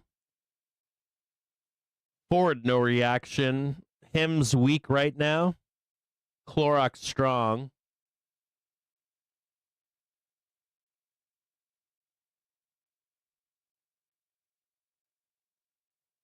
Palantir trading 119.01. going down to close its gap lower. So it had its jerk upside move to 130 bucks, now trading 119.57. I still haven't heard reports from any of these companies other than Ford. Clorox looking bullish as fuck right now, like it wants to fuck around. Hims and Hers. Oh, there goes Ford. Clorox just traded 140 bucks. Ford now making its way lower. No word yet on Hims. Let's go down here and look at the same time. Let me mute my camera really quick here. Look at these. Oh, Clorox. Oh, Clorox with the low. Trading 135 bucks. They pumped.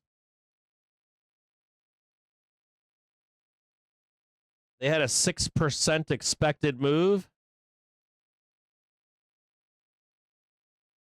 Was it 6 or 2? I thought it was just the 2%. Let me check this one again. Clorox going down to depths of hell, trading 135 right now. Ford now getting a reaction to the downside. What was Clorox's expected move today? 6%. Woof. Well, no, 6% by May 16th. Its move for today was...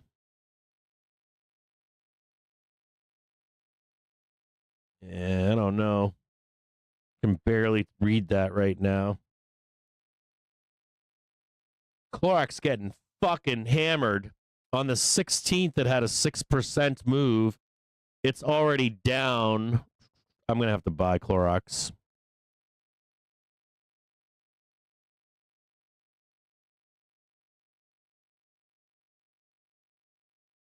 Clorox trading $135.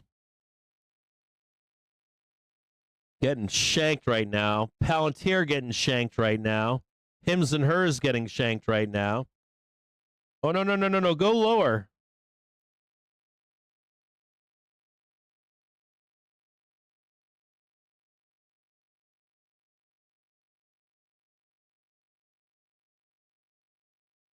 Ford looking weak right now, trading $9.99. A target on Ford is $9.50 on the downside. Trading $10 right now.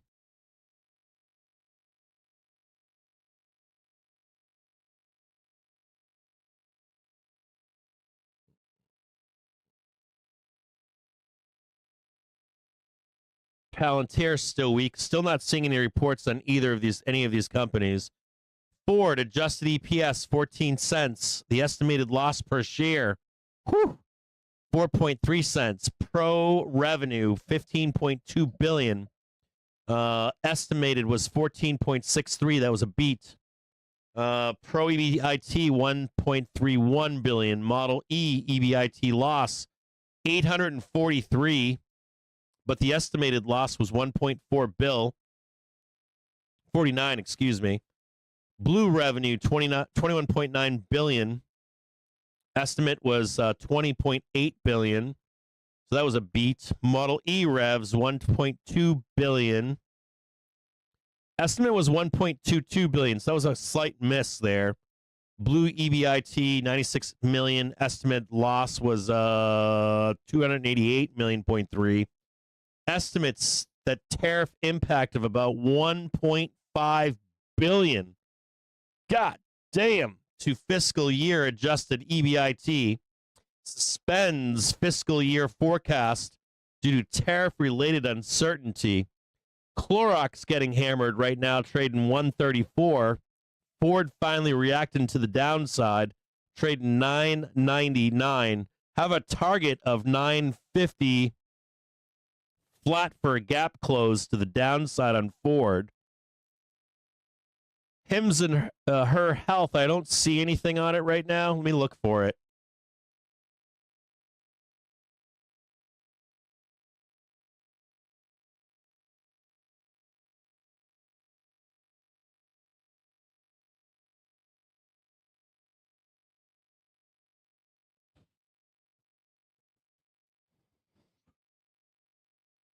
Let's take a look at the market wrap.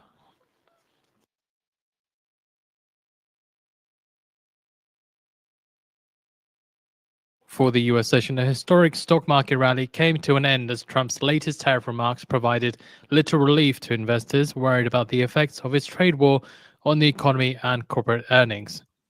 Even data indicating a pickup in growth at US service providers was insufficient to erase equity losses, with the S&P 500 ending its longest rally in nearly 20 years.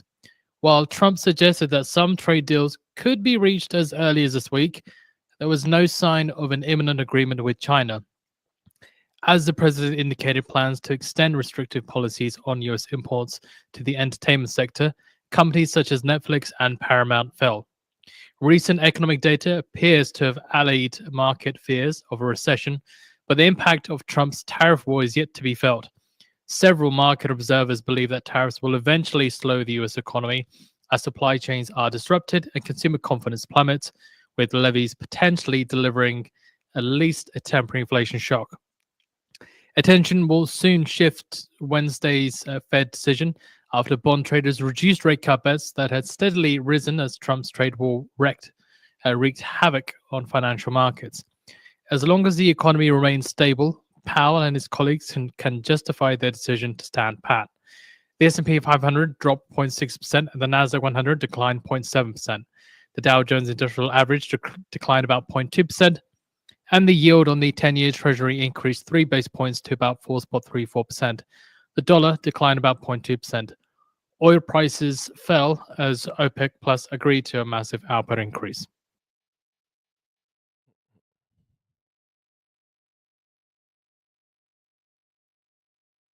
I will buy Ford down here, but I ain't buying it unless they close this down here, this gap. And I want to buy Clorox, but I don't think it's ready yet. Let's look at Clorox really quick. What was the downside target on it? It hit, I thought it hit its upside target. Nope. Its upside target was 144. Clorox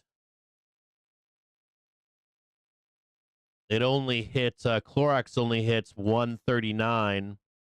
Its downside target is its downside target's 112. It's got a downside target of 122 on Clorox and then 112.65. And it did make a new low on its prior low from April 9th, so I can't touch Clorox yet. No way, no how. Unless maybe their earnings haven't come out yet, possibly. No buy on Ford yet unless it goes lower. I still have the alert down below for Clorox and Ford. Hims I'm not touching. And I haven't seen their report yet. Palantir I haven't seen their report either. Maybe they're later in the day.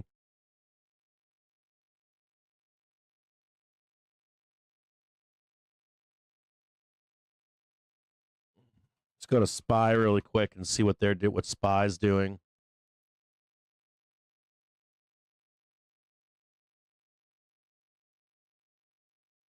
Am I still okay here? Yeah, I'm still okay here. I'm still good. I'm sweating bullets here. You know they're going to try to swing this low in the overnight, try to clean this shit up on SPOOs. Ford, I still want to own. I've bought Ford in the past. I've owned them recently. I got to go back and look. I owned them last year for a minute.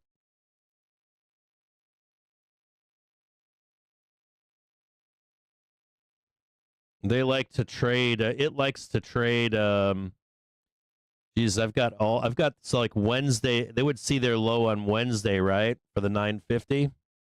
So no trade on Ford. I do have an alert. I have an alert set anyways for it. And then Hims. I don't trade Hims. And I haven't seen a Hims report yet. It could easily go moon. I need to see Ford down here somewhere. In Clorox, I don't know what happens here with Clorox, but I have them trading. If they're not in an up move, they just made a new low here. They just showed that they're going to make a new low. So $112 on deck for me to buy it. Unless maybe there's a report that hasn't come out yet. Palantir, no news on Palantir yet either. All right. Let me see. Let's go back to what time is it right now? It's 4:20. So we're past options market here. I am long on call spreads here for tomorrow. I'm not liking these reports. That shit's scaring the fuck out of me. What scared me today is we didn't get the Friday high today, and that makes me think that we're roped in for tomorrow. We'll likely see some lows in the overnight, and what I really don't like here is this right here. You're going to try to pin us in tomorrow. That's the attempt that's going to be made to try to pin us into Wednesday for Jerome Powell. And you know what that means then, right? That means that they're going to want the print on the gap down here. That means they want this print to front run the doom down here for Wednesday. So they don't care what Jerome's going to say into the weekend. What really sucks about that is they won't unclench this until next week. You won't get that unclenched until we get into the 16th, if that's true. Now we still haven't lost support here, and what I want to draw your attention to is for all this doom, and even this report that just said that we had a bad day. We had an inside day. We did not lose this hit. We had this. We expect this, but we're still high up here. So, though I do agree we go down here, I still believe that we're going down. I want this up still. I still want this up if we can get it. So, we'll see where we wake up tomorrow. My assumption here is that we're going to wake up down with, traders await doom or whatever on Wednesday. Traders brace for FOMC, but then we trade up here into the close. And that's the bullshit, right? And then they front run doom on FOMC. That sucks. I really wanted to see this, and there's a reason I wanted to see this. Because this validates there. This here validates the swing low on FOMC, but then a bigger high way down the road for OPEX. So this is not a good close. This is not what you want to see. If you're looking for like that 575, 580 for FOMC, this does not help it. Let's go look at this really quick.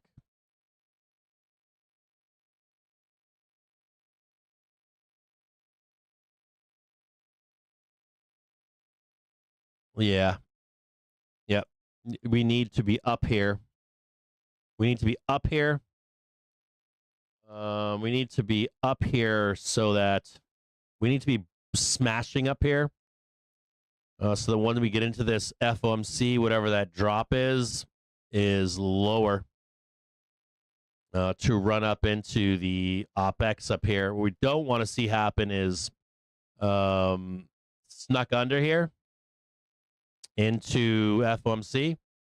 Then you get like, some doom down here, and like the sellers come in into OPEX, expiration, and it gets really fucking messy. So we'll monitor it closely. We haven't lost it yet, but this isn't good. You don't want to see this. You want to see oh, hold on here. Or I wanted to see the push higher here even if it was just to right here. Wanted to see that push higher, get that high from Friday, so that whatever that downside is, it's muted. Seeing this selling into this close and knowing being in positive gamma that this can be used to pound price lower. There's a trap in here for bulls.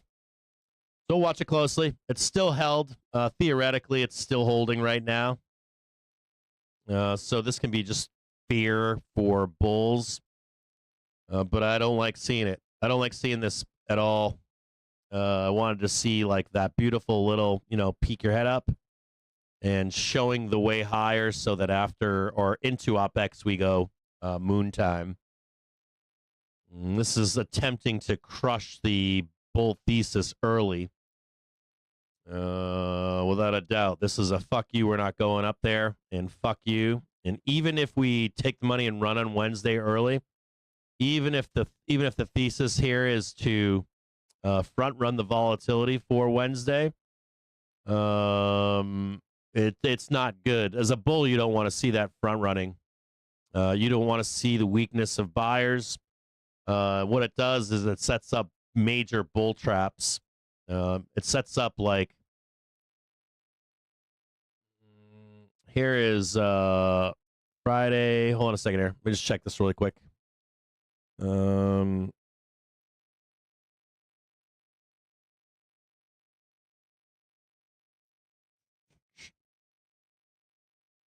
So we've got this is actually not so bad. We got Vixpiration on the 21st, which is over here. Falls after OPEX. But you just see where the danger lies here. Like, here's where the danger is. This is daily trigger, right? If you slip price underneath low enough, there can be an argument made. You can see it right there. Wham. Wham. That was the high. And you suck us down into Vixpiration, or you suck us down into I'm back a little bit. Suck us down into this window of or the OPEX at 560, and then you get Vixpiration. That's not good. No bueno. You can trigger some vicious danger. Vicious, like any of these guys up here. They will panic sell this whole thing in here. So not the price action you want to be seeing at all. Not that price action you want to see. It looks just like this. This is what it looks like. You can see it right there.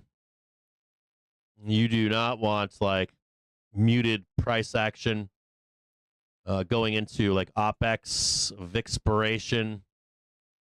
Then we go downtown over there. So we'll watch it. Well, we're not there yet, so that wouldn't get too crazy yet. But it does beg the question. No demand or unwind action in cash market. We need that unwind action to continue. At least tomorrow. I want to see more of this. I don't want to see any of this like weak ass week into. I don't like I gotta be honest with you, like the must hold. That's like real deal shit.